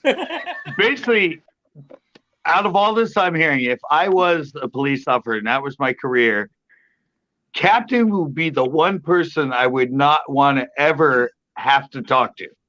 Because Why? he's a horrible, Why? horrible I actually, person. I've got proof that that's completely wrong. Heck, I got pulled over for speeding, and the officer let me go, and specifically said he was letting me go because of my personality and the way I handled the situation. No. He said he He liked the way must you not ask speak. for your ID then. I was driving. I got pulled over for the same He's got thing. to show an ID. He let me go here for the same sort of thing. I was speeding very fast. I was doing like way over the speed limit. Right. He let me go because he liked the way I drove. He said, very good. So he was sort of fucking well done, mate. V8, is it? I go, yeah, V8. And Like, I've trained police officers, many of police officers. Okay, I get it. I know how to be respectful and responsible to a police officer. yeah. But You I don't also sound that way though. But I also, Dingo getting a I kiss. also know what the law is. And just But you because don't sound that way. Yes, I do. Just because I want to adhere to the law doesn't mean I'm not respectful to a police officer. If Exactly. he's going to try to make me identify myself and I say no, he hasn't met the requirements for IDing me, that's not me Say being queer? disrespectful. Did you say queer? Did you say Queer. queer? You said queer. Queer. You said Yeah, requirement. it's not me being queer. Queer. Requirements. I didn't know We you call were them- gay, Captain. We're we not call even them talking about pufters that. here. That's No. a whole different life. But the cop, see, the problem is on both sides. Again, like I said, True. it's the approach and the reaction.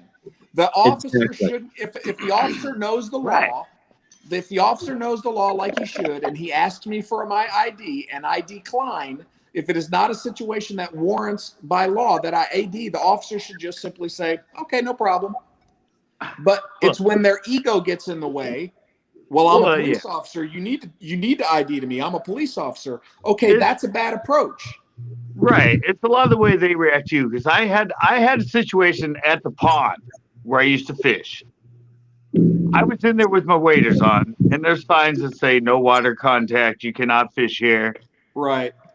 There's a lady she was an Asian lady. She fed one of the ducks. She hated me. I know she's the one that they called because she saw me wading in. All of a sudden, the cop came up. And I was in the water, and he goes, "Excuse me, sir." And I turned around, and I went, "Yes." You were in the water when he walked up, and it's no waiting. So No, it's no water contact. And No you're in water. the water. Yeah. Yeah. So you're doing something illegal. He But has my the right body- to ID you. But my body was not in contact with the water. It was because of a bacteria in the water that if you got on your hands and stuff on your skin. So anyway, I came out. I started walking to him. I can't stop laughing under me, my mic. Sorry. Right. Go. When I walked up to him, he told me to stop. Stop. And he told me to put down my fishing pole. Okay. Was it a helicopter? Yeah. And so I kind of laughed and I kept walking at him. And he said, "No, stop right there. You do not approach a police officer with a fishing pole." And I kind of went, okay. And I threw it down, right? And so I came up, and as I was going up and started talking to him, some other cop came down, right? And this guy was like, he was young. I mean, He arrested you for throwing fishing poles around. Yeah. And so he goes, "Don't you see that Threw that sign?" And the reality is the sign is just a sign. It's not an ordinance. Because each sign you see at the bottom will say an ordinance, right? It just says no water, high bacteria, no water contact, right? It's just to safeguard them for if a kid gets sick and tries to sue and they can go, but it's not an ordinance, right? So I start to explain that to him, and the other officer walks up and he goes, "So do you catch anything in here?" And I'm like, "Oh yeah, there's a lot of bass in here." He goes, "Really? Like what do you catch them on?" Yeah, and then the other cop starts to like, "Oh, I'm talking to him. And then I'm like, and then he goes, "Oh well, yeah. What kind of baits? Like I was always thought they were fishing here." So he was being cool. I mean, and this guy was being, and the older aged cop and that is like knew it was just something fucking stupid. So he was talking to me like a real person. He was interviewed. I told him my channel name, and I'm like, started shutting. And the other guy's just like, he just like got pissed because he was being the he's dating bad. now? Yeah, he was the bad ride my ass cop. He wanted to, put me in jail for being in waders fishing in the pond that nobody cares about. And the other officer was totally cool. So I can see what Kevin's saying. It's all about Approach and response. approach and response. Yep. But the look, I wasn't filming at the time. I wish I was, because the look on his face when the other officer just kind of, after he was talking to me about fishing, just kind of told him to shut up. Right. About me being weighted in the water and all that other stuff. And he's like, oh, but no, I got this. And he actually told me. I do notice to a little small infraction or something, you'll have like 3 cars will roll up, and all of a sudden you'll have about 12 police officers. Well, they around do that here. Huh? Right. I know. I watch it. We're going, fuck, you did. Yeah. Just overkill or what? Actually, Marina, where I live, they actually have their own website. I don't know if it's still up, but it was called Marina Cops or Assholes or something like that. But they actually had their own website that people created just because. Yeah, like you get pulled over, and no matter what, even if it's like, oh, fix it to you, like you only have one headlight, 5 other cop cars would show up. Yeah. Well, and part of that is, again, that's what they call officer safety, because, again, things have gotten so out of control because of YouTube and other viral content. Yeah, I know. That, they're rolling up on normal situations that should take one officer and maybe one backup. They're rolling up 4 or 5 cars deep because they just don't know what the heck's going to happen. Well, I watch, Joel's put me onto it. It's a channel, and they're 2 police officers out on patrol. Oh, yeah. It's called Live on Patrol. That's it. And we watch that sometimes. They're up in Minnesota. That's right. Yeah. And she's originally from Minnesota. I watch them all the time. Yeah, but they're fucking boring as all fuck because they never boring, get there's nothing up. They're very. Have you watched? They're They're entertaining. They're like tour guides. Like they will tell you every building they go past and explain things. So it's very interesting for me from that perspective. But I just want them to catch some criminals every now and then, and I've never seen them catch one. No, that's what I was going to say. Have you ever seen them have an interaction with someone that they've pulled over or gone on scene? Yep.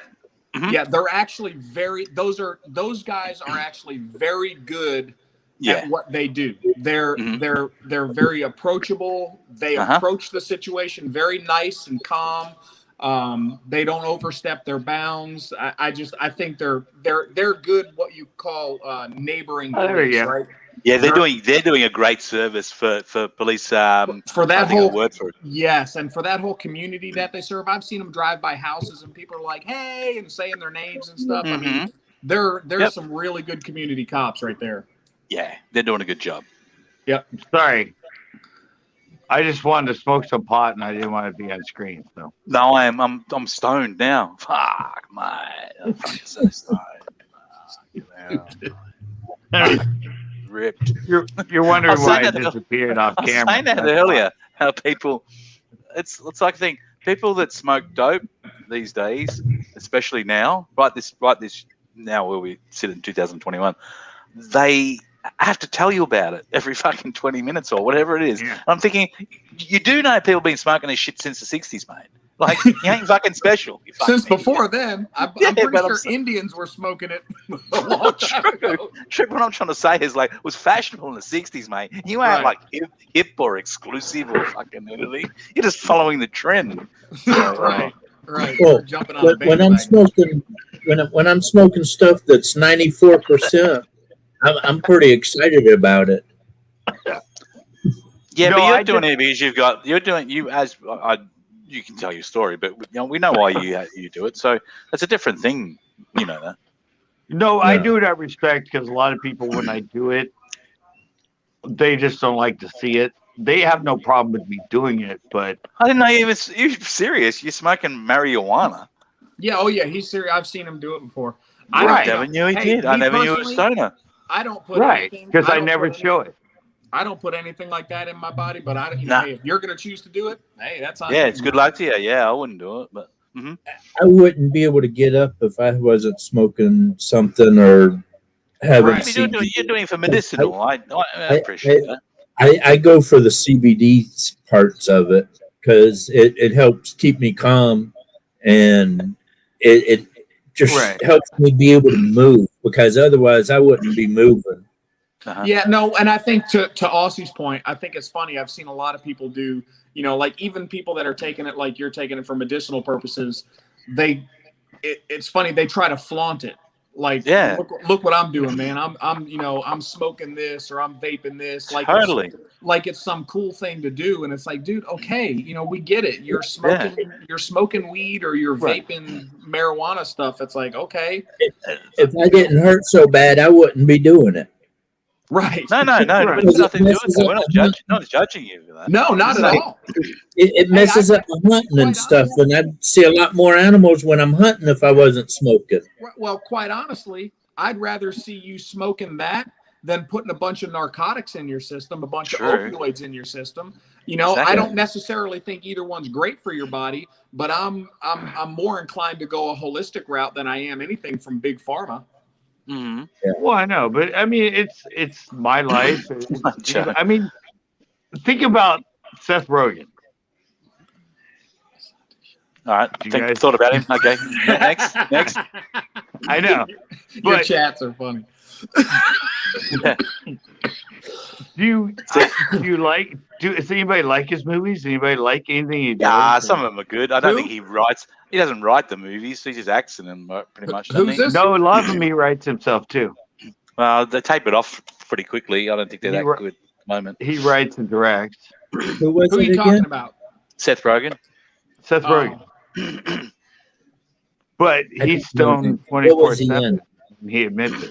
Like, heaps of different films. I don't even know the names. Like, what was the one where they were like the bad parents and they lived next door to the college students? What's that thing? He was in the two of those. I don't think What's that film? End of the World. He was in. The End of the World. Oh, that one's good. There's lots and lots of films. If you've seen him, you'd know him.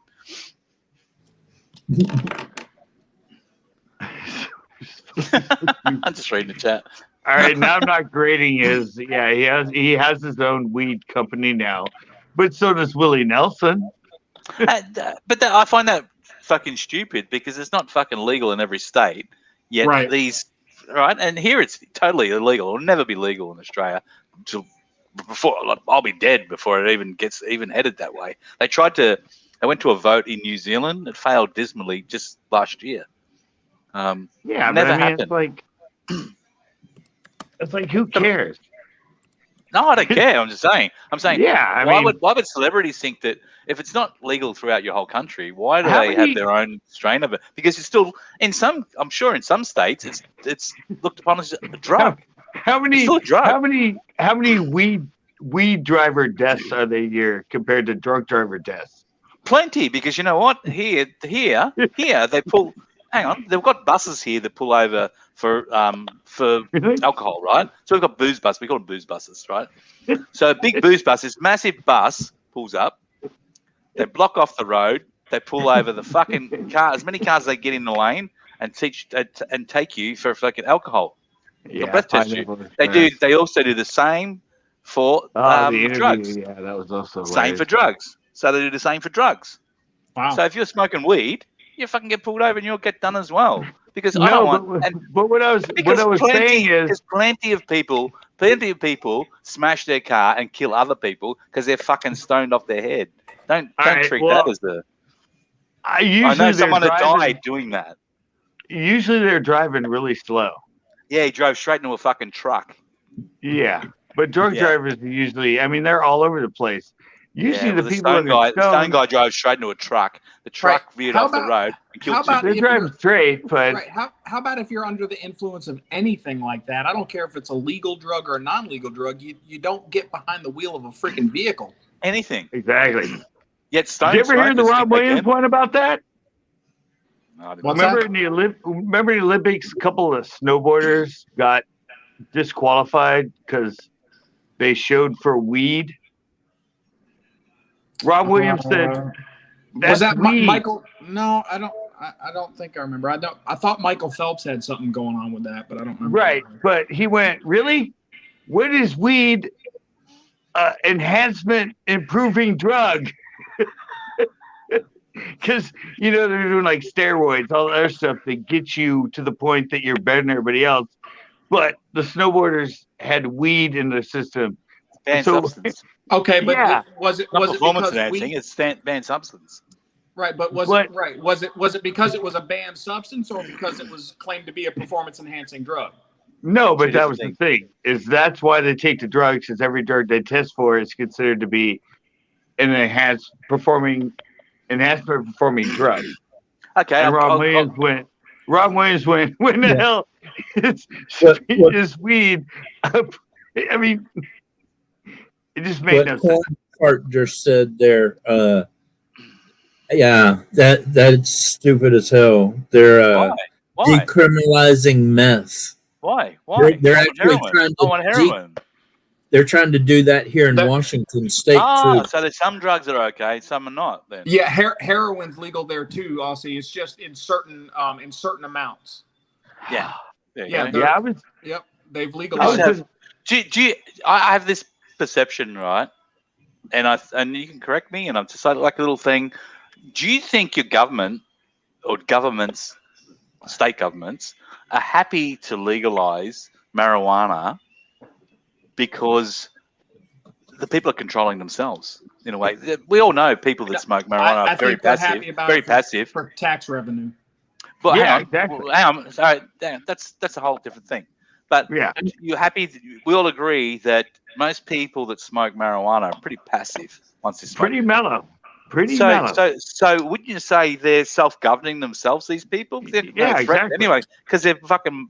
This me saying, because most of them are fucking morons. They're just stoned and can't be fucking doing anything. This fucking has Jamaica ever been in a world war? Well, they can't have my God. Jamaica's never been there. And there's a reason for that. I think it's They're not that aggressive. I think it's got more to do with a lot of other things than whether they smoke a lot. But the people don't care, so that's why they're not in it. That's what I'm saying. So the government doesn't have to control you. You're controlling yourselves. So they don't have to do anything to you. They don't have to keep you in line because you're doing it yourselves because you're fucking passive and couldn't be fucked if you're all stoned.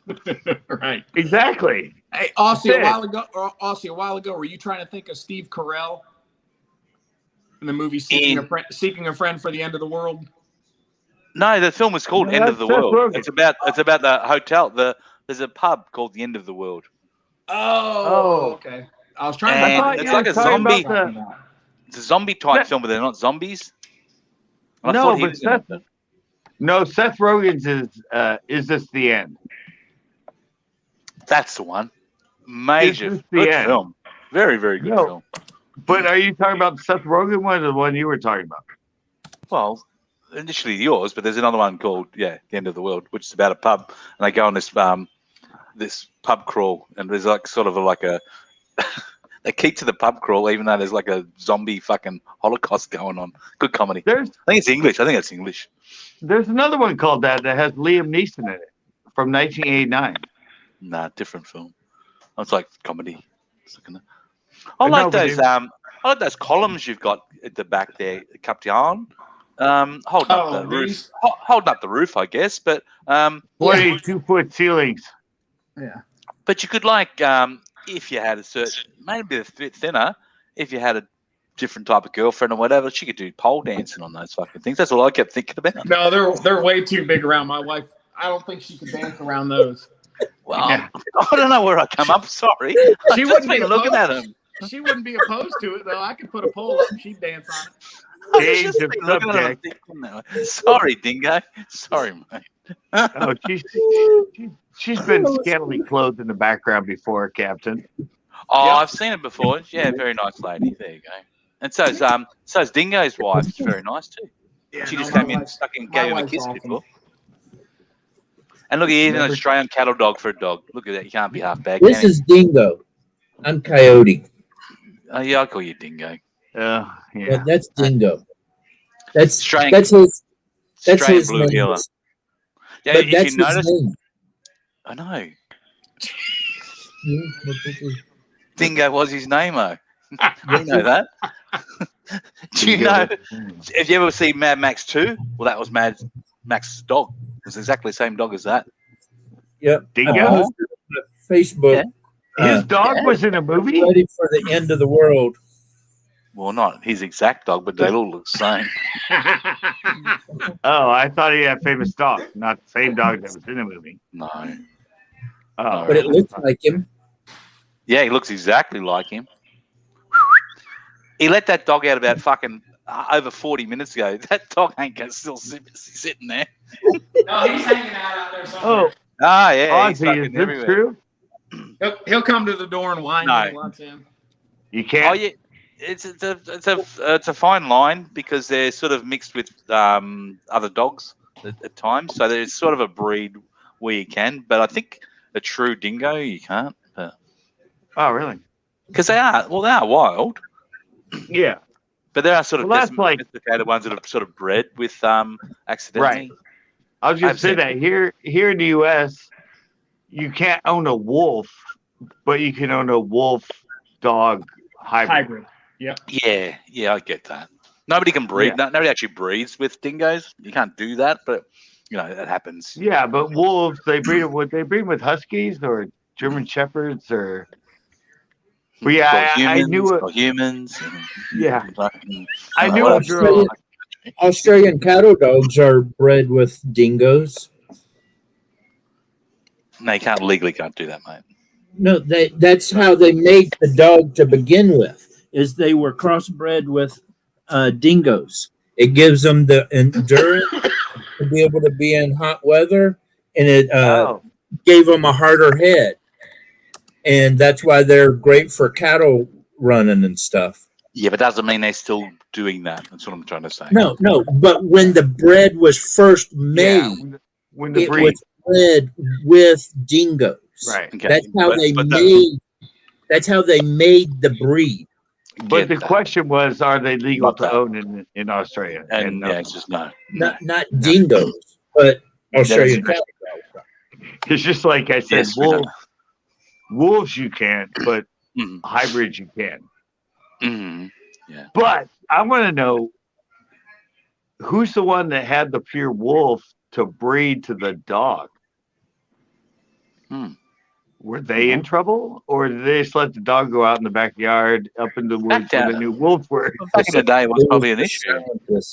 and then calling back, calling her back, going, "Did you get fucked? Did you get fucked?" Backrats about says the dog's out chewing on the neighbour. He'll be back later, Captain. No, I didn't let that one loose, Backroads. Oh dear. Mhm. It's the pit bull's the one that I let out. He might scare people, but he won't hurt anybody. Just run through the neighbourhood and have some fucking fun, dog. Yeah. No, if I let the male German Shepherd out, that's when the neighborhood would be in trouble. He's already bit one person, so. Oh, he's like Biden's dog. Huh? He's like Biden's dog. He's like what? Biden's dog. Oh, I don't. What about Biden's dog? He has a German Shepherd, and it's bitten like 15 people at the White House already. Oh, really? Yeah. Well, what's his name, if Adwan? they bite somebody, they'll put it down. Well, yeah, mine has it's bitten two other dogs, and it's only when he's gotten away from me. And then he got away from me, and he bit a guy, and the guy turned out to be super, super cool about it. But he's got. Did he get his ID? My dog's got all his shots and records and all that kind of stuff. What's that, Aussie? Did the guy give his ID? No. I didn't ask for it. But I had to if give you him would my have dog's asked and ID. he said no, would have you had an issue? I had to give him my dog's ID. So What? Hitler had They Hitler can't had do that? Hitler had a Because it German, broke the law. didn't he? Hitler had a dog. It was German Shepherd. That was called. Name was called Blondie. Isn't that even weird? who? Hitler. Adolf Hitler. Hitler. Yeah, his dog was named Blondie. It was a German Shepherd. Right. Don't know why I'm talking about Hitler. Don't know why I'm bringing him up, but And his, Just trying to make you feel good about owning one. do you know his famous quote? One of He my had friends, a famous quote. Why the fuck did I invade Poland? no. No. Oh, It was in my friend. I went to a Catholic high school, and one of our seniors was allowed to put in the senior yearbook a Hitler quote, and it was, yeah. "Now that I know humans, I prefer dogs." I've heard I don't that know. a few times. I don't know. Some of these fucking quotes, and I see them a lot, and it was about after Robin Williams died, and it's all, I think it's bullshit. Robin Williams, it's like this quote about people and humanity, and then it'd have at the end Robin Williams. I go, do you realise the guy was a fucking cokehead all his fucking life?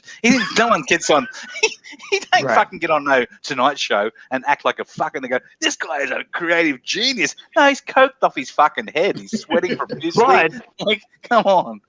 But He was isn't it very funny good. that back in the day in '84 at a Catholic high school, they would let a senior put a quote from Hitler in the yearbook? Why I mean, shouldn't they? what? Why shouldn't they? We still said it. Well, I know. That's the funny thing is that people would say, most people would be really upset if they saw a Hitler quote in a senior yearbook. But on top of that, we were a Catholic school and they didn't care. What if Hitler won the war? Well, my What if mom, Germany won the war? my mom got in a lot of trouble in Catholic school because Hello. on the Hello. crucifix. That's how you were born? Yeah, exactly. No, on the crucifix that they have in Catholic churches, and the book at the top, it has the letters INRI are in capital letters at the top of it. And as part of the Catholic learning, you have to know, what all these things mean. And my mom, as a joke in class one day, it came to her to, tell what that meant, and she said it stood for "I'm nailed right in," and that did not sit well with the nuns.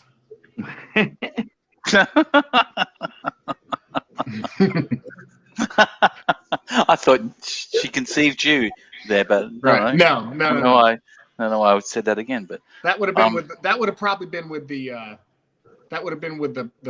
what do they call him? The father. mm-hmm. But isn't that funny? I always said that. I mean, Dad said, "Shut the fucking up, shut the fuck up, you idiot." And I was saying, Dad, what if Hitler did win the war? Would we like hang out with him? Like, would Australia be friends with him? He goes, "Shut up, you idiot." I ask these stupid questions. But wouldn't it be different? Like, look, I'm not making light of the things there's atrocities that happen. They do happen in a lot of wars, especially in that one. So I wouldn't make fun of that. But it could have went that way. And oh, sure. Good look at Japan. Weren't they a good treat? They're nice people, because when they seen all the world was fucked up, let's just jump in this war. Let's go. Hey, fuck, we'll get involved in this. Let's fucking invade Australia. They came down every fucking country. Not at Australia. They were bombing Australia. Let's just do that, won't we? And like throw a few bombs at you guys and take on Hawaii. Yep. Waikiki wasn't the same, was it? No one was fucking hanging out there. Pearl Harbor wasn't a destination to go and fucking hang out. Well, sorry. We as the U.S. are the only ones that have dropped it was H bomb then, but basically a nuclear bomb, right? Mm-hmm. Yeah. Aren't we we're the only ones that have dropped one, right? In a war. People? On Nagasaki and Hiroshima. Yeah. Mm-hmm. We're the only ones, though, right? Nobody else. Well, you don't. Claiming a first for that sort of thing is probably not a competition you want to win. You know what I mean? I know. It's not a good thing. And I've been to both of those places. Right. When I was in Japan, I went to both of those places and visited. Yeah. Right. Yeah, CCB wants to stand up and get the T-shirt and all that shit. Yeah, I'm just saying. In the sunshine. I'm just saying us as U.S. and we're the only ones that have done it. And now we're all against it. Well, probably most people wouldn't want to do it. I'm sure they didn't want to do it. But you know what? The world was... These people geared up to fucking fight a war, even though you destroyed all their whole fleet. They're pretty fucked. Their whole fleet was fucked. What did they have? About 9 to 10 freaking aircraft carriers. Destroyed them in freaking... milliseconds. Starts with M. No. It could have went anyway. In the... Can't remember the C. But people don't realise Australia, our troops, and we don't have that many, but You were there. back then, yeah, of course, we've won every world war. But Yeah. what happened is our prime minister of But who our you're with. country wasn't actually in charge of our troops anymore. So our troops were all overseas. They put Douglas MacArthur was actually in charge of Australia's defence, which is weird, isn't it? Because it's our country. And what he decided, because we were getting bombed, Darwin up north, we were getting bombed repeatedly, daily, in Australia, by the Japanese. They also went into Sydney Harbour, which is way down, sort of pretty much where I am. Yeah. And they had midget submarines into the harbour, blew up naval vessels. So we were pretty fucked. We had no defence.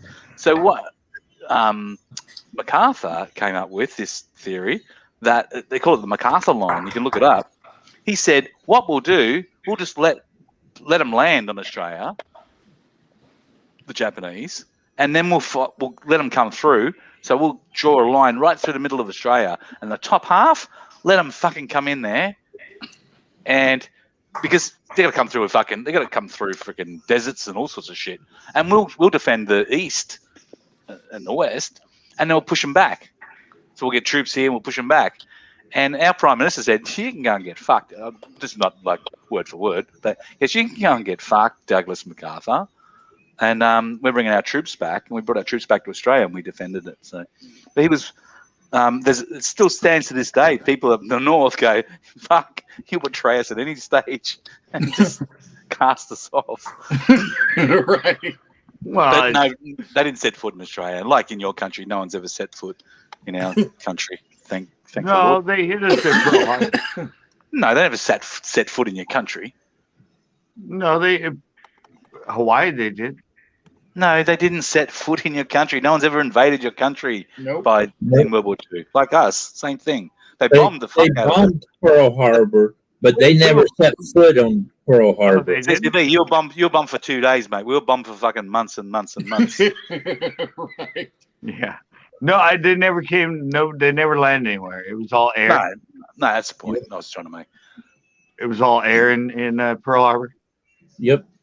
Okay. So you think when you think about Hitler though, he didn't. He never wanted to fight the English in the first place. He wanted to just fix up what people don't realise.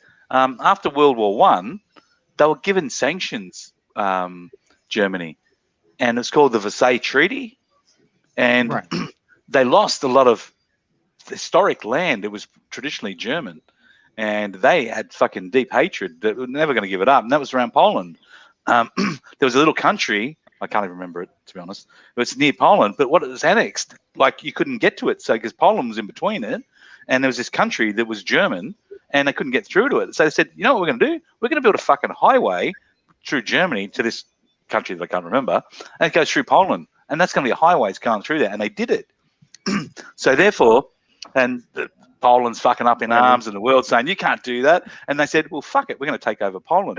And that's how, I know I'm just like giving a brief synopsis, but they said, fuck it. We'll take over Poland then. Fuck it. And everyone let it happen. For a minute, they took over Poland. I really liked how they killed Hitler, though. Well, they didn't. Yeah, I did. Remember, they lured him into that movie theater, and they locked him in, and they set all the film on fire in the back, and he ended up dying with all the rest of them. Huh? He killed himself. What film are you watching? What fucking history? What fucking history class were you in? Were you stoned fucking when you're at school? He was smoking some good shit. Do you know what I'm talking about, Captain? I thought you knew. It's a movie. Yeah, Inglourious Bastards. Yeah. Oh, I didn't watch it. I've never watched it's a it. Great movie. Is it funny? Oh God, it's so good. That's Yeah. the way they kill off Hitler. I remember They kill that off movie Hitler now, yeah. inside a movie theater. Yeah, That was Inglourious Bastards. Quentin Tarantino. I like Tarantino films. Yeah. I think he's. It is. I didn't. Oh, it is so good. Who thought with Tarantino? Did you think he was going to be around long? I thought he was going to have 1 or 2 films and then fuck off, and that'd be it. Escaped to Brazil. He loves films. His passion for films is so. You've never seen Inglourious Basterds? No, I didn't watch it. I got to be You honest. need to go watch it. That was a good movie. It was okay. what he Catch did. you later. He was actually thinking of doing a documentary Argentina. to start with. Well, And it's not true though. That's not how he died though. So it wouldn't be much of a documentary. It'd be fucking wrong, inaccurate, wouldn't it? that's what he was working. But when he got into it, he started thinking of a story that would go with it, and something that was totally different, and a whole different ending in that. And he came up with Inglourious Basterds. Do you like the story about Schindler's List? Yeah, Schindler's List was great too. Did you watch that film? Anyone watch that? Didn't watch that film? It's an amazing film. Written by an Australian guy. The book, which was taken from. Mm-hmm. Yeah, that was what's his name? Steven Spielberg, right? Yeah. Well, he didn't write it, but like I said, Australian guy wrote the book. Right, but he directed. It's amazing. I think it's amazing. I think it's really well. It's a little bit what goes away from what Schindler was really like. He was out for fucking making money, but he happened to save a lot of people along the way, and that's pretty special, I think. Oh, has anybody ever seen Argo? Fargo? You talking about Fargo? No, Argo. Oh, there's a movie Argo. Argo. No, what is that about? That's familiar, but I don't remember. It's have you seen it? It's really, really good. I just watched it the other day. Yeah, I saw it when it first came out. It's about getting our prisoners out of Iran. Was it? It was Iran, right? It was a Ben Affleck movie. Yeah, he acted and directed it. Yeah, but it was about that was what 1977. Well, Iran, the Shah. No, they got the Shah of Iran out of Iran, when and he came and lived in the United States. Yeah, they took over our embassy and took our people prisoner, and it was all about the response and the way we went about getting them back. But that's what Argo. I'd love to watch it. I'd love to watch it because it's great. The leader of the country had to fucking get the fuck out of there, and he went to the United States. It was the Shah of Iran. He lived in the United States. That's funny you mentioned that. If you ever looked at Iran now is a fucking shithole. It's a total shithole. You go and look at it. It's terrible. Go back and look in the 70s of that, the early 70s of Iran. It was a fucking thriving, fashionable city, different mix of cultures and religions. Now it has one religion in there. It's terrible. And women like fashion. There's women. No, I'm saying there's women on the beaches in bikinis and stuff. Look at it now. They're all covered up. And back to the movie though. The phrase from it is "Argo, fuck yourself." But see, the whole thing is the way they went into Iran and got our hostages out is they faked a filming of an American movie called Argo. And I think I have seen this adventure. Is this an old film? No, 2012. Yeah. Well, about 8 years ago. Yeah. Okay.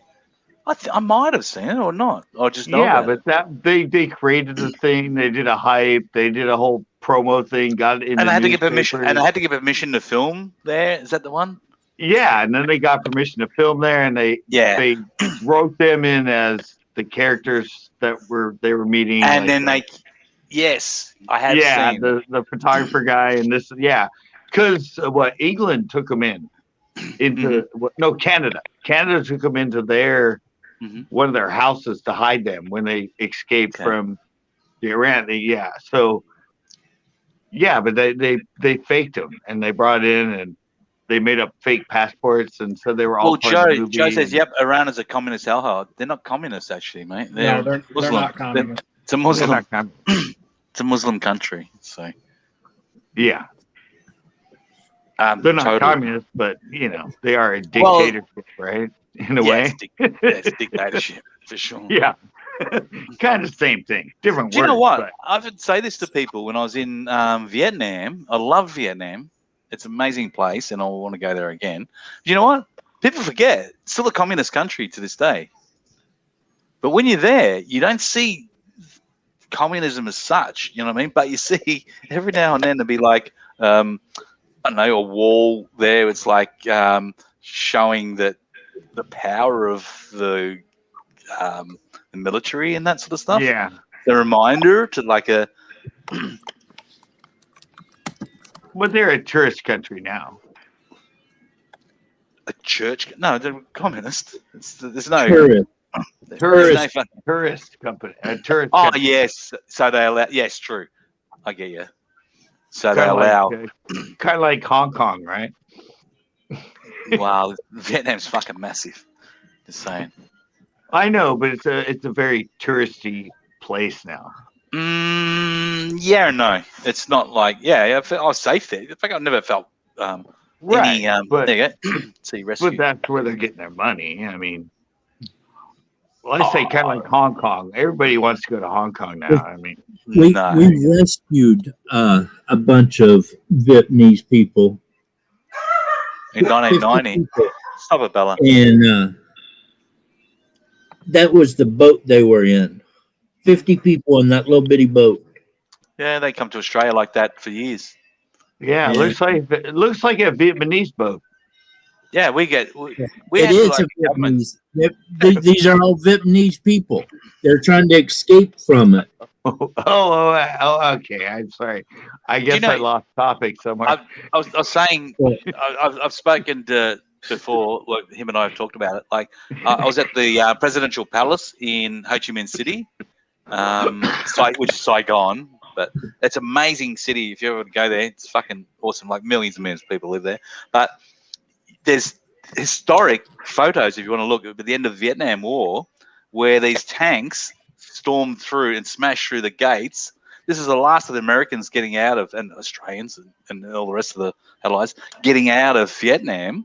And for days, from the presidential palace there, which is right in the middle of the city, you had fucking choppers landing on the roof of this place and getting people out of there. Fucking, a lot of them were like American citizens, but then they got like people that had to flee because the communists were going to take over the whole country then. And Well, while Look they it were up. sleeping on the Watch- roof, there was a major gun battle down at the gate. yeah, well, two tanks just smashed through it, and it's these photos of it. It's like the tanks are still there; they've kept them there all these years. But you guys flew thousands of people out there. Do you know what? And a lot of them come to Australia and America, and we built up beautiful Vietnamese communities in our countries. But they got out of there because they're going to be killed. They're going to be killed. And It's sad. yes, corn fart. We rescued those people out in the middle of the ocean. A lot of them were suffering from Dehydration. the lack, Yeah. that stuff, and they weren't eating. They didn't eat for like 4 days already, and we gave them food and water and took them to. I forgot where we actually took them to, but we took them somewhere and dropped them off, and then The next they I were don't know. dealt with from there. We But, get we got like for the last 5 years in Australia, we our government had to stop it. Just what they were coming down is through the other like I'm trying to think which countries they were coming from, but pretty much Indonesia and all that, boats like that Okay. down into Australia, and to try and get into our country, like, and they'll say, "Oh, when we get there, they'll just allow us to stay," but wouldn't happen. Like we were bringing them here, allowing them out. Then we said, "Fuck," we turned it around and turned the little boats around, and said, "Fuck off, not coming here." And I've heard about the real crocodile Dundee. If I spelled it right in Australia, it had to do with guns, right? I think. Huh? I've heard about the real crocodile Dundee if it's right in Australia, it had to do with gun rights. Crocodile Dundee is about a guy that no. No, he's in a movie, but it was based off of something that was Crocodile Dundee, but that had to about do with gun rights. Gun rights. That's not He true. doesn't have a Crocodile Dundee doesn't have a gun in the film or anything like that. Don't know. No, he's talking about the real Crocodile Dundee. Real Crocodile Dundee, like not the movie. The movie. There is no but it real was a Crocodile thing. Dundee. Okay, well then he's wrong because he said there was a guy called or something about a real Crocodile Dundee in Australia, but that was about gun rights, not what the movie was about. And the guy they made up to be Crocodile Dundee. Have you seen the film? Crocodile Dundee. I don't think I've seen it. Well, okay. But there was no real Crocodile Dundee. I think that's what he was saying. There's no real Crocodile Dundee, Ozzy? No, mate. Okay. Well, then what he heard is wrong. So we should just say no, that's not true. But there's been news stories about people. The film was a comedy. I fucking don't get it. Sorry. Well, I know, but I mean, I don't. It could have been an issue that was something else, and somebody said, "Hey, Crocodile Dundee, that'd make a good comedy." You know, like just the movie was made off of something that had nothing to do with the movie, but it was a real character. No, Paul Hogan and a guy called John Cornell, who was his manager, created the whole idea, characters, and it's just a comedy based on nothing but their ideas. So. Okay. Wow. Yeah. That's just what I saw in what he was asking. But you know what? That film grossed fucking $300 million amazing dollars or whatever it is. Don't quote me, but yeah. Do you know what? Here I can remember there was advertisements in the paper because Paul Hogan has been around since the 70s in Australia. Amazing guy, and he so everyone knew him. That to get this film off the ground, what they had to do is put ads in the paper if you wanted to invest, because we don't have a big film industry in Australia. And I have a documentary about it. It's really if you could have put $1,000, if you put $1,000 in that film, you would have made a lot of fucking money. There you go. No, I actually have a documentary about the Australia film industry, and guess who's on it that talks about it? Quentin Tarantino. Oh, really? Quentin. He loved. I know what film he's going to talk about. He's going to talk about the film Stone. No, he loves. Yeah, he does. Yeah, he does. He loves Australian B movies. Quentin Tarantino loves. I know, and he talks about a film called Stone, an Australian film, because he loves this film. But he talks about a lot of other Australian ones too. Okay. Because they were showing the different genres. Some of it was porn, and some of it was other type stuff. It's called. I think the documentary is called "It's Not Quite Hollywood." Mm-hmm. Yeah, I've seen it. Yeah. Yeah, that's the one. Yeah, it's about the Australian film industry, right? Mm-hmm. But that he only went on about. He was in it for the whole thing, though, wasn't he? Who? Quentin. Did he only talk about one movie? I thought he talked about a bunch of different movies. No, I'm saying the main movie that inspired Quentin Tarantino was a film in Australia called Stone. Yeah, no, that's what I was saying. Sorry. I don't explain myself correctly. Sorry. No, I thought you were talking about documentary where it's about the whole Australian film industry. No, the doco you're talking about with Quentin Tarantino. He's in it. Right. Yeah. Yes.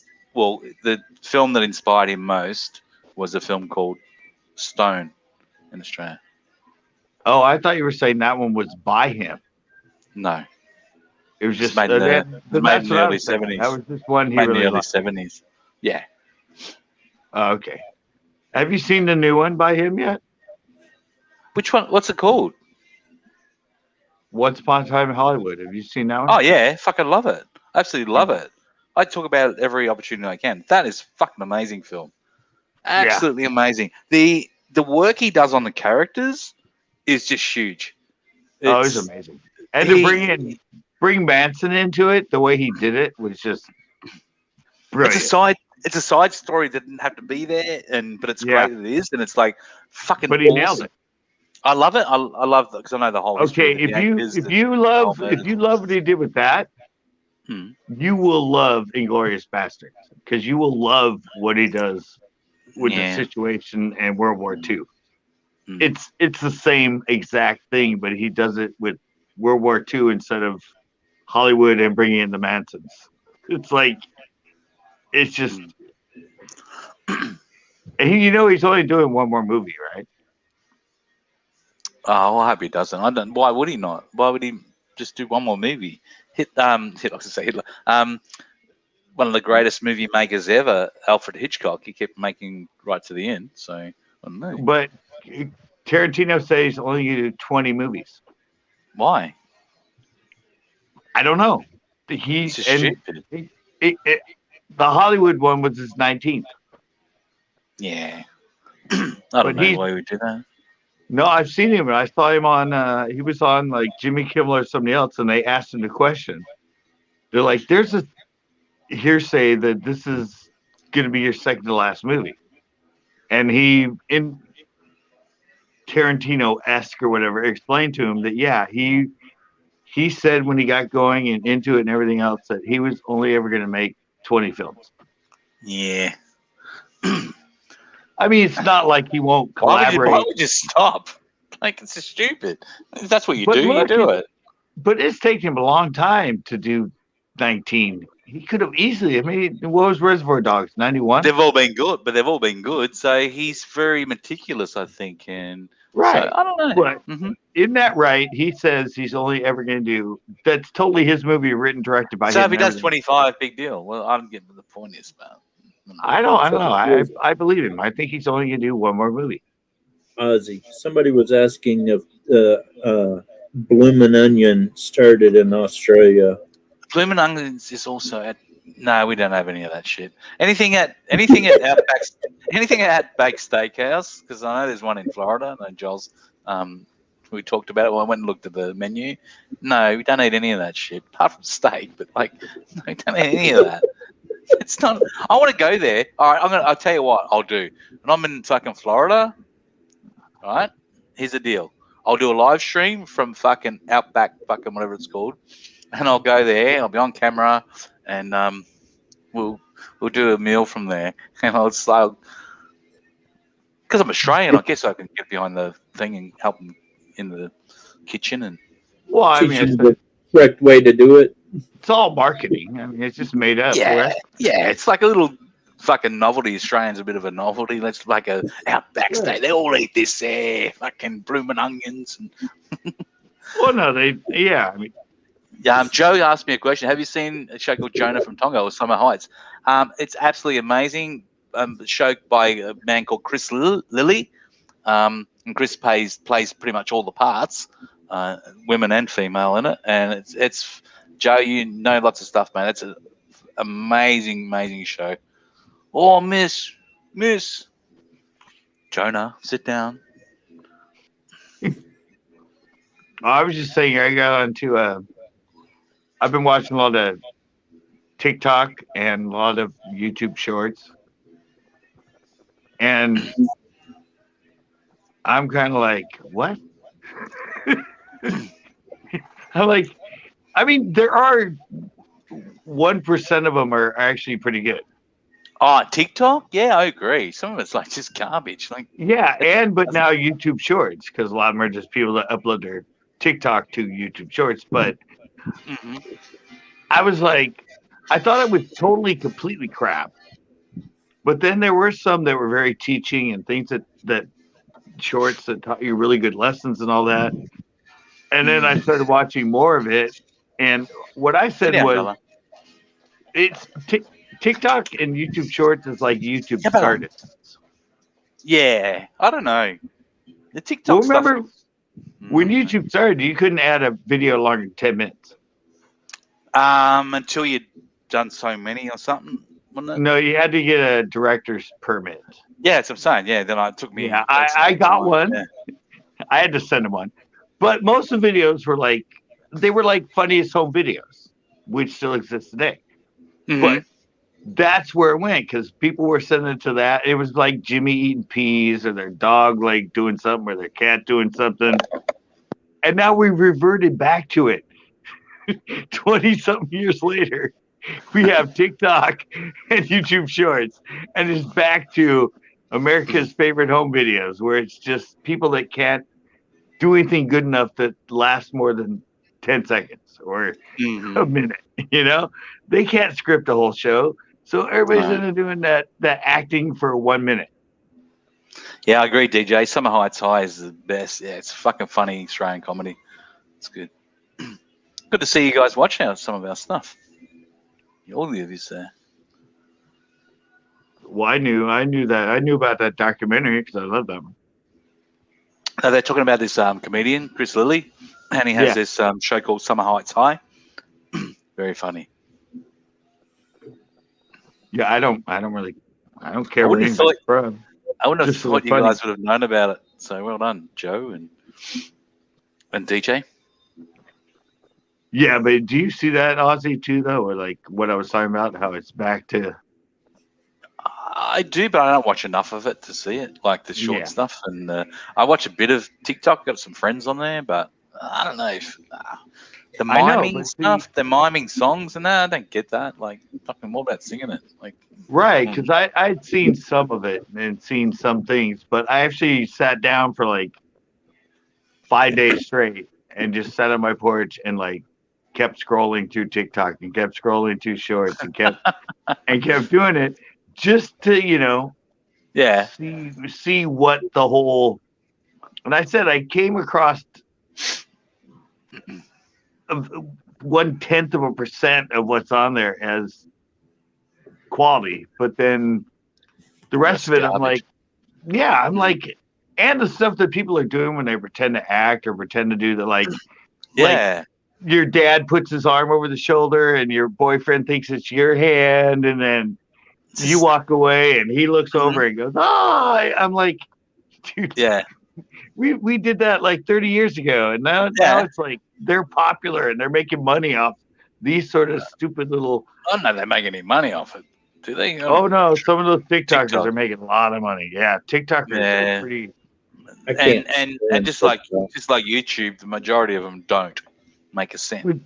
Well, yeah, majority don't, but a lot of them are very well off with the TikTok. And now I said they're taking everything to YouTube, but it's not. I don't think it's money off that. It's all business deal stuff, I actually got some good news about making money on YouTube and stuff.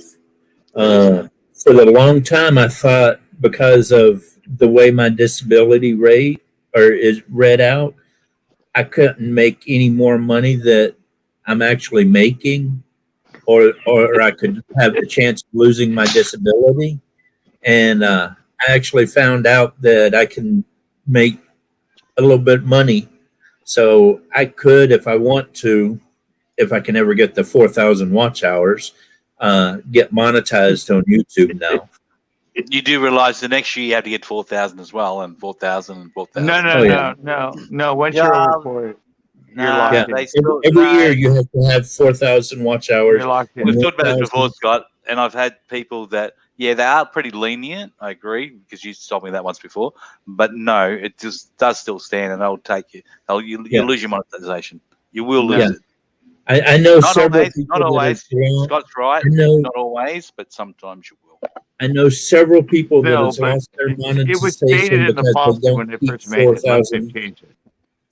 I know several people that's lost their monetization because they didn't keep 4,000 watch hours every year. Yeah, and so I know you have to do it every year, but I've only got 500 watch hours, so I got a long way to go. Yeah, but I don't know. Give up on making money off YouTube. Just saying. No, they must have changed it because the original lettering and everything else when they did the 4,000, 1,000. Yeah, they kept putting up. Yeah. Yeah, everybody kept asking the question. I said, no, if you get over the 4,000, all that, and then you drop back below it, we will not take away your monetization.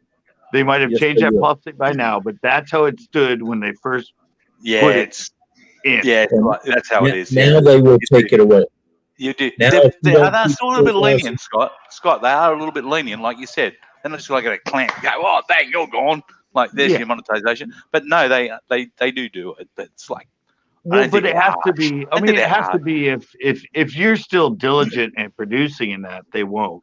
But you might take somebody that is, and then they like don't produce for 6 months, and then start producing again, and they go, oh well, you know, No, you just got to have people watching you. That's what it they're might there. take you away. Yeah. Advertise. They're not going to have all these people monetized when no advertiser will ever go with them because they're not.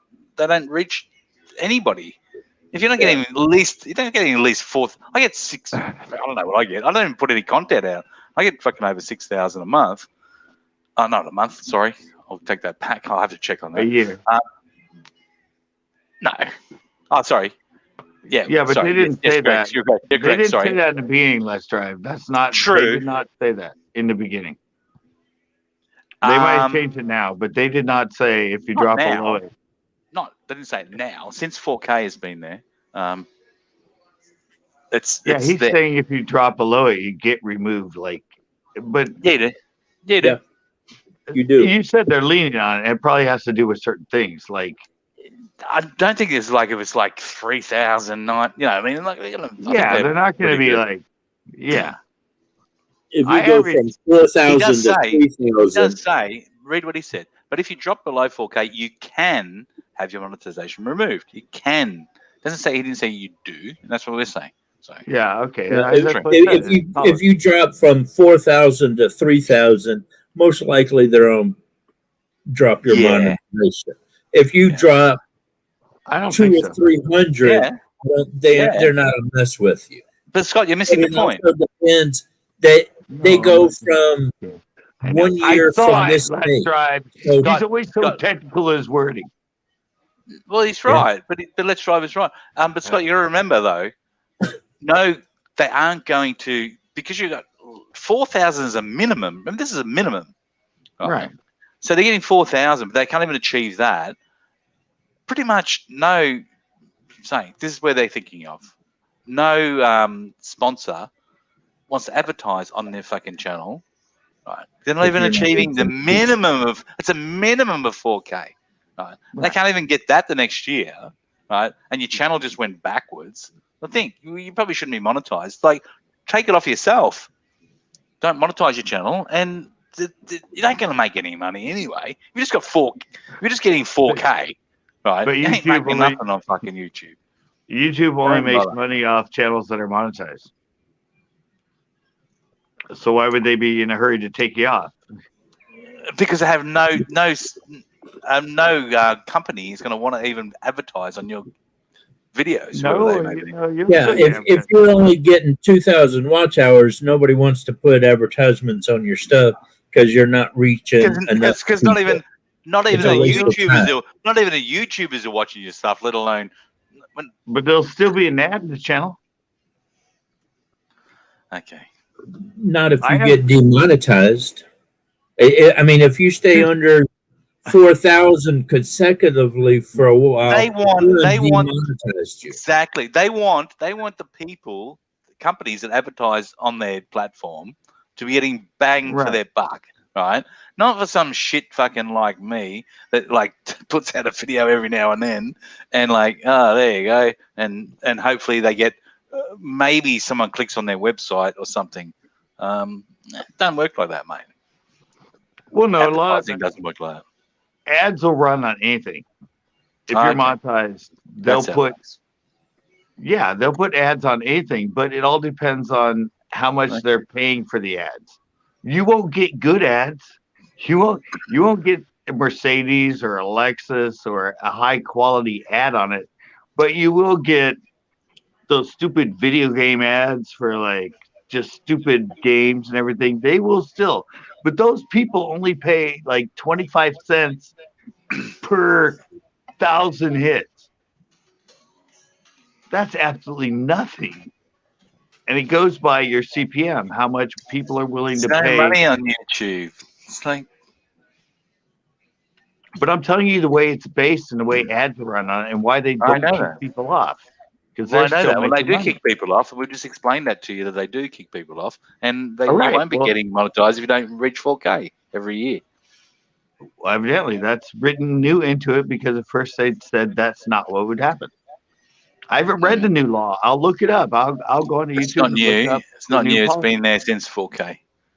No, originally 4K, that was not the policy. Okay. I'm telling you, I read all Well, that. I'm not arguing with you. I'm just saying okay. Yeah, that's the way it works. Okay, well, that's what happens to the people. It gets taken away from them. That might be new, but if you're hit 4K, you should be good enough to keep it going and not have to worry about it. That's exactly what they say. Yeah, maybe. Yeah, You monetize. You get your 1,000 fucking people. You got your 4K watch hours. You should only go up, right. right? But they don't because they fucking did whatever they had to do to try and get 1,000. Yeah, And the 4K just they went come to grow along. channels. We all remember those. Yeah, I did too. But I We've all stopped. been to grow channels. Yes, I agree. Let's go. Let's grow. I did. I don't deny that. But I don't even do anything on my channel. All my subs stick, and I still grow. Now I don't even do anything on it. I got like, but I don't do it for. I just do this for fun. You know what I mean? I've never done it for. I like my channel, but I don't have to do anything on it. Yeah, but I do it because I'm trying to make a living. So it's you do. You do good stuff though. I know, but I'm just not caught on yet.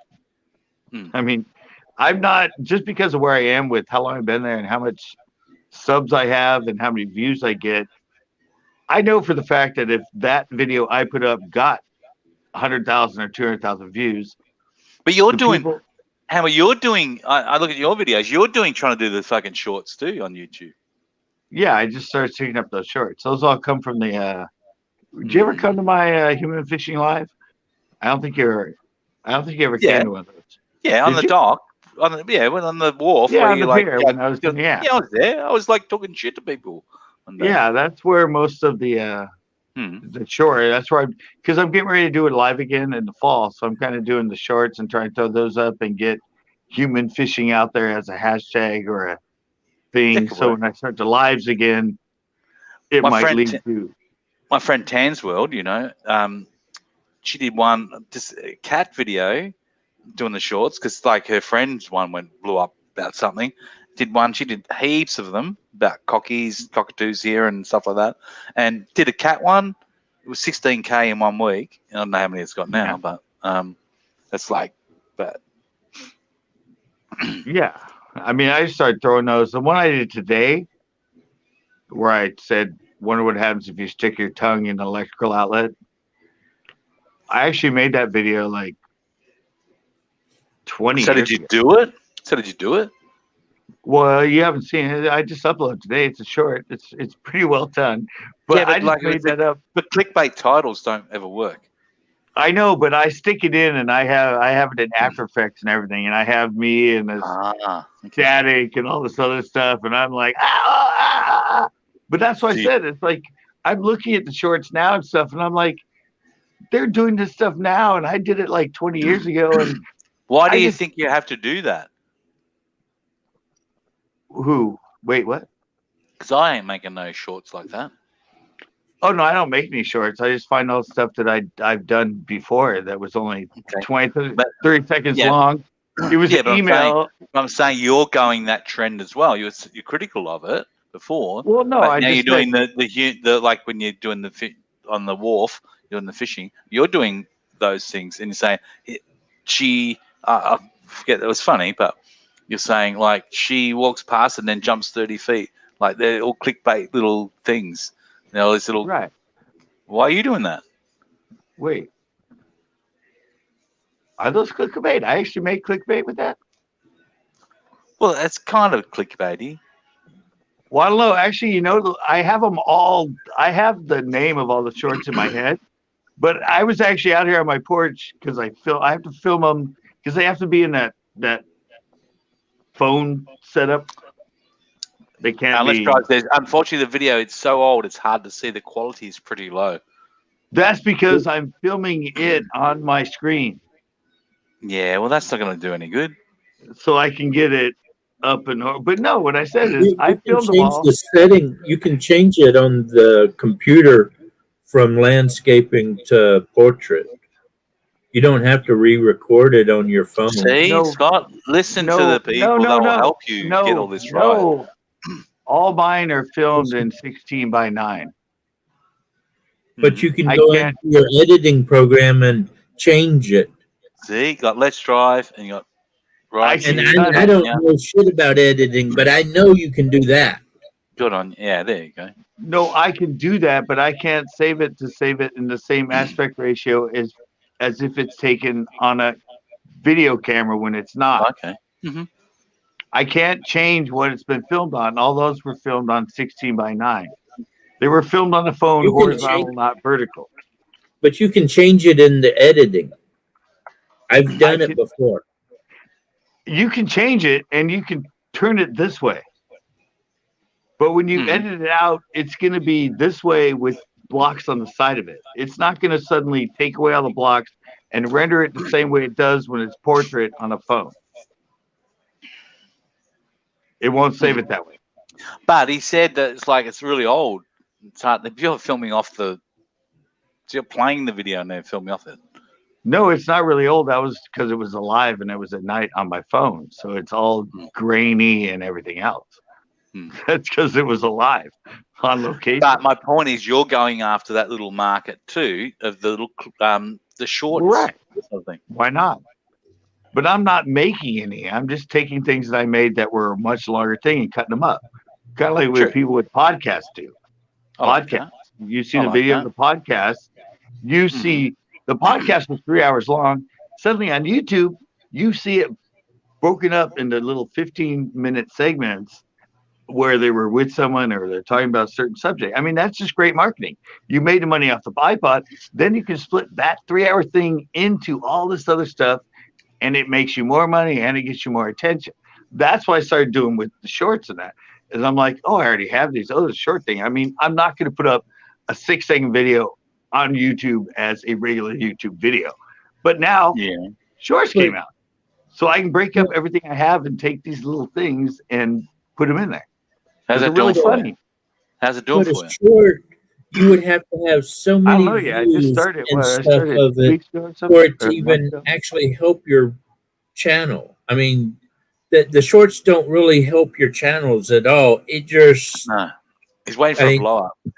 I mean, if you have a 15-minute video and so many people watch it, you're gonna hit an hour watch hour faster than a 10-second short. You're gonna have to have millions of people watching that thing to get an hour watch time. Nobody does shorts for watch time. Shorts are about getting you noticed and maybe people liking you and want to subscribe to you, but lives are what you do for watch time. Right, Ozzy? Uh-oh. See there? Yes. No, just mute my mic. No, I said lives I is for watch agree. time. Shorts But are. I agree, but with the shorts have to be relative to what your channel's about, to be honest. I'm fishing for humans. I'm a fishing channel. I get that, and it's good. I get that. And I get it. But and if it brings you like, because what they're trying to do is get a one that really hits bang, and all of a sudden it's 1 million views. So and you might get fishing reviews as well in a little way. Yeah, you might get 50,000 or 5,000 subs from it getting 1 million views. I mean, that's what it's about. That's what it's used for.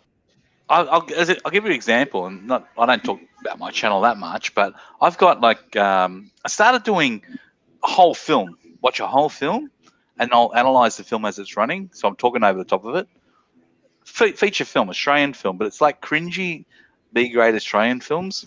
Nice. I did, and I talk about a lot of nudity in them, full frontal. They're still allowed on. Still there on YouTube. Still there, and I'll analyze them and talk about them and like joke about them and stuff like that. Only in the last 6 months have they really started going nuts.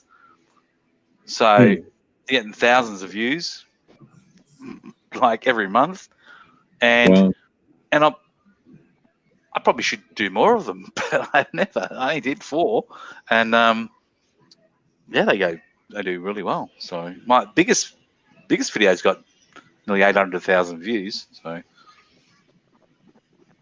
it's not that. It's like, but I'm not committed to this sort of shit. Like, I shouldn't say shit, but Scott does this for pretty much a living. So he's got to look at every angle and see where it takes him. But I'm just going to do that for fun. I got a good one for you. Talking about movies, you could literally do a separate channel called Fishing for Humans and only upload that content. It would probably do better than the Central Coast Bass channel. That's a good point. Keep it all to that one thing. Yeah, no, I don't want to send one. No, but I have a good thing about movies to let you know about. You were talking about you were playing a movie and you were talking about it. Well, I wasn't talking about it. I was like analyzing it and setting it up and joking about it, and it's like getting thousands of views every month. Yeah, I did that at one of my lives. I talked about Kick-Ass. You know the movie. Have you seen Kick-Ass? Yeah. Don't know what that is. The movie Kick-Ass. Don't know it. With Nicolas Cage? Nah. I was in I was in a film with him in Australia, and I don't watch any of his films. I only watched the one I was in, The Knowing. But anyway, yeah, I played it, and my video got banned and will never, ever, ever, ever, ever, ever be played again on YouTube. There you go. So I've got 4. I got 4 feature films up, and I do it. And I do an analysis of it. I talk about it, and I call it an analysis, and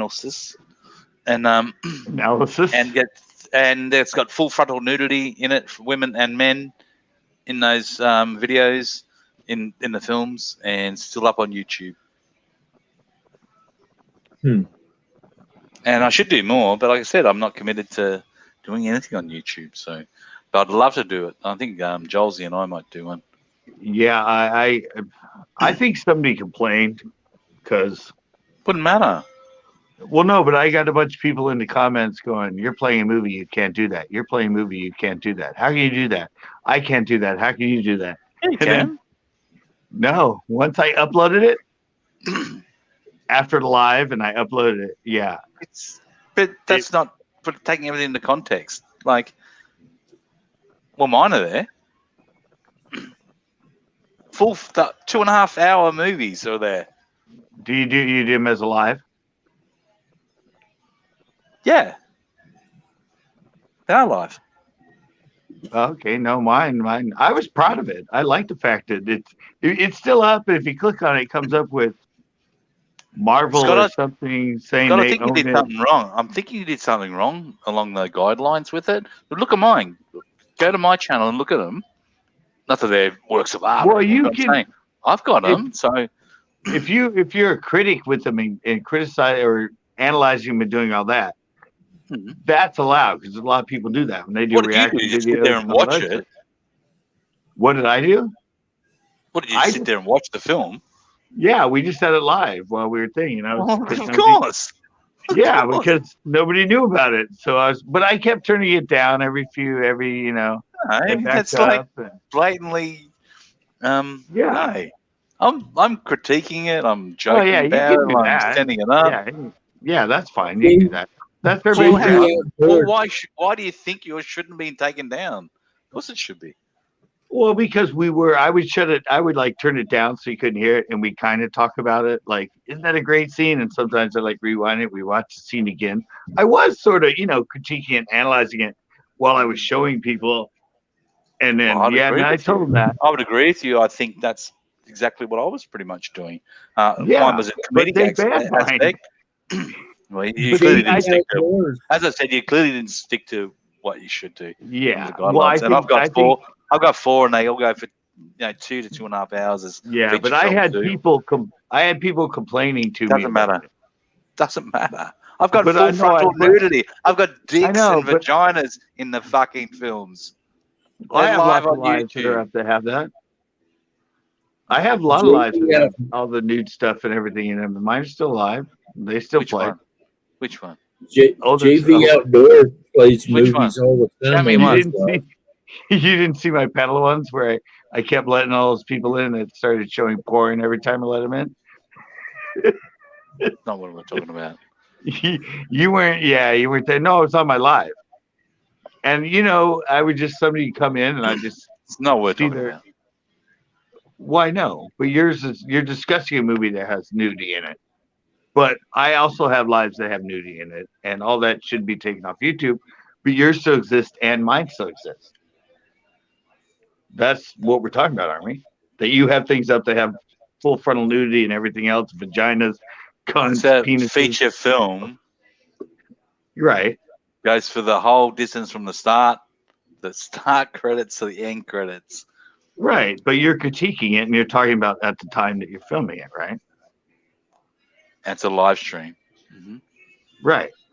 Mm-hmm. Well, And it that's gets allowed. thousands of views. They all get like thousands of views every month and keep on Right. growing. So I should do more of that. Right. But everybody does the. Have you heard of reaction videos? It's just like, yeah, and some of them get taken down as well. Like, Yeah. you can't just but like I mean, you can't just like put up Metal Guru by you don't know that one probably. You can't just like what fucking amazing songs. I don't think of like one, but Creedence Clearwater Revival, like Heard It Through the Grapevine, and just like sit there and watch it and expect it not to get taken down. It will. And then somebody but at the end of it goes, "Hey, I like that song." Well, it's not how it But works. there's a lot of them that are up of people that do reaction videos about songs and music, and they're fully monetized. Yeah, they do it the And right they're way. not- Same as why I did it with the movies. Right, exactly. And I said that's legal. That's allowed. And yours got taken down because you didn't. I know, but I was proud of that. Oh, okay, I didn't know you were proud of it. So I was proud of it. I loved going on and clicking on it and having this warning like thing show up and say, "This video will never be viewed on YouTube ever again." I went, "Yes." How Ozzy can do stuff and they allow it. They hate me so much they won't even allow my stuff. I don't know. You can't compare. I don't know. So I was asking, like, what you actually did. I don't know. Mm-hmm.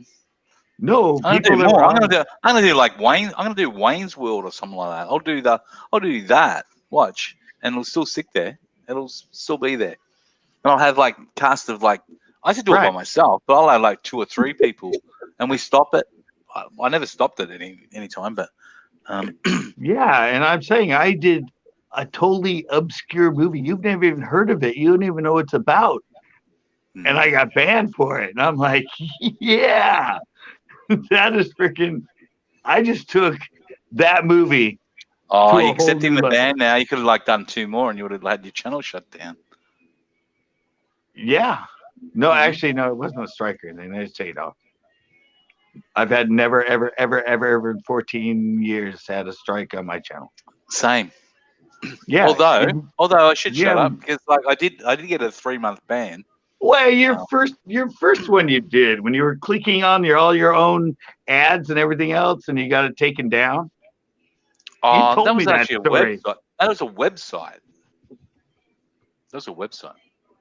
No, that was your YouTube. You told me that story.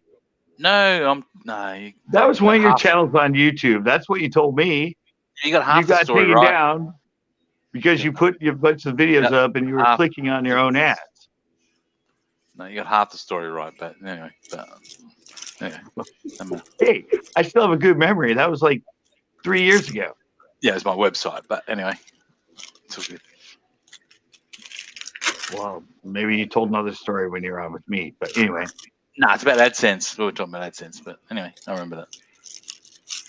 No, we were talking about one of your first channels you made. No, it wasn't Owls the Outlaw. It was another channel. Mm-hmm.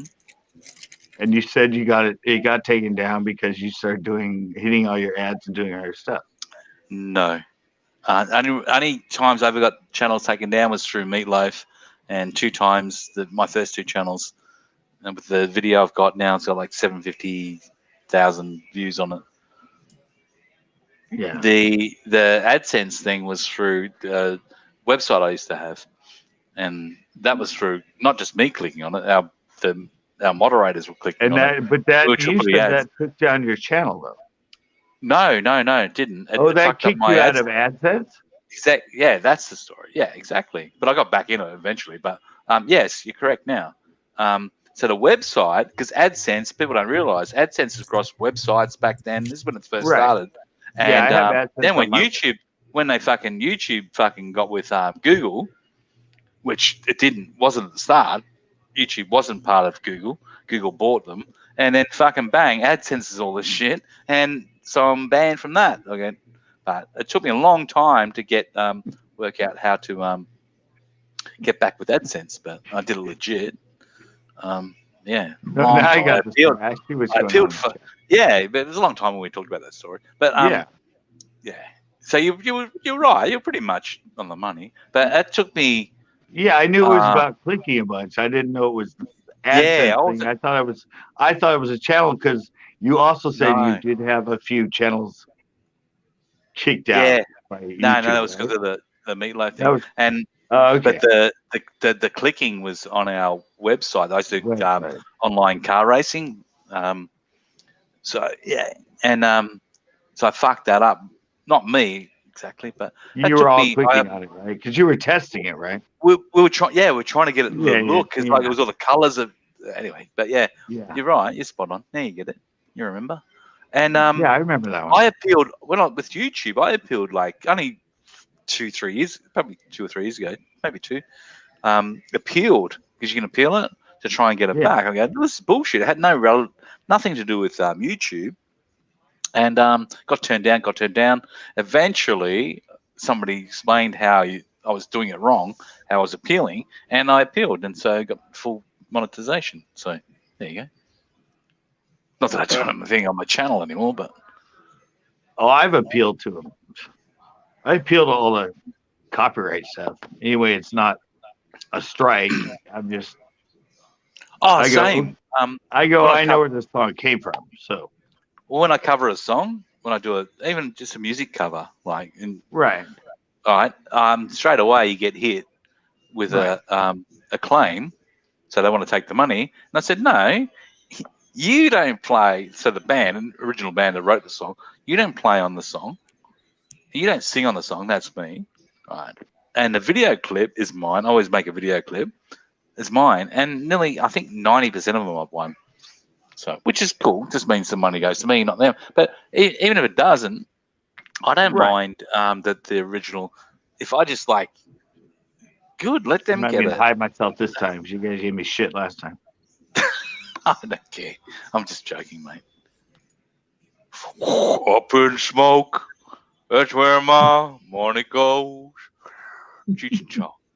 Itching what? Oh, this is great one, man. I'm getting so wasted, man. Hey, look at me. Yeah, make it look more Sherlock Holmes, don't I? Yeah, you do. Different hat, probably, for Sherlock Holmes. But but smoking out a tobacco pipe. I mean, come on. Mates of mine. Actually, that's Tito's grandfather's pipe. Really? Yeah. Yeah, his grandfather was a total pot smoker, but yeah, this is actually his grandpa's pipe. He gave it to me. I don't think he smoked pot out of that fucking thing. No, he smoked pot out of it. They had a pot. Marijuana. They grew marijuana on his farm when it became able to do it. Yeah. Who? Tito's grandpa. Who's Tito? The one that's in my videos a lot. Tito used to work on the dock, down on his luck. He used to make it talk so tough. No, but he gave me this. So tough. Gina worked at diner all day. Is that the same Tito and Gina? Yeah. No, but in response to the shorts, Ozzy, it's like yes, man. I'm doing it because it's they don't get any views anyway. They only get like 40 views or 30 views or anything. Yeah. But it's just like stuff I have, and you never know. Like I see things that have 2 and 3 million, and I'm like, that is like so much stupider than what I put up. Because I'm Well, that's like, what I'm saying. Dan's World Yeah. did the cat one and went 16,000 in the first week. I don't know what it's got done now, but yeah, but But- that's it. Like, why not just throw it up there? I mean, I'm not making them. I'm just cutting them to those bit little of a pieces. sellout though. Bit of a sellout. Credibility. Oh Sick yeah. of your fishing. All your fishing. Oh, I don't care. I'm a total freaking slut whore now. I don't mind. You admit that. That's pretty cool. That's cool as I am. fuck. Oh, That's cool as wait till fuck. this. Nothing wrong with Well, that. I don't know who's on here, but this Wednesday video that I just spent time filming today, Uh-huh. it's all fucking clickbait, clickbait, clickbait. You know, you smoking this shit, mate. It's not really. I don't think you do it that well. I don't think you're that good at it. What? You know what I mean? You're not really that good at this smoking the marijuana shit. You're not that good at it. I don't like to smoke a lot of it. So How long you been doing it for? It's like you fucking started last week or something. Just saying. I don't No, know. I used to grow my own in the 90s. Oh, well, Yeah. hopefully they weren't as bad as you. Oh, Yeah. it's The one he gave me is very dry in that. It just Oh, you can't even hold it in, and you hold it in, it just really makes you cough really quick. just grow it yourself, mate. What do you mean, Ricky? Yeah. I see Tito and everybody else take big hits and end up coughing for 2 minutes afterwards. That So can't don't be get good on if me you're about that. coughing. I thought it was like medicinal, like really helps you. So if you had like a problem with your throat, probably it's a good thing to smoke marijuana. If you like had itchy balls or something, marijuana that can help. Stuff like that. Marijuana tinea? ointment. Wear Tinea? marijuana ointment for your balls. What about tinea between your toes? Think marijuana that can help. Not sure. Heard that. Hey, I Scott, don't do it for any medicinal reasons. I just do it because it mellows me out. this is what you need. Why you need to be mellow for? Because I'm just always active. I'm like, I can never relax. I can never So am I. I'm like calm that. down. I'm like that. I'm calm, but I don't get triggered. can't. But I can't even don't sleep call me at that. Don't Hey, swear. Scott, this is what you need to smoke it out of. But you're drinking. What? While you're drinking, that doesn't make you sleep that well. It makes you sleep a lot better than if I haven't. No. When was the last time you slept? I drink occasionally. I don't drink that much now, but I Right. used to fucking drink massive. Not massive, but like. It's a You silicone. don't think you sleep better without drinking or smoking? I even have a bubbler. Why are you showing us all this like marijuana Well, stuff? I don't know. Well, no, Well, no, I mean, I go to bed to Cornfart think. was saying something about it, so I was showing it to him. I go to sorry. bed and end up just thinking about stuff the whole time. That's good though. 'Cause I you're know, creative. but- Your mind's creative, so Yeah. that's a good thing. Hmm. Yeah. But I mean, I go to bed at like after it's like 2 now. Hmm. I'll go to bed at 2, but I probably won't fall asleep till about 5. Yeah, but you drank. What? Yeah, that'll You keep drank. you awake. I know. I said that's with drinking. Yeah. Without drinking, If you I didn't might drink- not even fall asleep. Some people, when they drink, they sleep better. Some people, when they drink, they don't sleep as good. So it Yeah, depends I sleep how a your lot better. body reacts to alcohol and stuff. I just grabbed one now. I just grabbed one before, so I quit drinking. I quit drinking alcohol 25 years ago. Well, mate, I'll pop around your house. We can have one together. There you go. Yeah. When I'm in the States, we'll have a beer together. No, but what I'm saying is, yeah. If I'm going to drink anything, I'm drinking Jack and Coke. No. Oh, it's so sweet. I used to be. Friends used to bring always like I'd get a fucking bottle of Jack Daniels for my birthday. But- People, But like, y'all "No, I got some drink good wine." beers down there in Australia. I like the Australia beers. I like Japanese beers. I was drinking Sapporo last week. Oh, Japanese beer. Oh, I like beer. Sapporo. It's good beer. I like Sapporo to. and Kirin. Those were my two favorite beers in Japan. Get Sapporo here in But Australia. Cheap. I just Sorry, don't like Scott. beer. Whenever I drink beer, I feel like I'm gonna throw up all the time, and I just burp all night long. Oh, okay. Scott, what were you going to say? Sorry. I use it. I use it to think. I always have when I drink. Oh, really? Yeah. I mean, In Australia, mostly to drink beer is like more social. It's a social thing. right. That's the way a lot of people. That's the way a lot of people do it. And I lived with an Yeah. alcoholic for 3 years. That's the way it was. But it's never been that way with me. It's like Okay. I will have it while I'm working on something in a project and that. Just because I'm too anal if I'm not about what I create. So it allows me to kind of I get it. I get it. Before relax I enough. was I in totally war- get it. Yeah. Yeah. Before I was in war, I could drink socially, but after coming out of being in a war, it war? was just War? to get away from it. What I was war? in desert. I was in Desert Shield, Desert Storm. Wasn't really a war. No offense, but not really a war. Okay, well, I didn't really shoot somebody with a 50 cal, and he didn't It was almost practice. shoot me with an AK-47. We didn't have missiles flying over all the time, and going to Hang on. General Say there- Gordon hang on, has hang on, inbound hang on. missiles. We And, walked. We didn't say We yeah, walked. it wasn't a real war. We walked Oh, into. shit. We walked into Iraq. We walked into Iraq, right? And pretty much got to the palace within how many days? Well, I saw a Scud missile blow up above my ship, and the chemical alarm goes off. We No, I pulled think- 3 dead Not- bodies out of the ocean. Not being See, I think- disrespectful. Wait, Just saying. the They difference got a is, war. it's not that war things weren't going on, but you really couldn't explain it as a war. No. Comparing it to World War II, World War I, something like that. Or yeah. It's not that all that stuff didn't happen and missiles were flying and when- people got the when shit blown out of them. Bullets and But it missiles really are wasn't a flying. war. It's a fucking war. It's a war zone, but Yeah. if you look at it in history, was it actually a war? hmm Technically, by definition, not Yeah. really. Well, it's called Desert Shield, Desert Storm, and We were there. We were there. I was there from start to finish. Right. So Yeah, How no, long? I'm not. I'm just saying what he was saying was he was joking when he said if you could call that a war, but Yeah, I wouldn't call that a war. It's not a war. It wasn't a war. but technically, yeah, in the history books, No disrespect for the people that lost their life. yeah, on no both sides. respect. Or we're not saying it. You weren't there and you didn't help save people, No. and it was a war zone. We're just slightly.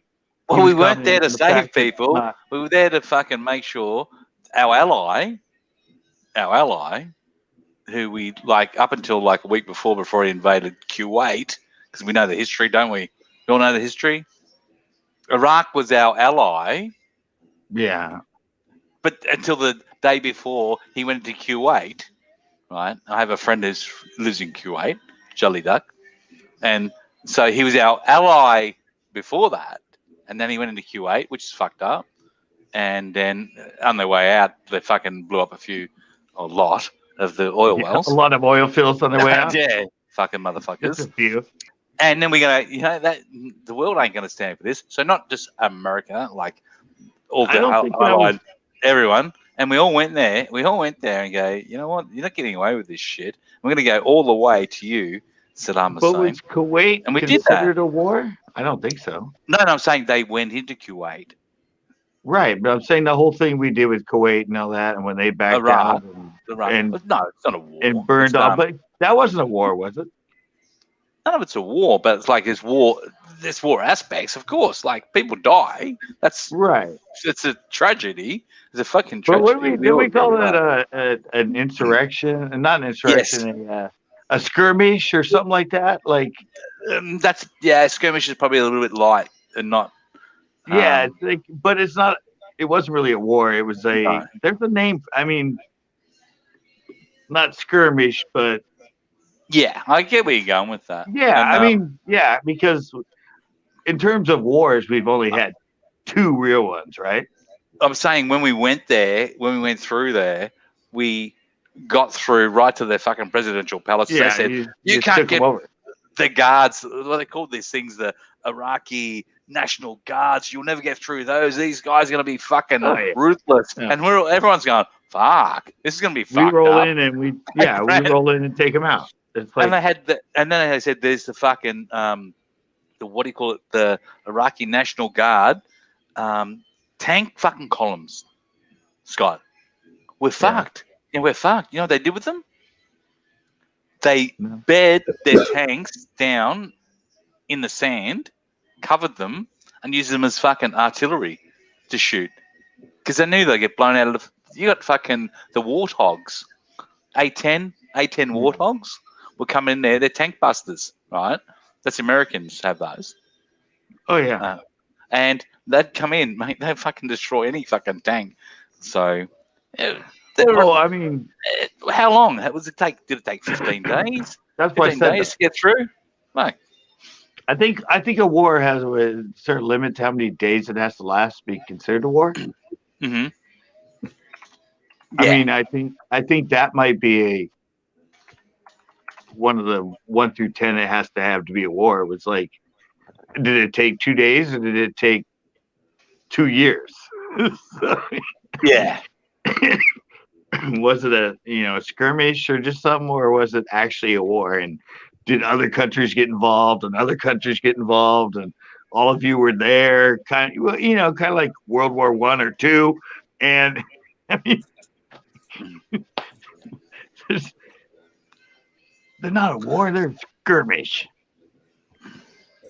Oh, but you're right, Ozzy. As far as what the U.S. can do if they... It took 1 month. There you go. Oh, 1 month. Yeah, 1 month total. But you're right. They were there for 7 years, fucking, or whatever. You're right about what our military could do, like, if they wanted. Yes, and yeah, and you know what? We're tokens. Australians are tokens. Like we committed our troops straight away. We were there with you guys, and so was the British and the French and all that. Yeah. It was the I think what they call it, all of us are together anyway. So it shows that every country are together, and we're only a small part, but we are committed to doing that. Like right. So yeah, so we were part of insignificant little in ways how we help, but right. Fuck yeah, but it's wrong being done. Don't like a lot of people criticize the Americans saying, oh, what do they think they are, the world police? Well, fucking what's wrong with that? What's wrong with that? But what I'm saying is with our military and it's what it has and what we the punch and yeah, and it takes we never use it to that extent. You don't repress. Yes. Yeah. If we wanted, if somebody, like, we want demands and this, and they start fighting against us, and we're like, really, seriously, we can take you out in a blink of an eye. Exactly, and see that's. But we're not going to do that. So how do the Americans and like the Allies, we call us, we're the Allies. How is there ever any from anyone, any country in the world where they're criticizing it, saying because you don't actually go and attack people or countries or anything like that. You try and be a world police, or we try and be a world police because you know what, what's the other fucking option is people are allies. Yeah, but what the other fucking people? The freaking, I can't even think of their names now, but the group, the United Nations, that's a fucking crack of shit. Yeah. That's shitty. I mean, but I said the thing is, you think about like, because my mom sometimes, like, there'll be something that's going on or skirmish somewhere or something like that, and she's all like so into it, and I'm like, well, they better be glad we're stepping up to do this, because we could take that whole country out in like 24 seconds. And not even using nuclear, just we have enough things that could do it. Well, you can't, and history's proven that you can't do that because you know why? Well, no, because Well, you can't fight a All the- ground war against people that don't like you, and if you go back to yeah, Vietnam, that's a good example, right? You couldn't Well, win that that was- war. No, it doesn't matter how many bombs you dropped on those people, you couldn't win. Right? Oh, Not you, yeah, could- us. We couldn't win that war. Right? well, yeah, well, you're fighting in their territory, man. That was a loss. Well, there's no difference to anywhere else. So you can't win. Like Well, that can't happen. You can when you put troops on the ground, it's the worst fucking thing you have to do. So Still alive. He's just like, you're still alive. Yeah, I'm saying though. Well, other than nuclear, you could take them out. I mean, come on. that it doesn't win a war. That's a I major know. thing. It could end it. Doesn't mean you won it, but it could end it. There's difference between winning and ending, isn't there? What are you trying to accomplish? That's a threat. When they drop that. Well, I those know. bombs, No, when I they was drop those saying two we bombs- don't. hang on. When they dropped those 2 bombs on Nagasaki and Hiroshima in Japan, that was to stop them, right? Yeah. They announced straight away that would stop. Yeah. Didn't they never That's- sign the peace treaty? Yeah, it did. It's signed on an American ship. Well, isn't there one country that never did? The Emperor of Japan signed it. So, don't know what Was you're there saying. one? Isn't there one that never did? I think you're thinking about Afghanistan. In England and I trying to think thought there of was- the Falklands War. I'm thinking about the Falklands War. I thought somebody in World War II, some country actually never signed the I don't know. loss dropping- award or whatever. By putting a fucking atomic bomb on someone, it's not like depends. You can't just like do that for every problem. I know. Because what did you just do? Okay, so we just Yeah, I know. drop a bomb on you, but we want to be. You want to remember the repatriation that goes on after the wars. Oh So- God, yeah. So America. We need to start with what win means, and then we go from there. I'm saying you were trying to win a war. Like you don't win a war. That's You what I said. rarely win a war because. Well, think what you're saying. Do you win it or do you end it? If you kill everybody on the other side and there ain't nobody left to fight you, you won. But you Because also there ain't ended- nobody else to fight you. you it's- also it's like ended in the a war because boxing nobody match. else could If fight you're you. sitting there in a boxing ring fighting somebody and you knock him the fuck out, you won. But Because he ain't it's like- fighting you anymore. it's like the chicken and the egg theory, though. Because if you kill all of them, you won, but you also ended the war. So did So- you win or did you end the war? So why did you fight? You won the war. Why did the day before? Right. It's the same damn Saddam thing. Hussein- If you win it, Saddam you Hussein- end it, you won it. Saddam Hussein in Iraq had military backing from the United States for so long, right? Then Yeah. he invaded. Kuwait, right? And then bang, he was the enemy, which is fair enough, right? So then what you had to do is go and like attack him with all the stuff you provided for him. Isn't that Oh, weird? yeah, But he that- paid for it though. He didn't like get it free. So look into that. Like that's very interesting. Well, look at what we did to Vietnam, and now like 90% of our manufacturing comes from Vietnam. Nothing wrong with that. I know. Well- That's what I said. We went in and destroyed the place. No, you didn't. Well, didn't we destroy a lot of no, we didn't because we fought them on the jungle all the time, huh? You Did what, we? Was you- there what no do you say- cities a lot of the deforestation was done because by us? they yeah, but they were like they What- hid in the jungle. These people are smart. Apocalypse no Now. one's- Remember Apocalypse Now? No one's ever going to be. I've spoken to about this before, but people don't realize the Vietnam War started. The Vietnamese started fighting in the 50s because they were a French colony, and they tried to break away from the French in the 50s, right? So they built all those tunnel complexes that were like went for hundreds of kilometers throughout their own country under the ground. Stupid to take them on. They're fighting since the 50s. They were hardened fucking fighting people. It was stupid. I don't know, Scott. I'm divided because you know what? Back then, you got to put in the context of what it was back then, and countries were really, really frightened about how communism was sweeping the world. So you had China, you had Russia, and other Eastern Bloc countries that were like, what the whole world's going to end up communist? Like that's from the 50s, and that Vietnam was a French colony, so they wanted to break away. I understand that, and they did that. So they fought the French, and then come up to the end of the 50s, what happens? The communists have taken over the north of Vietnam, and they're going to come down. The south is not communist at all, but they're coming down. So it was a civil war. So we, not just America, like remember what happened? We involved ourselves in a civil war in a country for the betterment of the people because they're going to get persecuted.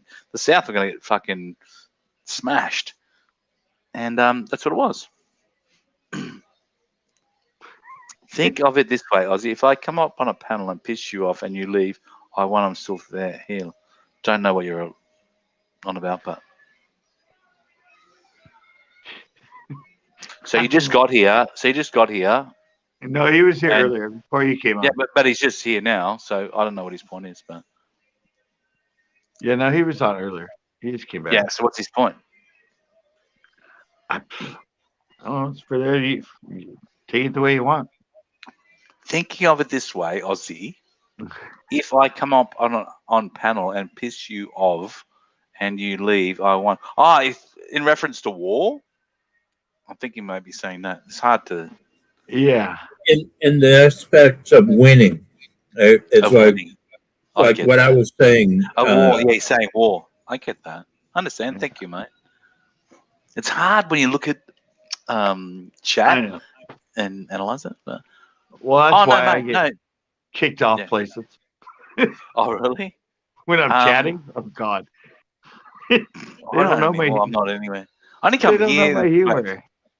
Yeah.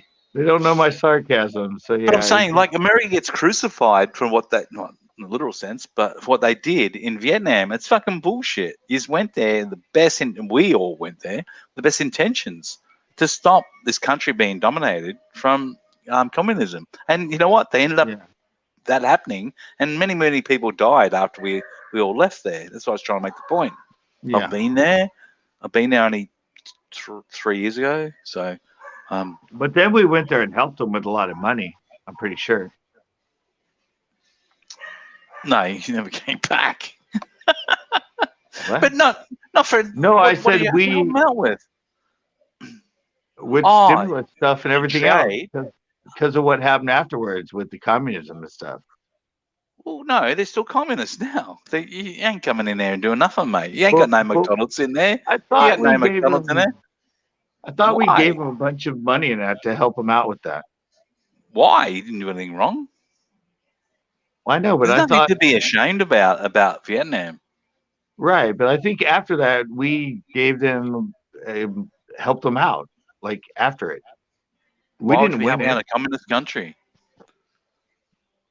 but we helped them. I'm pretty sure. During the war, we tried to help them out, but after the war, we didn't do anything for them. Why should we? I thought we did. We just took fucking. Hang on, we grabbed our shit and ran like little cowards. No, we didn't. It's based off of, I don't know. It's based off something. I don't know. I have to look it up.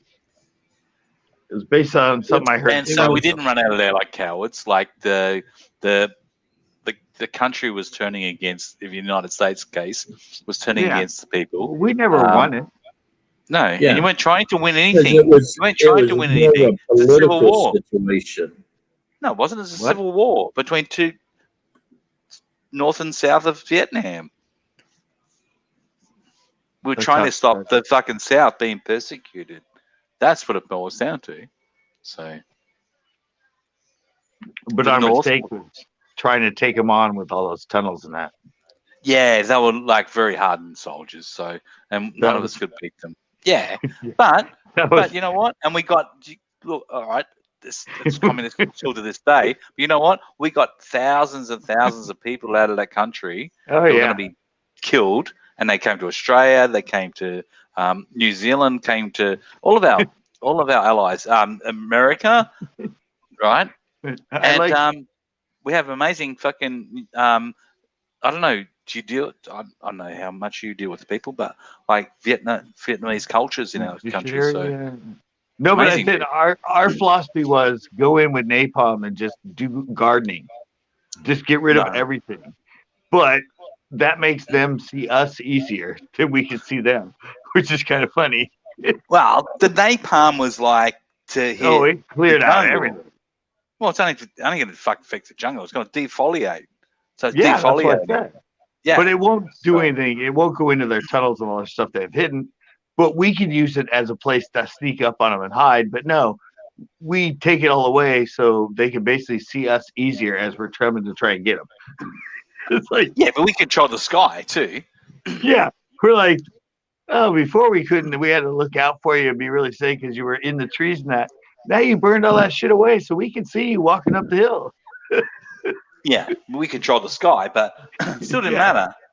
matter. The tunnels of Ku Chai, I've been there, didn't really change the war. You know what I mean? But yeah, Yeah. you But got that's it. what You got the. You understand. Right. But it comes It's from sad. that. It comes from Apocalypse Now, remember? I've only watched it once, so I love can't the quote smell of napalm in the morning. in the morning, yeah. Yeah, as it goes And and he's like like takes out that. surfing. Yeah, Mhm. just takes out that whole part of the thing. I gotta love the smell of napalm in the morning.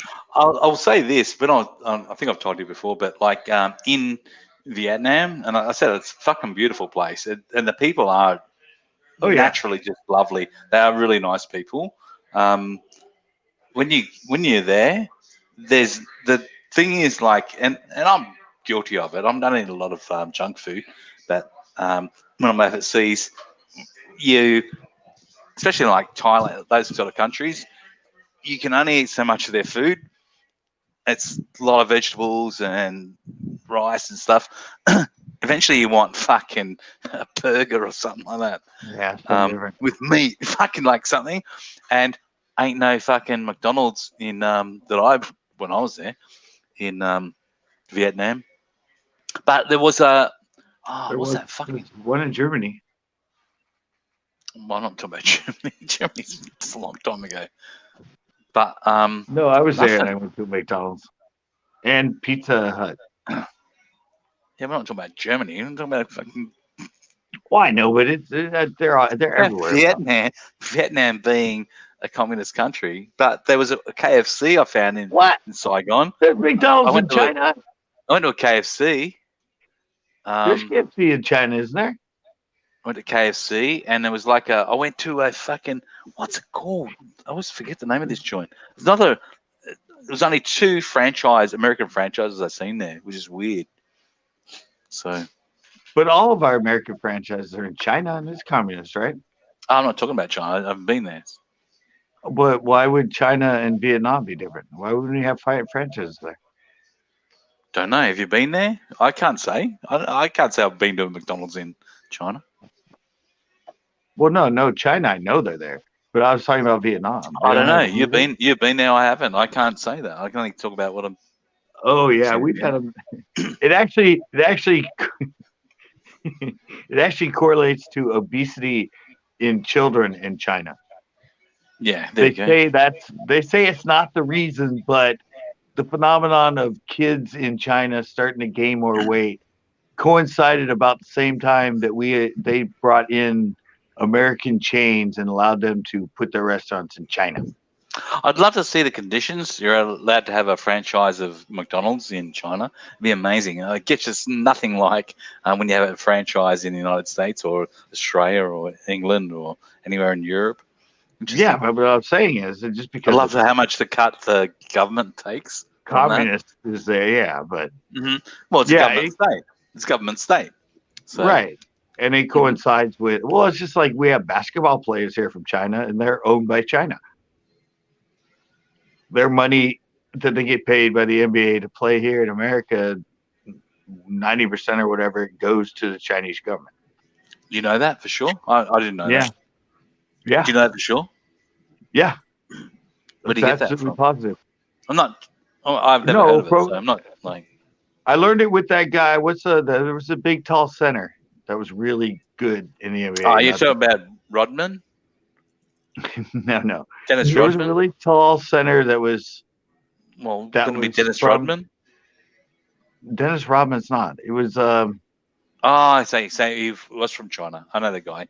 He's like, he looks almost like he's got friggin' that giant Titus, the guy.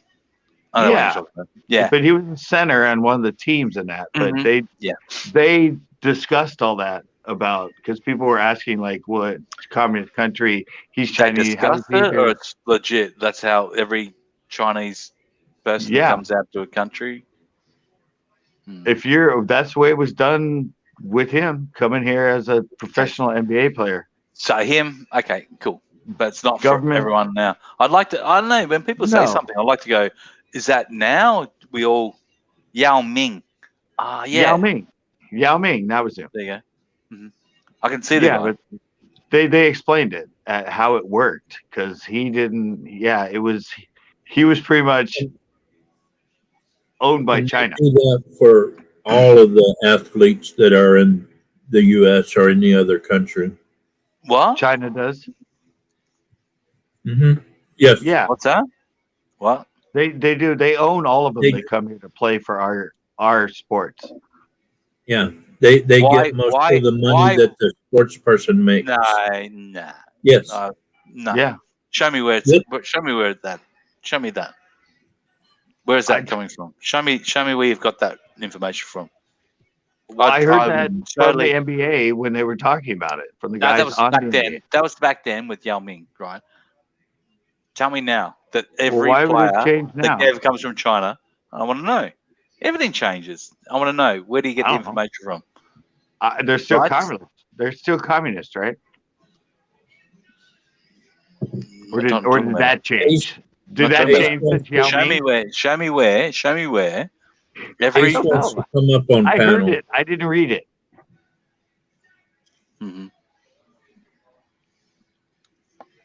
You can't make a statement and then not back it up. So you can't go, because every Chinese sports person around the world. I said I'm pretty sure that's the way that it works there. That's what I'm saying. The rights. I'm saying, well, where did you see that? Yeah, I've heard that before. You can't hear it. You can't hear it. You have to back it up with something. You can't say I heard it. I heard fucking. No, I heard it.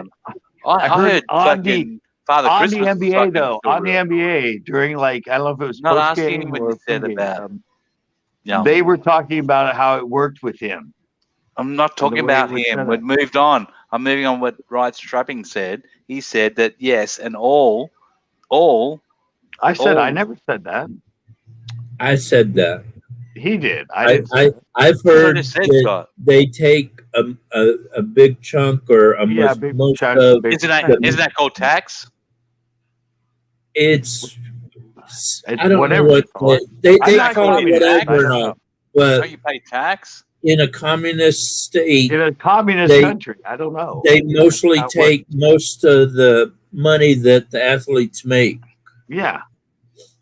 It's called tax, isn't it? Do you know what? When Michael Jordan when Michael Jordan made his most money ever, the 1 year, guess what? Most of that money was taken by who? His government. And his government, Michael Jordan's government, guess what? They aren't even communist. Weird, huh? Pretty weird, isn't it? Where is Michael Jordan from? Cincinnati. In Zimbabwe?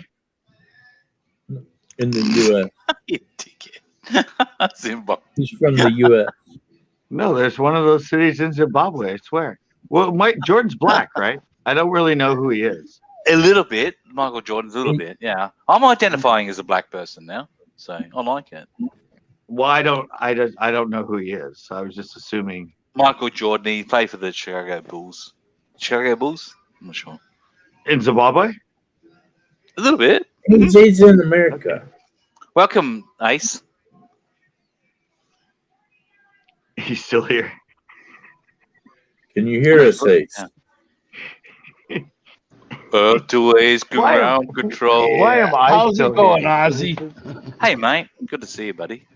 It's 6. I've been on 6 I and a half think them- hours. Why am I I here? think them damn Aussies are all communists. What's that? Oh, you Aussies over there in Australia. You from Sydney, Perth, or Melbourne? We're communists?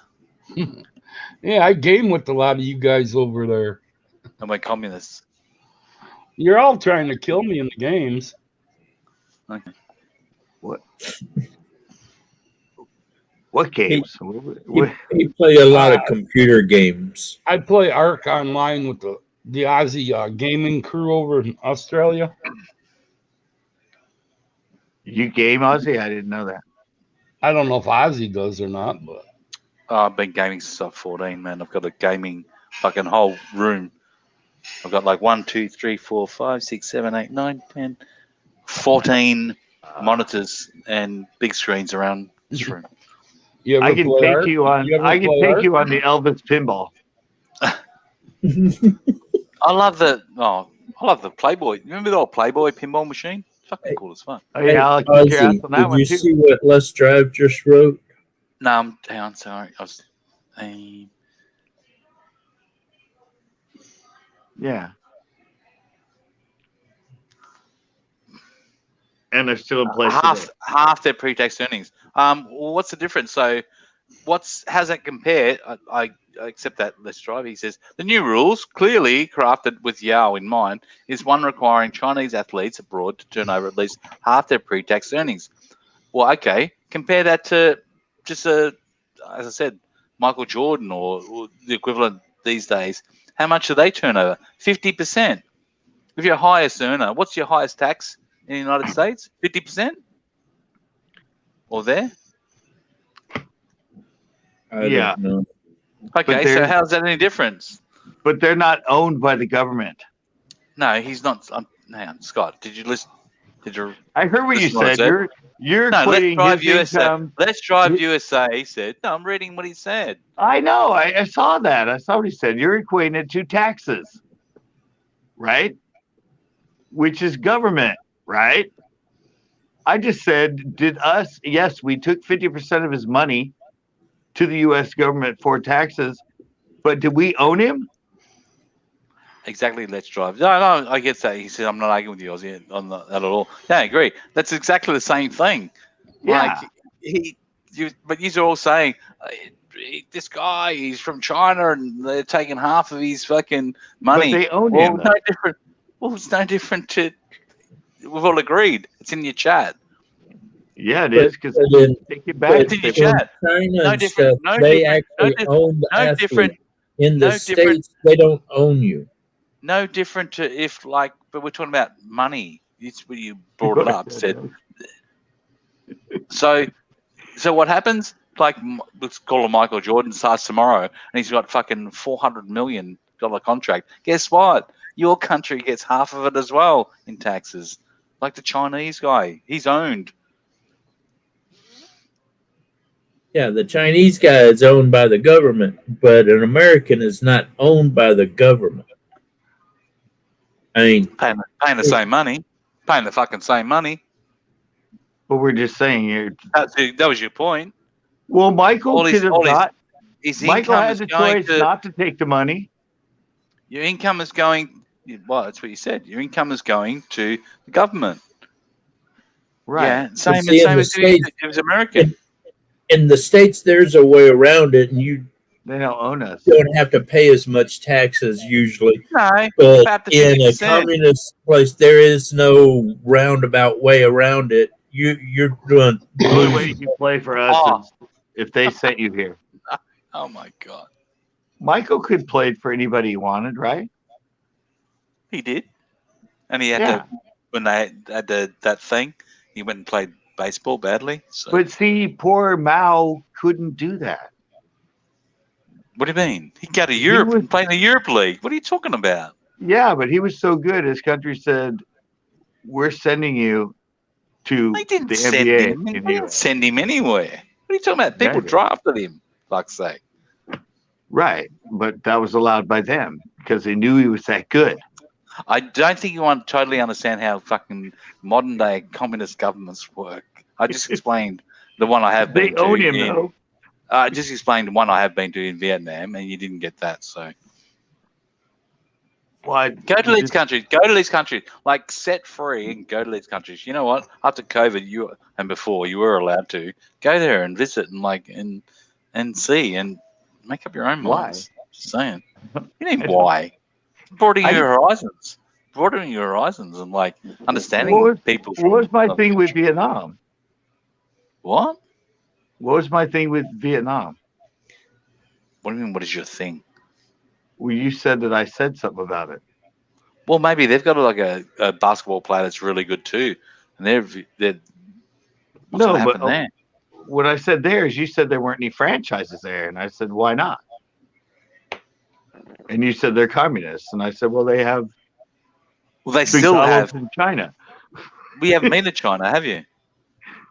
No, but I know they have McDonald's and all of our American. Well, go to franchises. one. Go to one and see.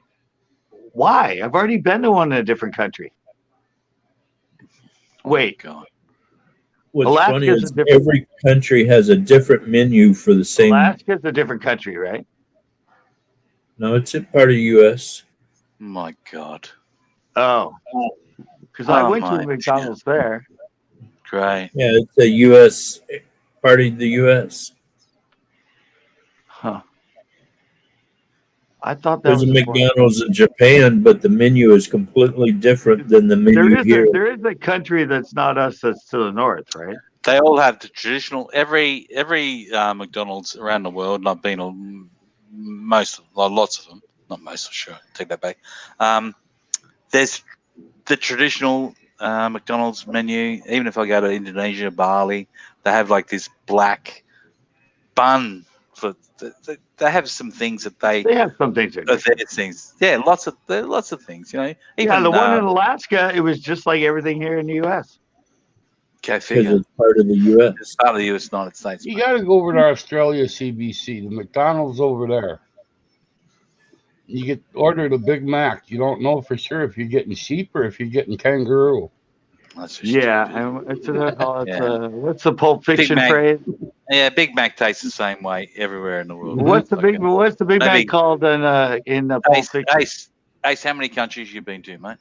Lamac? The U.S. I don't care about going to the other ones. There you go. Don't talk about everywhere in the world. A Big Mac tastes exactly the same way. Yeah, you squeeze the burger and it just pours the grease, so they all taste. Never had grease. Yeah, probably nine countries and tastes the same way, mate. Ozzy, unfortunately, you sound like all the people I hated in college. Bad luck. People with strong opinions and smart. I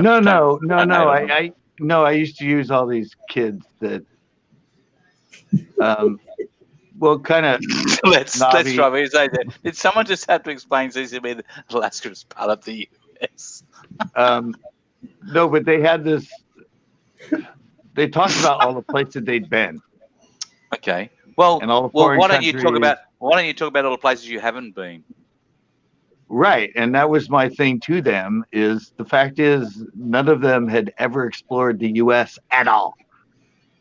They were just so cool because they got to go to England, Japan. In the last 5 years, what states have you been to in the United States?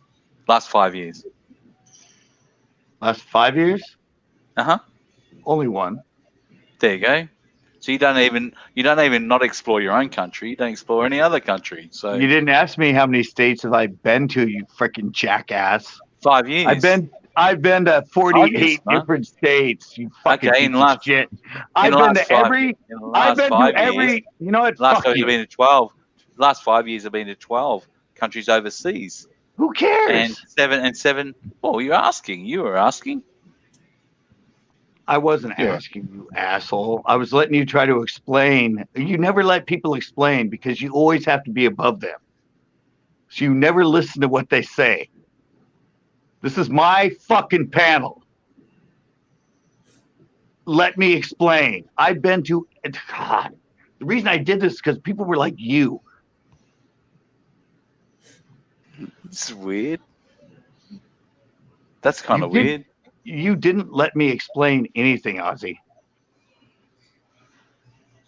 That's what really I like you, and That's you're a great guy. weird. But that's kind of weird. But you piss people off. You piss me off because you do that. Do what? You never let me explain myself. What you say? Can I address what you say? You can't just like say things and not. You didn't let me.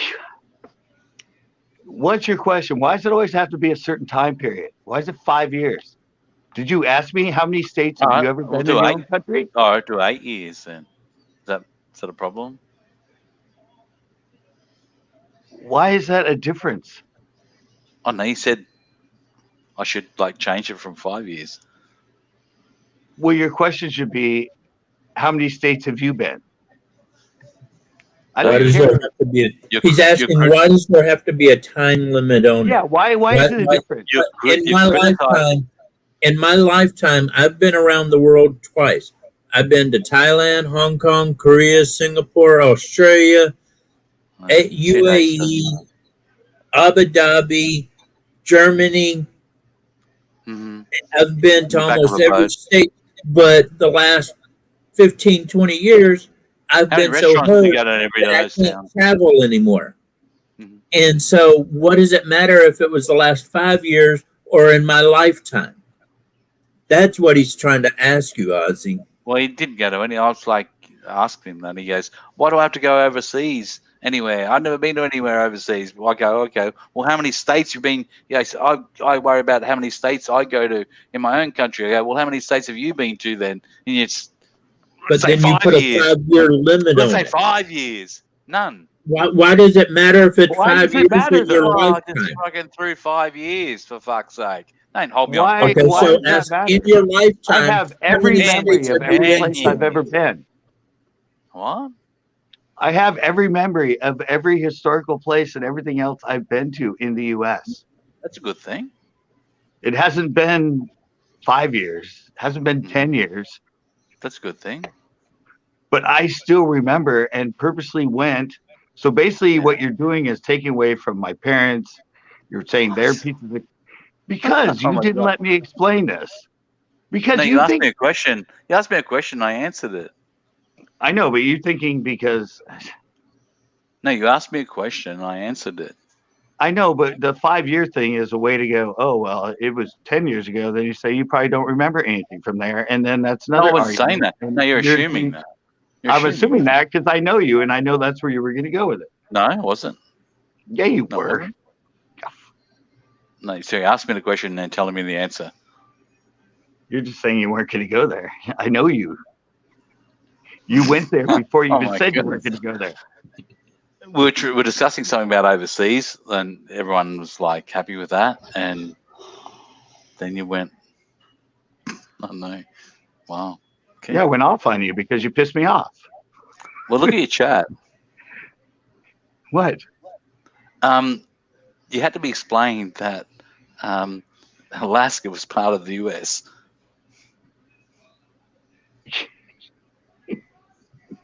You guys, I know that was a joke. You guys actually bought that? Oh, okay. Good actor. Oh, we bought. Sorry. Yeah. Well, we did buy that. Sorry.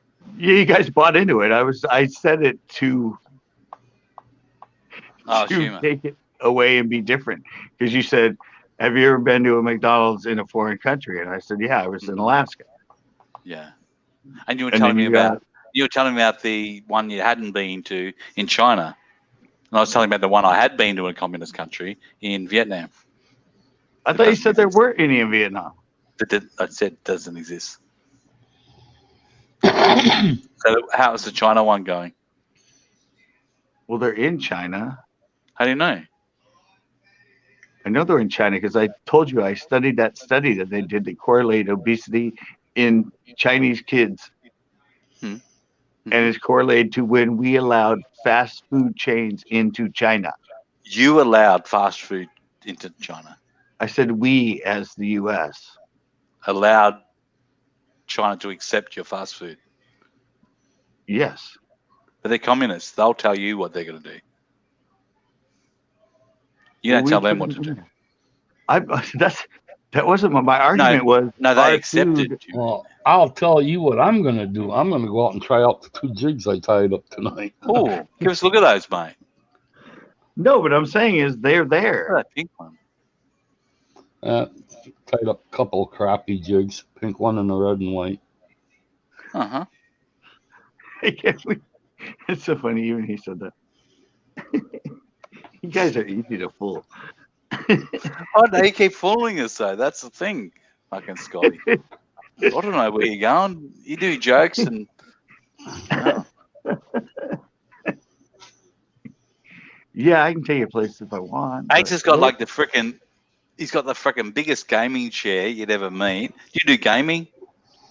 Yeah, I just got done telling you that I game with a bunch of you Aussies over there on Fred's.ts.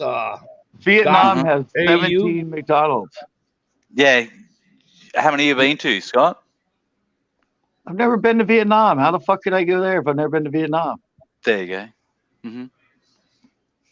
That doesn't change anything. Okay.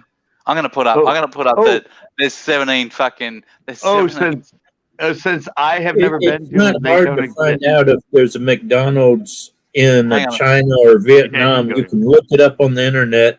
Yeah, I'm just putting up now. There's actually 3 McDonald's on the moon. There you go. He didn't. There's 3 now on the moon. His issue is I haven't been to him, and I haven't been to him. I've never been in fucking Vietnam. Fucking with you. I was fucking with you then. I thought you were fucking with us. Weren't you just fucking with us? So can I do it back? Well, you pretend like you did when you probably didn't, but now you're taking it on like you did, so you can be above me again. What you said? Oh my god, you kill me. Yeah, what you said. Devil, you're the devil. Source: CNBC article 218. All right. Oh, 2018. Sorry. I thought it was article 2018, but it's article 2018. No, I know they're there. It's because I learned it from that study about obesity. That's why I knew McDonald's and those other things like that were now in China. We fucked them up by giving them our food. Kind of a little dig, you know. Sure. Suddenly your kids will be like 50 pounds heavier. And speaking like an American. That's cool. It's supposed to be Dao Xiaoping. It's like, yeah, you're fat as fuck.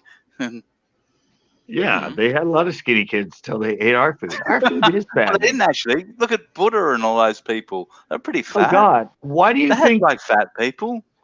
Like Chinese aren't like impervious to being fat. What do they think they are? That's crazy. Even they're pretty fatty, aren't they?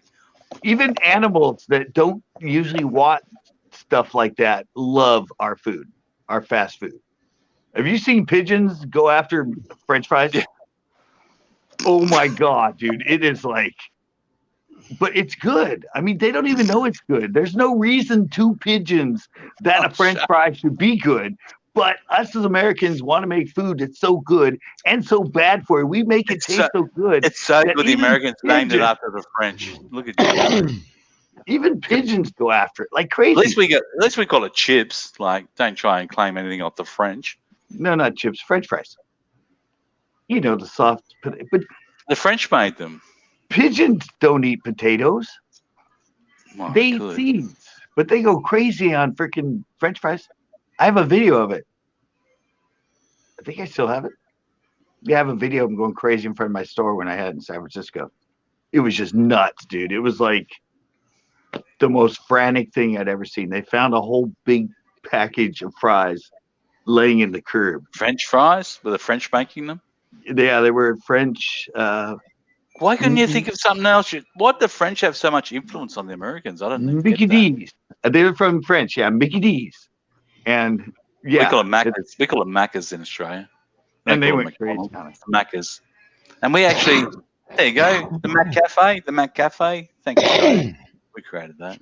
At Maccas. Mickey D's.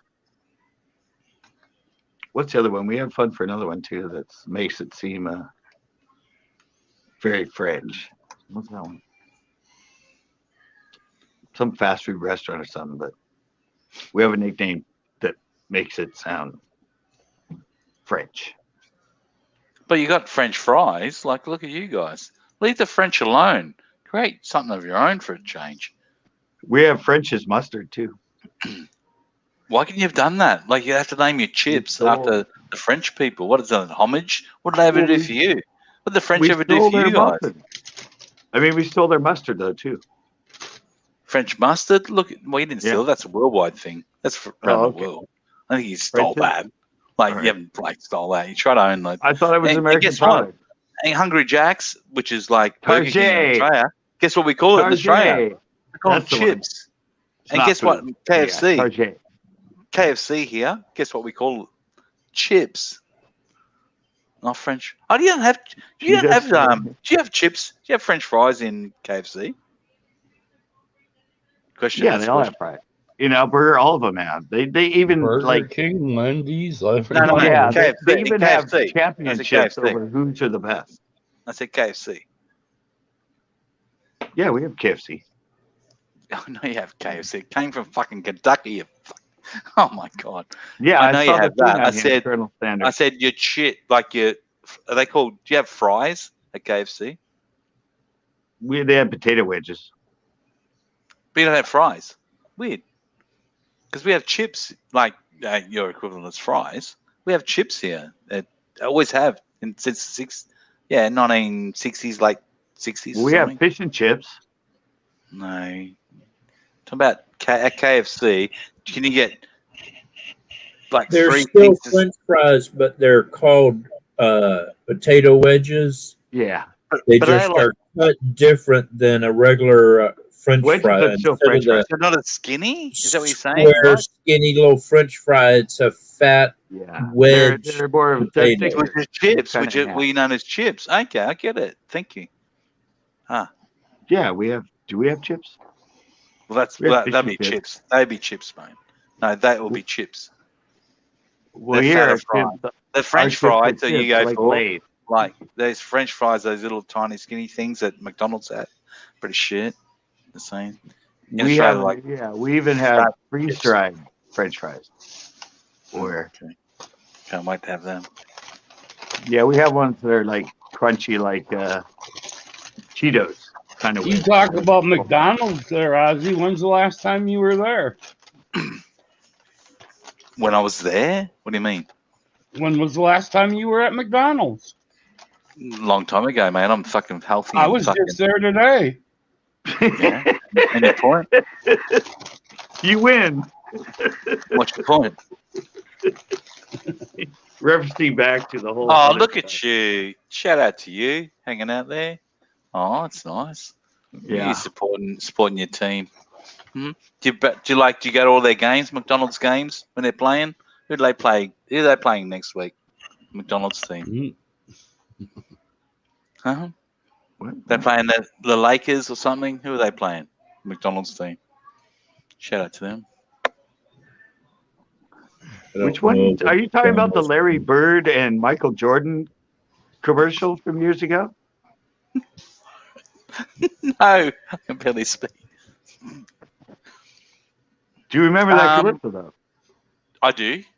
I actually seen it on YouTube, to be honest. That was McDonald's, right? Don't know. I think it was the McDonald's commercial. Let's Drive is like repeating stuff. So he goes, He asks, I go, yeah, we have KFC. And he says, I know they came from Kentucky. What? The chat's huge. Sorry. Oh, yeah. No, but Have you wasn't heard of, that? he said to me, have you heard of fucking KFC? I go, yeah, it's Kentucky Fried Chicken. The Colonel Sanders. Yeah, Where's I know the whole Captain? Look story. that up, Captain. There he is. He He's did. still He in. already did. No, about the commercial being McDonald's with Jordan and Bird. We could play it. Mm. I don't know. I Yeah. thought that was for So- McDonald's. So Didn't they why say don't you? Couldn't you create your own thing? Stop fucking living off like the French, call them French fries. Make your own fucking thing up. Fucking, you controlled the world, didn't you? What about French toast? Same thing. Leave the fucking French alone. Leave it. You're not from Europe. Don't they? They don't even have it there, do they? Isn't that our thing? Yes, they do. They do have think French toast? French toast is like, well, you know, it's like egg and. Yeah, Egg egg and bread. all that over the thing. Yeah, but I didn't know. They it created was created in Europe, so What about spaghetti? yeah, it's Italian, mate. Hey, I was right. It was a McDonald's commercial.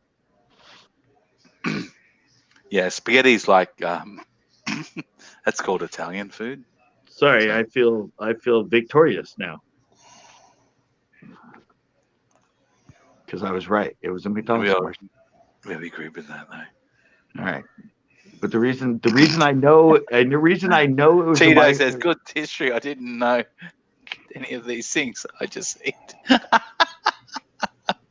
Nice. It's But the funny. reason I know it is kind of more obscure because in that commercial, I think is where they first said "nut but net," and how I learned about it, or that I remember it was McDonald's. There was this guy that was an inventor, and his I think 10-year-old daughter made up this net that you could like play hoops in, you know, for kids. Mhm. And when it went through the net, it said nothing but net. Oh, nice. And McDonald's had the copyright on it, and they wouldn't let her use it. Wow. They denied That's a bullshit. 10-year-old her copyright in that because when it went through, it said nothing but net. And I went, wait a minute. They've been saying nothing but net years before that. Yeah, you can't own that. You can't Yeah. copyright that. But Mhm. they copyrighted it. Yeah, I don't know. I'm always like, Yeah, they copyrighted it. Did they? Yep. She couldn't use it. And they said it was theirs because it existed in. Mm. But I don't think you can copyright words. If you got enough They money, can. you can copyright No, you anything. can't. Okay. No, you can't. If you Okay. got enough Copyright- money, you okay, can copyright copyright anything. anything. Okay. I'll address you Trademark. on that. Okay. Gene Simmons from Kiss, right? Isn't And he he the used to use- exercise guy? Okay, you want The kind of gay guy that always did all the exercise? Gene Simmons from Kiss, right? What's the other always Simmons? signed, Wasn't always it signed Simmons? his name since the like Richard. 70s. Richard. So Richard. I was thinking about Richard. Richard Yeah, was he's- such a great So guy. Richard, I mean, wasn't Richard from was. Kiss. I don't care about that. Whoever that musician was that had kind of the same name, Gene was the best. Oh, I'm telling you. No, it was that Richard guy, I think. No, it was the Richard Gene. No, it was that Simmons? Richard Okay. guy. Okay, so anyway, like the guy, Gene Simmons, always Richard Simmons was the exercise dude. I was know. being stupid, and so he'd sign his last name with the S's with a dollar sign. So then Gene Simmons from Kiss tried to copyright the dollar sign, because he's always done that. Guess how that went? You can't just fucking copyright anything you like. And same as words and sayings. You can't copyright that. Well, evidently McDonald's stand still. McDonald's has it too. I'm loving it. Yeah. Cadbury's tried to the color, the purple. Would you call it Well- purple? They tried to copyright the color. Didn't work. It doesn't work. You can't just like do that shit. Well, no, but I'm saying is that everywhere or just in the U.S.? Don't know. It wouldn't stand up anywhere. You wouldn't think. It does here though. They own, and they sued her. I watched it. It was What is they it? would I'll look it not up now. allow her to I'll look it up do. now. What's it called? She made a little basketball game, and it said nothing Okay. but net when it went through it. Okay, who They owns the said saying? They Nothing. said infringed on their but copyright, net. Okay, I'm looking it up. Okay. and she couldn't use it. I don't know if they Um, sued her, but No. Mm, did they sue her or not? Or did she sue them? no one owns that. You can't own the fucking saying from words. Exactly. No. No. But- Nothing. Well, then they bullied her. Yes. Yes, there's a difference though. Seems real. Larry Bird and nothing but net commercial. It's been almost 7 years. They said no. No. You can't own that. You can't but you can't also try and represent that commercial again and try and do it with you and I doing it. Well, right, the commercial, but they bullied her though because it was in there. I watched it, and it was about the reason that this 10-year-old entrepreneur that was making a game in that couldn't put it through or couldn't get it to go through because McDonald's said they own the phrase "nothing but net," and she used it when just posted something on it right there. Yeah, when it went through the net, it said nothing but net. And they showed it. I was like, she played it and she made a basket and said nothing but net.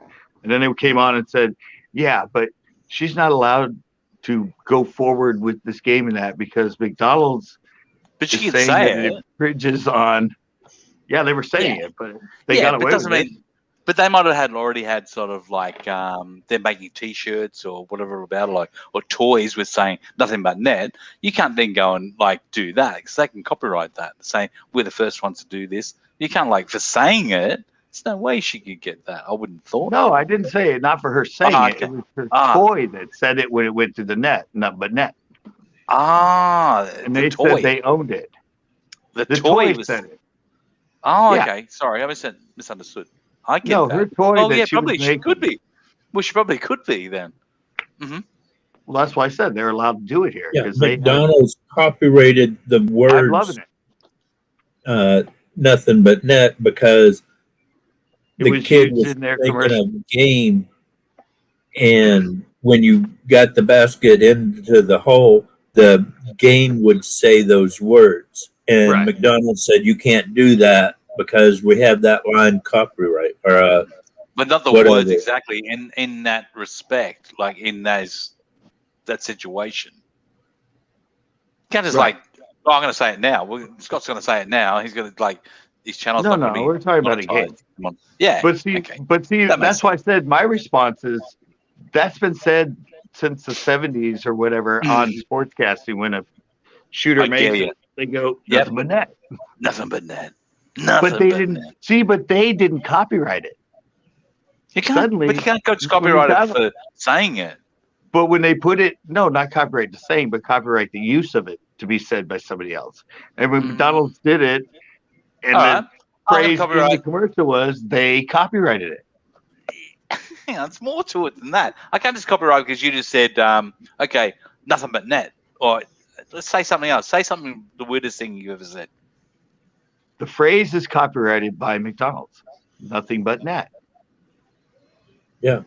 And also, I'm loving it. Doesn't make it so.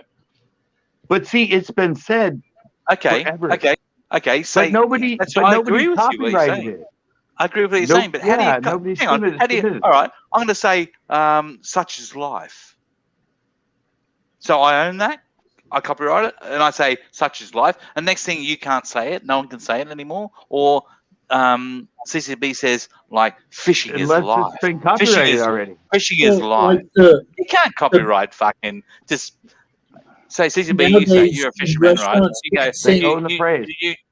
Nowadays, so CCB says fishing is life. And next thing you go, you can copyright fishing is life, and you own it. So anyone that says fishing is life owes you money.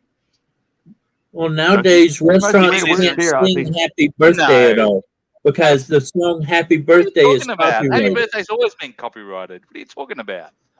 Yeah, but Like, you come used to on be now. able to go to Forever. restaurants. You That's used to been be able to go to. You can't say it. Did I Though. finish saying what I'm going to say there, Ozzy? Nowadays, you cannot have the restaurant or the waitress and stuff sing "Happy Birthday" to you Yes, because it has been copyrighted, and the yes, it's the not people who recorded. made the song "Happy Birthday," they're not allowing restaurants to sing that anymore. Well, they wouldn't know they sang it, would they? No, but we're just answering the question that you asked, and the Well, they truth So wouldn't is, you have sang. can Well, they- copyright words. Oh, my you can't. God. That's a fucking song. What are you talking What about? is Words. what is the song made of? There's still words, a bunch of words put together Words. in a Oh in my God! proximity. Sorry, I gotta go. I It's gotta go. a song. What's So the you can saying? What's the copyright saying? words. Saying it's a bunch of words. You can own them. Yep. Oh my God! Do you understand? Do you understand that a song contributes not just words, it's music? Do you understand? There's chords and melodies to a song. But Do you isn't understand the it difference between? isn't it a bunch of words? Oh my goodness! Do you It understand isn't this music? Isn't a song a bunch of Have another words? smoke. Have another smoke of your fucking whatever you're doing, But and like but come back to no, it. And answer my question. Answer I my just question. did. I already did. You need No, to you listen to it. didn't. Well, You can own a phrase. so a song And isn't a bunch of words written together. do you understand about music? Do you It, understand it, music? is it? No, just it's a yes or no question. Oh, To shut make up. a They own song, a phrase. you have to have a bunch of words. I just said You three can't times. just have. I just said to you. I See, just said you're to you not three even times. listening to a thing. I You just want to said to just you talk 3 over times. everybody, and you're always right. They own that you can own You're the one phrases. with the That's right. all we're saying. So we're not talking about that. You just asked me a difference You about can music. copyright words. You asked me about music. Words. Music isn't words, you dumbass. Do you understand that? They incorporate music. There's a thing called music. There's melodies. There's chords. So nobody is saying I just said anything in 3 any times the song. same fucking thing. La la to la you. la. Wait, That's what wait. you're doing. Is talking right over everybody. What Chords. if you sing I'm it answering a your question, cappella? you dumbass. What if you sing it True. a cappella? Very good, Scott. Very good, Scott. So there's Exactly. no words in any song. The Is this guy No, for I real? just- I've actually answered you 3 are times. there no words in a song? Hello. Is that what Do you you're want me to saying? say it? You want to say it for the 4th time? A cappella. I'm telling you. I got Do you you, want with me to that. ask, do you want me to answer this guy for the 4th time? Can you get your head around it yet? Oh, I got my head Do you want all me- around Do it. you want me to hear? You just Do you understand? got it. You asked. Are there words in a song? Yes Do or you want- no? I'm going to ask you to answer you for the 4th time, right? But Do you there's understand? Are anything there that's words A song, than a just the in a word. song song? is a melody. You have good But no don't idea. you sing the words in a What are you melody? singing to? What are you singing to? So are you just singing Oh my music? God, you guys are moron. Are you sitting there just la la la la la la la la? No, I And said, that's but a song? Or do you Have fun, say have fun, words? A guys. Have song fun, is guys. copyrighted in 2 parts: words and melody, Thank you, Yeah. sir. exactly. and they copyright both parts of that. Right. But you have to have words. No, to a the guy song. will just turn it around and go agree with you. So thank you. I'm out. Like thank you, USA Outlaw. Appreciate it. Yeah. All right. Like wow. I guess there Seriously, are no there's words in a words. song. That's what we're not talking about. If there's words, it's called lyrics. Do you understand lyrics? They're not Those are words. words. They're lyrics. What, They're still And- words. well, what You know, started there's all this still is words. you said we couldn't own phrases, and we can. Show me one. The one, the McDonald's one, they own You that don't phrase. even know. Somebody just told I'm you gonna that. go get Ozzy Outlaw the name. I I'm started gonna with that in get the it first place. copyrighted so I can sue him. And they also have Thank you, I'm sir. loving it. They copyrighted I'm loving it too.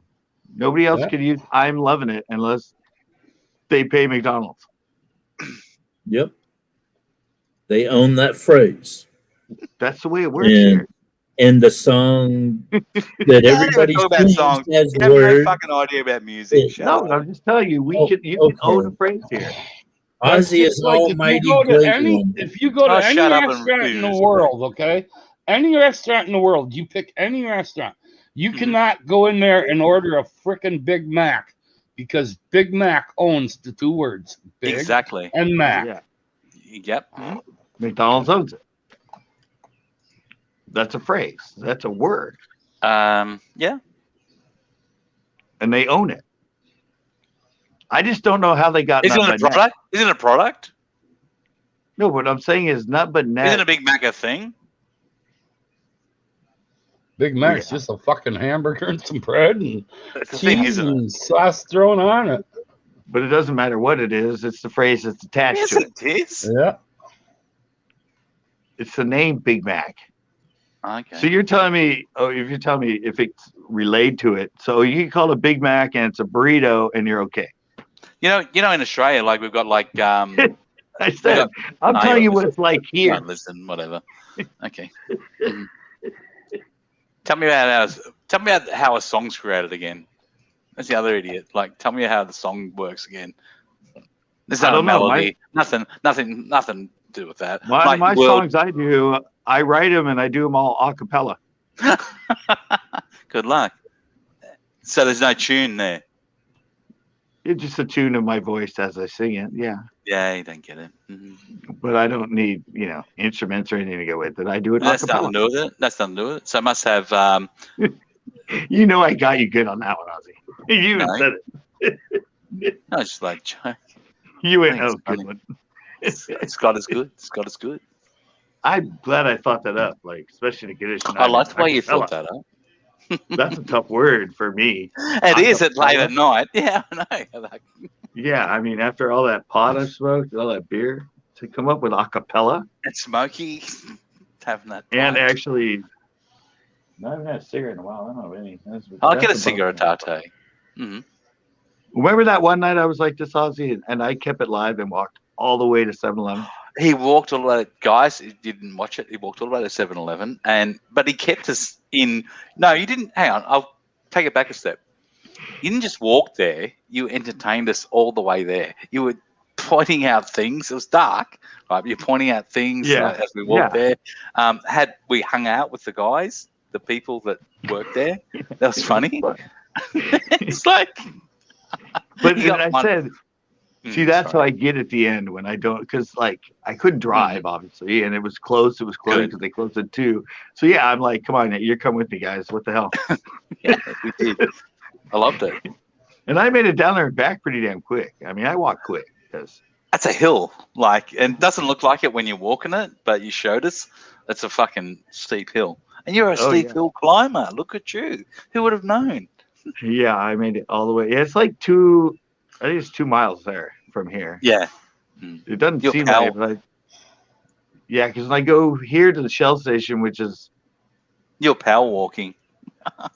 Yeah, the Shell station's only like a block away from it. So, and that's 2 miles when I go there because I didn't think it was that long. But yeah, I remember my feet were all I killed my feet on the way, and they were all like, wasn't that fucking bad? It's like he tramps through the fucking no. Hey, Ozzy, everybody claims you're a really smart guy, right?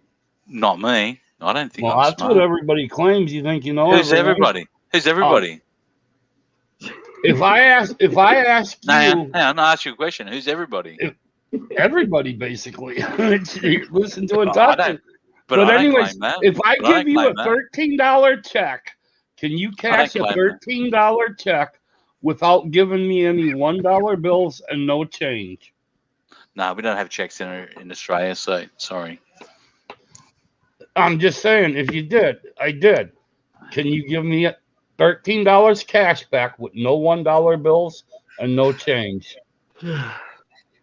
No, I'm going to give you anything. Fucking don't give me your fucking checks. I don't know. Sorry. Wrong guy.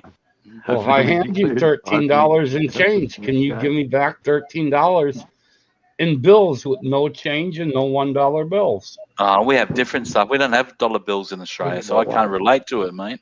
We have dollar coins. So sorry. I don't even get it. I can't. How about you, Captain? Can you cash it for $13 in change without giving me any $1 bills and no change? Yeah, see? Don't need the dollar bills in Australia. Captain might know. Right, strapping, he'd know. You have loonies, don't you? No, who has Who? loony? It's very that's simple. Canada. It's a $5 bill and 4 $2 bills. We don't have any of those. We have $5 bills. We don't Alright. have $2. We have $2 coins, so don't know. All right. You have 2 coins. They equal American coins. I don't know. Ozzy, you can't do this one because you don't know American Nah, coins. I wouldn't know. Sorry. You have 2 American coins. They equal 55 cents. And one of them is not a nickel. 55 What are the 2 coins?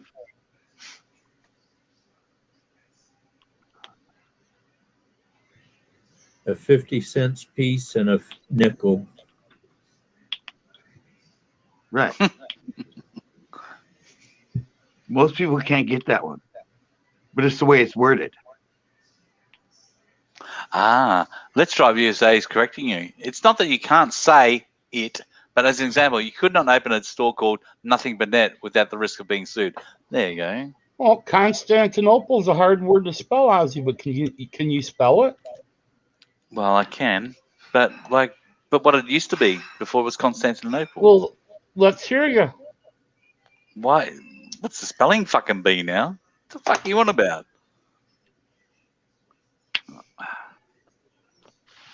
I think part of it is it's not that. What the fuck I want to spell Constantinople for? He can't spell Well, no, it. I was saying it's more the He thing can't- with you is people assume that you think you're always right. He can't spell it, so he's not even going to try. Well, no, I'm saying I don't think you, just because a lot of people think you always think What you're would the right. spelling be? What would the spelling Doesn't have to do with being smart. It's not being smart. It's just you always feel like you're right about whatever we're talking about. Well, what's the first letter it starts with? What, C? See, that's Fucking way idiot. over his head. Constantinople is a hard word to spell, but can you spell it? I-T. Again, it's wording. Have fun, guys. That's all right, because I'm getting out of here anyway. I've already been on for over 7 hours. Yeah, got nippers docile. Great. I've been for 7 hours and Done well. Thank you, Scotty. Too hotty. Yeah, I just want to go to bed. Later, Ozzy, I just wanted to fuck with you a bit. No, I don't mind, mate. It's good fun. I love it. All right, It's guys. all part of having fun, isn't it? And thanks for the other 9 people that are in here actually watching. I didn't think there were 9 people still, but thank you. They're amazing. They're amazing. I know. I haven't looked up there to see who's in here forever. I was Let's like, Drive says, I do good to spell my own name. No, I forgot it. So well, no, I was getting ready to say, and thank you for the 1 or 2 people. And I went, what? There's still 9? cheers, Captain. The Captain. Yeah, I'm definitely out of here. I want to go to bed. I'm gonna be Have live fun. tomorrow. Don't walk down to that 7-Eleven, mate. Don't get a drink. So No, I don't. No, I don't. I'm not going there. go sleep. Sleep time's good. Yeah, I should. Yeah, I just need to. I'm doing the same thing. I'm doing the same thing. 7-Eleven don't open until what, 6? It's No, they're open all open. day. 7 and 11. 7 to 11. Yeah, well, 7:24, 11. But Yeah. no, they wouldn't sell alcohol this time. You can't sell that for 2 here. They would to you because they know. I just want cigarettes, but I'm not gonna walk. Yeah, well, away. we'll go there. No, let's go there. Let's No. go live. No, it's already 3:30 here, so. He lives in like this quaint. He lives in this like quaint little place that's like there's no one around. There's no cars that even went past you that time.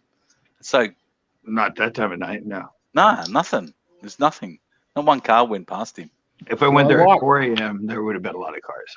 Why walk? Fire up the riding lawnmower and ride. Oh my god. All right, I'm going. All right, fuck off. See you, mate. Great hanging out with you guys. We take the piss out of each other and we have a joke, but in the end, it's funny as fuck. Oh yeah, you pissed me off a lot, Ozzy, but I still. Oh, love you. shut up. Shut up. Oh, you get pissed off by everyone. Yeah. Captain pisses you off. Nick pisses you off. Oh, Oh yeah. harden up. Harden up. Yeah. Yeah. But it's all in the name of love, so it's fine. In the name of love. All right, later, guys. One- You guys See you, have a mate. good one. See you, buddy.